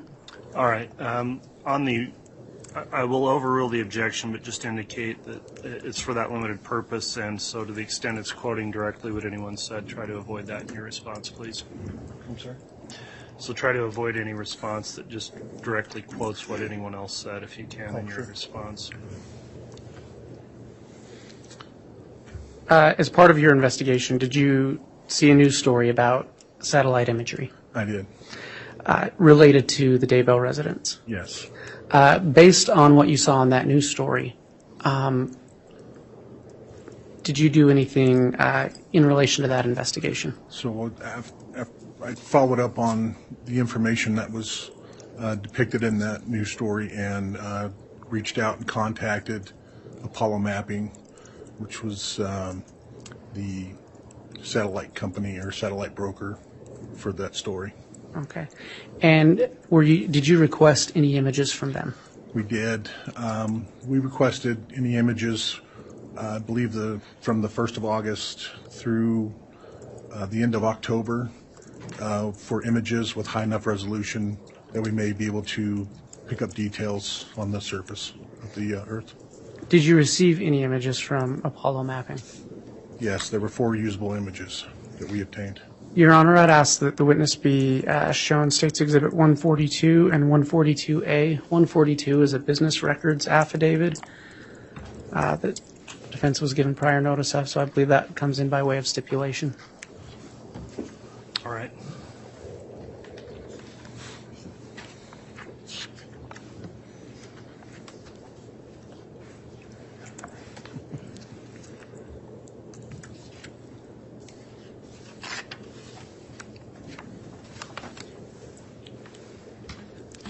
Detective, do you recognize States Exhibit 142? I do. What is it? This is the certificate of authenticity for high-resolution satellite imagery from Apollo Mapping. Do you recognize States Exhibit 142A? I do. What is it? This is a flash drive containing the images of the requested images from Apollo Mapping. Is that flash drive in an envelope? It is. Did you observe the contents of that flash drive? I did this morning. Did you initial that flash drive? I did, and also dated it with today's date. Okay, and did you place that flash drive in that envelope? Yes, Did you seal and sign it? I did. Is the seal intact? It is. Your Honor, the state would move for admission of States Exhibit 142 and 142A into evidence. Any objection? Your Honor, State's Exhibit 142 does comport to be a certificate of authenticity under Rule 902 of the Idaho Rules of Evidence. I do not object. I have not had the time since handed this Exhibit 142A to review it since we've been in trial. But so I'll conditionally not object if the exhibit contains other items on there, then I may bring up an objection.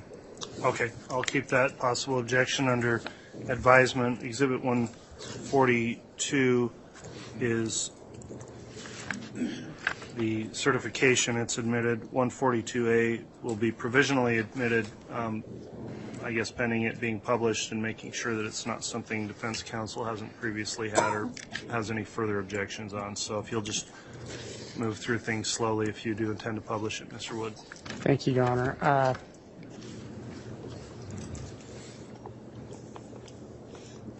Well, may I publish, and then I will do so slowly in a manner that defense has a chance to object if needed. Yes.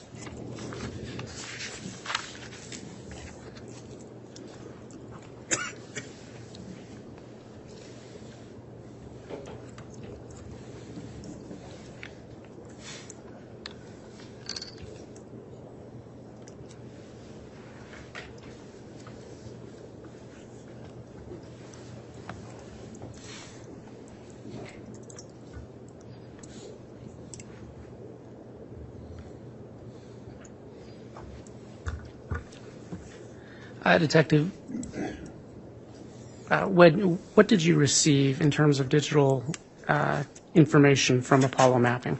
We received the images and the raw data that accompanied each photo. Okay.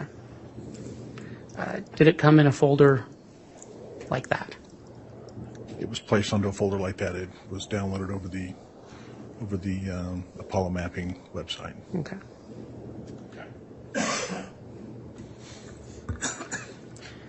Your Honor, at this point, I'm going to ask if the defense has any objection. There's these .tfw files which came with the Apollo mapping, which is data, and then the actual images, which are these TIF files. All right. It appears to be what it claims to be, Your Honor. Okay, so no objection at this point. Mr. Wood, you can continue to publish. Your Honor, I'm going to ask that the witness be handed again. I apologize. He should have kept that. The business records affidavit. Thank you. Detective, when you received that business records affidavit, did it include information about the photos you received? It did. Can you tell me what the information contained about picture, the date and time of picture, the first picture is? The first picture depicted is given the date of August 27th of 2019 at 18:33 hours UTC. That's the coordinated universal time. But when adjusted to Mountain Standard Time, which is the time zone we are currently in, you take off 6 hours, minus 6 hours, so the time of day is adjusted to 12:33 in the afternoon. Okay.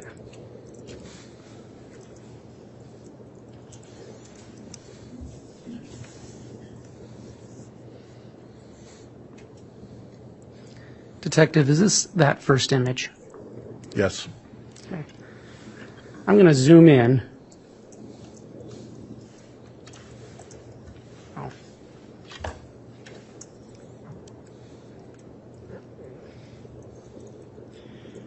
Do you recognize that property?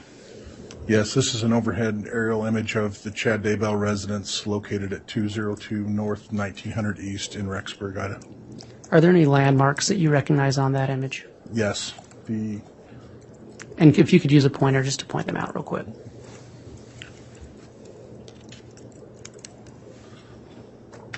This is the main Daybell residence. This is the 1900 East. And this is the detached garage and shop.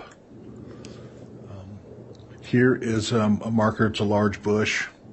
We have a fire pit right here. We have a standing section of fence. It's like a wood fence that's got 3 or 4 rungs on it. It's about maybe 10 feet long, 8 to 10 feet long, if I recall.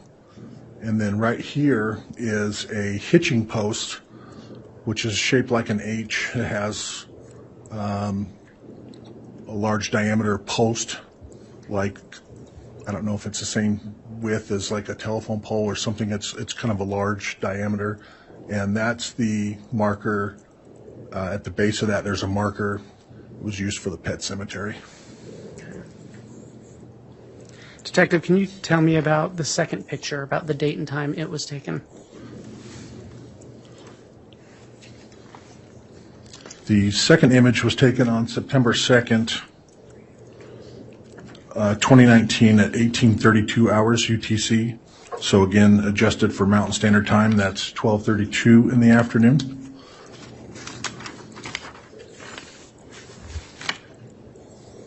Detective, is this that second picture? Yes. I'm going to zoom in on it.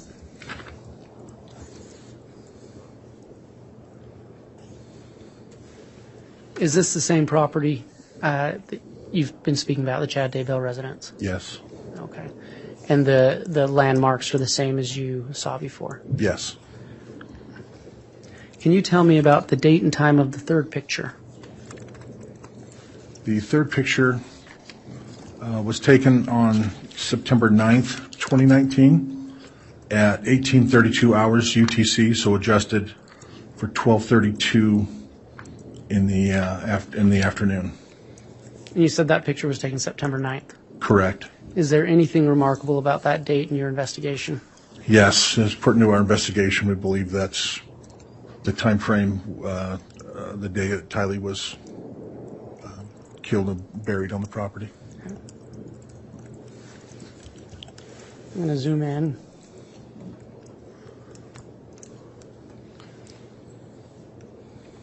Detective, is this that same property? It is. It appears there's some cloud cover on that, but is there anything about that picture that stood out to you in your investigation? Yes. So, again, just to reorient, you have the main house, the detached garage and shop. Here is that standing fence section, and then you notice a large discolored, darkened shape there right where the immediate area of the pet cemetery marker. Okay. And what time of day was this picture taken? This was taken at 12:32 in the afternoon, and approximately, it was less than an hour. This picture was taken less than an hour after we know that Alex Cox left the property. Detective, can you tell me about the fourth picture? The fourth picture was taken on October 25th of 2019 at 18:42 hours. So adjusted for Mountain Standard Time, it was 12:42 in the afternoon.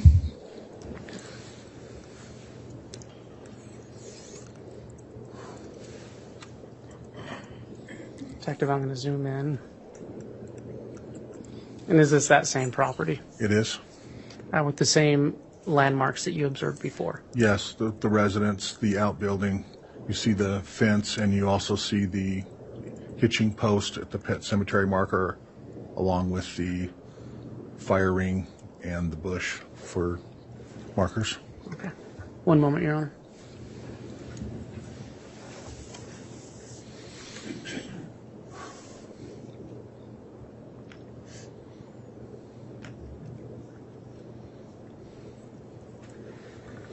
Detective, so this is the same property. I'm going to go back to the picture taken on September 9th. Okay. and zoom in on that property. In your investigation, was there anything significant about that discoloration you spoke about earlier? That was in the immediate area where we tightly.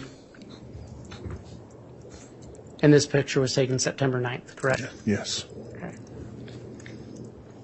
Your Honor, the state has no further questions at this time. All right. Thank you, Mr. Wood. Any cross-examination, Mr. Archibald?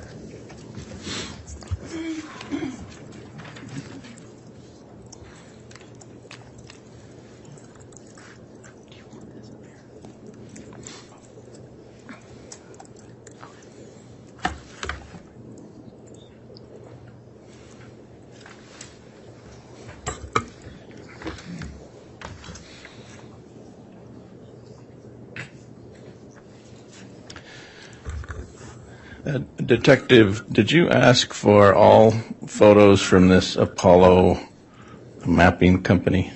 We did. There were several photos that could have been used, but due to the capabilities of each satellite, how it was explained to me, how they're programmed. So some are for higher resolution, some are for lower resolution. There's different elevations.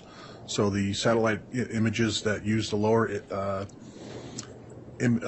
resolution will just pick up topography like shapes of the mountains and the hills and the layout of the land, where the higher resolutions will depict sharper images that you're able to discern, like a house or a vehicle.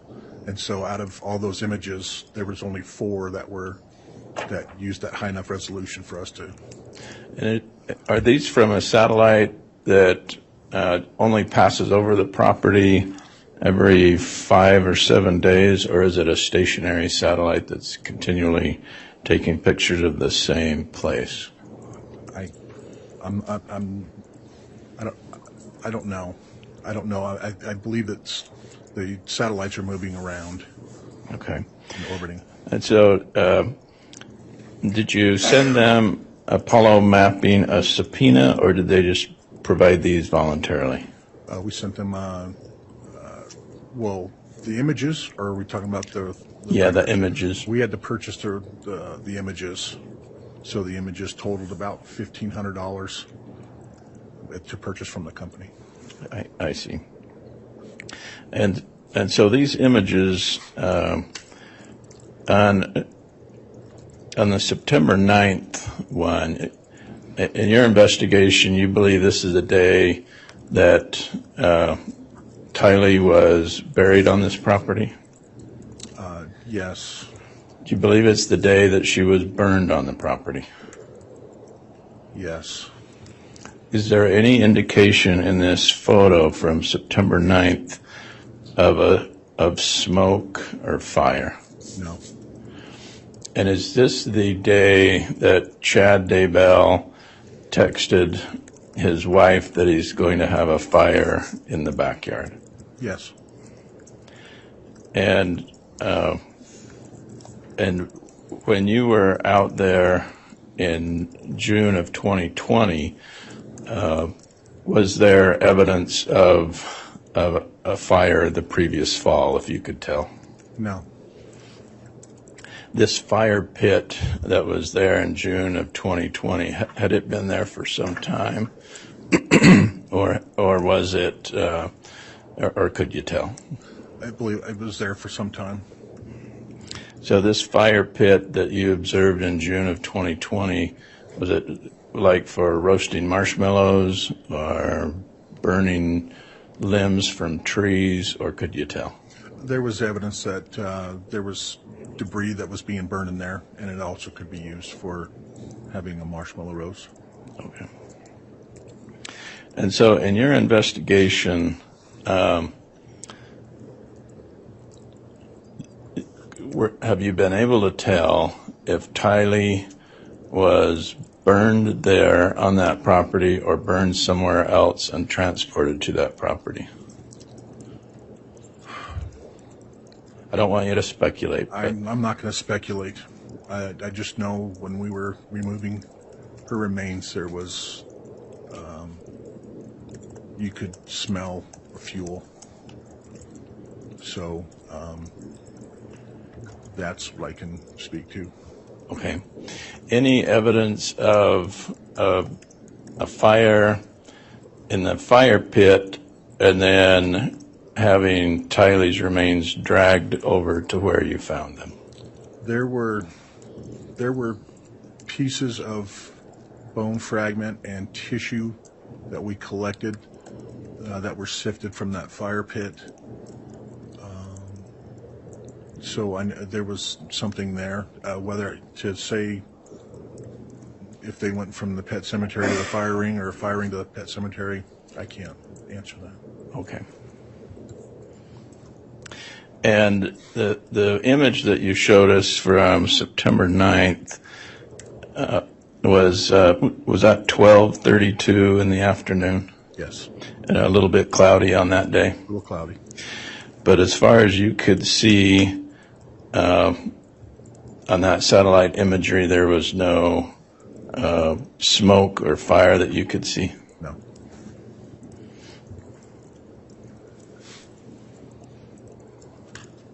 All right. Thank you, Detective.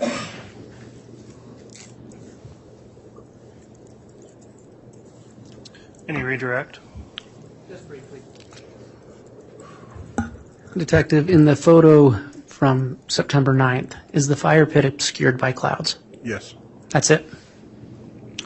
All right, thank you. That'll conclude the testimony of this witness then. We'll have the bailiff go ahead and assist you out. I don't know if you want me to inquire if the witness will be excused or is he to remain available in the case? Your Honor, we're just standardly keeping our law enforcement members available in case they need to be recalled later. Very well, thank you. I don't know if the court wants the envelope that 142A was in. Yes.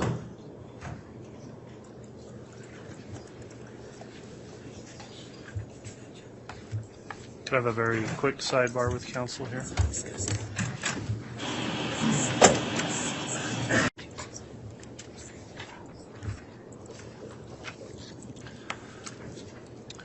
All right, Ms. Blake, if you'd like, you may call your next witness. Thank you, Your Honor. The state will call Samantha Williams.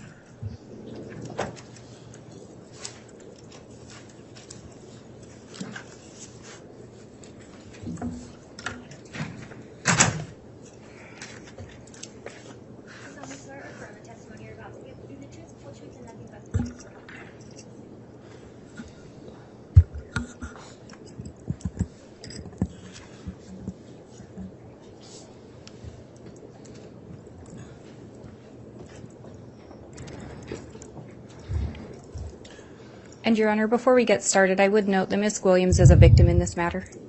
Very well. I was made aware of that. I don't believe the exclusionary rule would apply in this case, so I don't need to inquire as to whether or not any of this trial has been observed by this particular witness. So with that in mind, I'll just advise Ms. Williams, if you would please make audible responses, verbal responses to any question, and avoid talking at the same time as anyone questioning you. That'll help us keep a clear record. And with that, Ms. Blake, you can inquire on direct. Thank you, Your Honor. Will you please state your name and spell your last name? Samantha Gwilliam, Gwilliam. Are you related to Tammy Daybell? Yes, I am. She's my sister. Do you recall being contacted by law enforcement about a pet cemetery on Tammy and Chad Daybell's property in Idaho? Yes. Were you aware if Tammy had a pet cemetery? Yes, I knew she had one. We had seen it when we had gone up to visit. And I would ask that the witness be shown State's Exhibit 23A. I have 3 copies, so one for the court counsel, and then if we can have the witness shown one.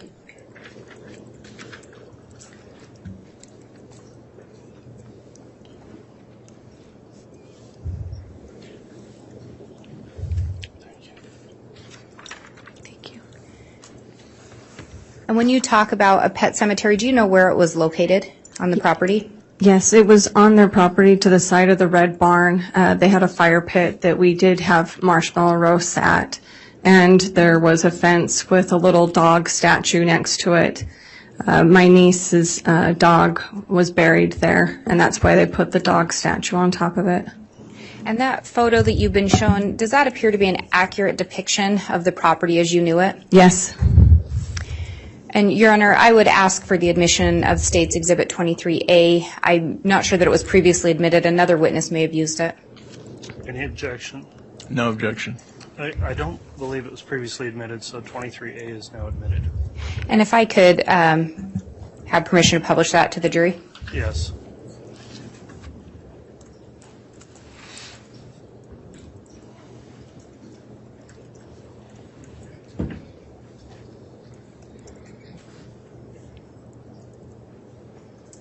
And I think there may be a pointer up there. There is. Can you indicate where you knew the pet cemetery to be located? Right here in this little fence, you can see the little dog statue right at the base. This is the fire pit. And how did you know, or I guess you've indicated that, was it common for Tammy to have a pet cemetery? Yes, we all grew up with pets, and they were like our family. So when they pass away, we always buried them on our properties. And that property in particular was, do you know whether that property is 202 North 1900 East in Fremont County, Idaho? Correct. Did Tammy love animals? She did. Do you know if she loved them her whole life? Yeah, we always had pets, guinea pigs. She had ducks, like the whole gamut. We had all of them. Did animals seem to love Tammy? Yeah, she was a person that was, they were just drawn to her, and she loved taking care of them. Was that the same way with people? Yeah. She was a little bit of an introvert, but she loved people and loved taking care of them. She loved her grandkids. And Your Honor, I'm going to ask that the witness be shown State's Exhibit 298. I believe defense counsel has already been provided a copy.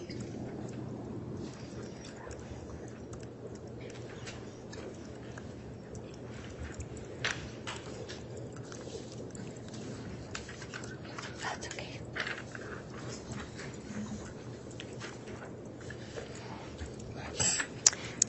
Do you recognize that photo?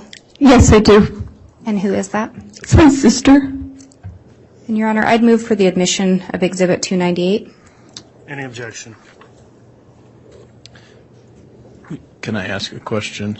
Yes, go ahead, Mr. Archibald. When was this picture taken, do you know? It was taken at the wedding of one of her children.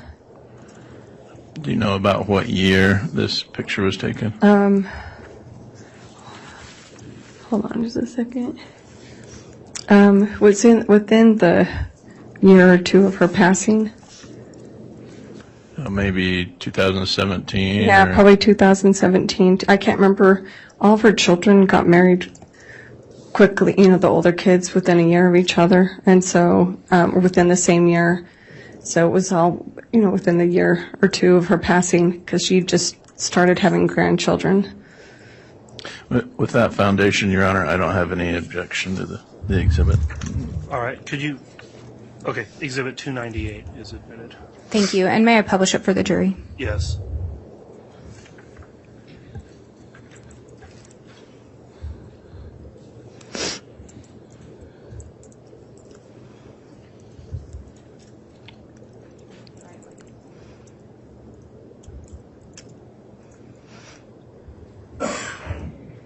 How many children are in your family?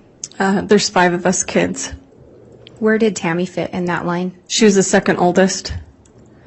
And how many brothers? We have 3 brothers. And you and Tammy were the only girls? Yeah, we were the only sisters. Were you close growing up?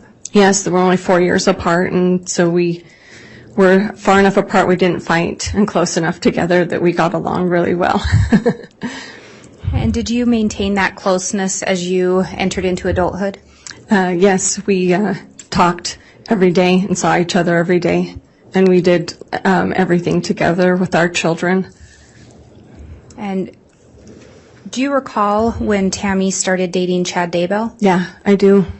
Did you know him from before? Yes, his family lives in our hometown, and so I went to school with his brothers. He was older than me. He was the same age as my oldest brother, so he was not one that I hung around with, but I knew him. Did you like Chad when she started dating him? Yeah, he was a really nice guy. Did you feel like he treated Tammy well? Yeah, he did. And then they ultimately ended up married. Yeah. And throughout their marriage, did you maintain contact with Chad and Tammy? Yes, we were very close. Was Chad in fact friends with your husband? Yes. Prior to Tammy moving to Idaho, how close did she live to you? We were 2 blocks away from each other. How often did you see her? Every day.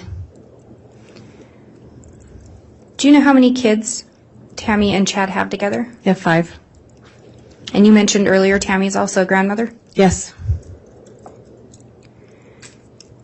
Did Tammy want to move to Idaho? At first, no. She doesn't like change, and all of her family was there. So in Springville, so it was not something she wanted to do at first. Do you know whose idea it was for them to move? It was Chad's. Did Tammy work prior to moving to Idaho? Yes, she did. What did she do for work? At the time that they moved, she was the special ed secretary at the high school. And previous to that, she worked at the elementary school as the computer teacher. Was she good with computers? Oh, she was amazing with them.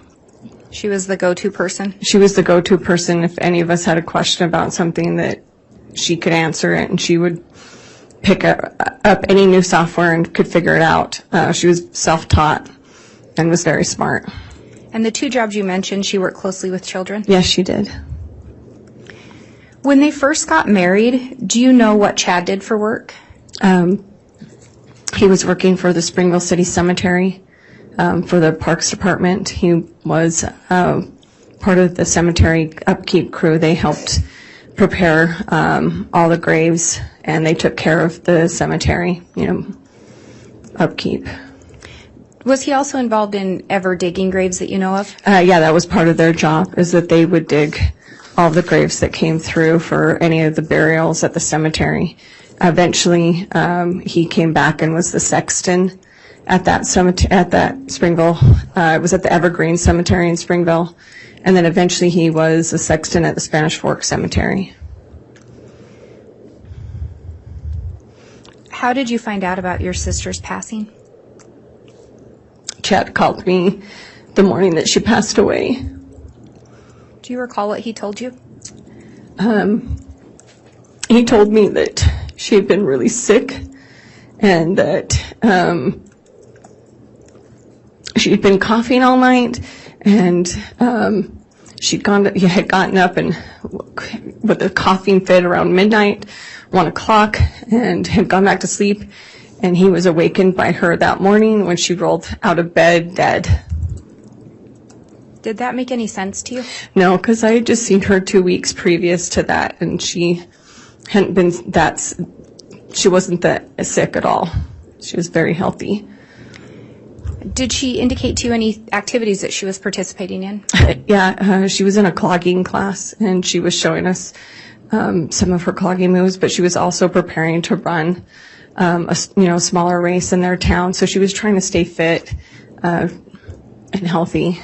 And how old was she? She wasn't 50 yet. We were going to get ready to celebrate her 50th birthday. When she came to visit in October, was that a normal visit? No, it was out of the blue. Did anyone come with her? No, she came by herself, and that was unusual because Tammy didn't like to travel alone. Did she tell you why she came down to visit? Chad told her that she needed to come visit her family. Was she able to see all of the siblings? No, it was me and my mom and dad. Did Tammy ever indicate to you that she had suspicion that Chad was having an affair? No, she never said anything about it. If she did have any inkling, I think he probably brushed it away. Did you notice any change in Chad and Tammy's relationship? Yes, they stayed with us the first week in June of 2019, and something seemed off. They were very awkward at our house, and Chad wouldn't converse with my husband like they normally do. It just seemed really strange, and we weren't sure what was going on. Were there any other instances where things seemed a little off? Yes, in my birthday in July, Tammy showed up at my front door to give me my birthday present. I didn't even know they were in town, and he stayed in the car the whole time with it running. So she literally stood in my house for 5 minutes to talk, and then they just left, and he didn't even bother to come in and say anything. It was really weird. And that was of 2019? Yes. Had you and Chad had any kind of a falling out? No. And, Your Honor, I'm noticing the time, so. All right. Well, I appreciate that, Ms. Blake. Unfortunately, we need to break for the day, so we can continue with the testimony of this witness tomorrow. That's fine. All right. Thank you, Counselor. That will conclude trial for today then. We'll start back, as I mentioned, tomorrow at 8:30 and plan on running a schedule until 1:30 with a shortened break time. So, ladies and gentlemen of the jury, as we break for the day again, please continue to follow the admonishment to not talk to each other or anyone else about this case. Don't do any investigation. Don't follow it on the news. Don't look into it in any way so you can maintain your impartiality. And we appreciate you doing that every day. So that will conclude trial for this afternoon. So we'll go ahead and break for the day. All rise, please.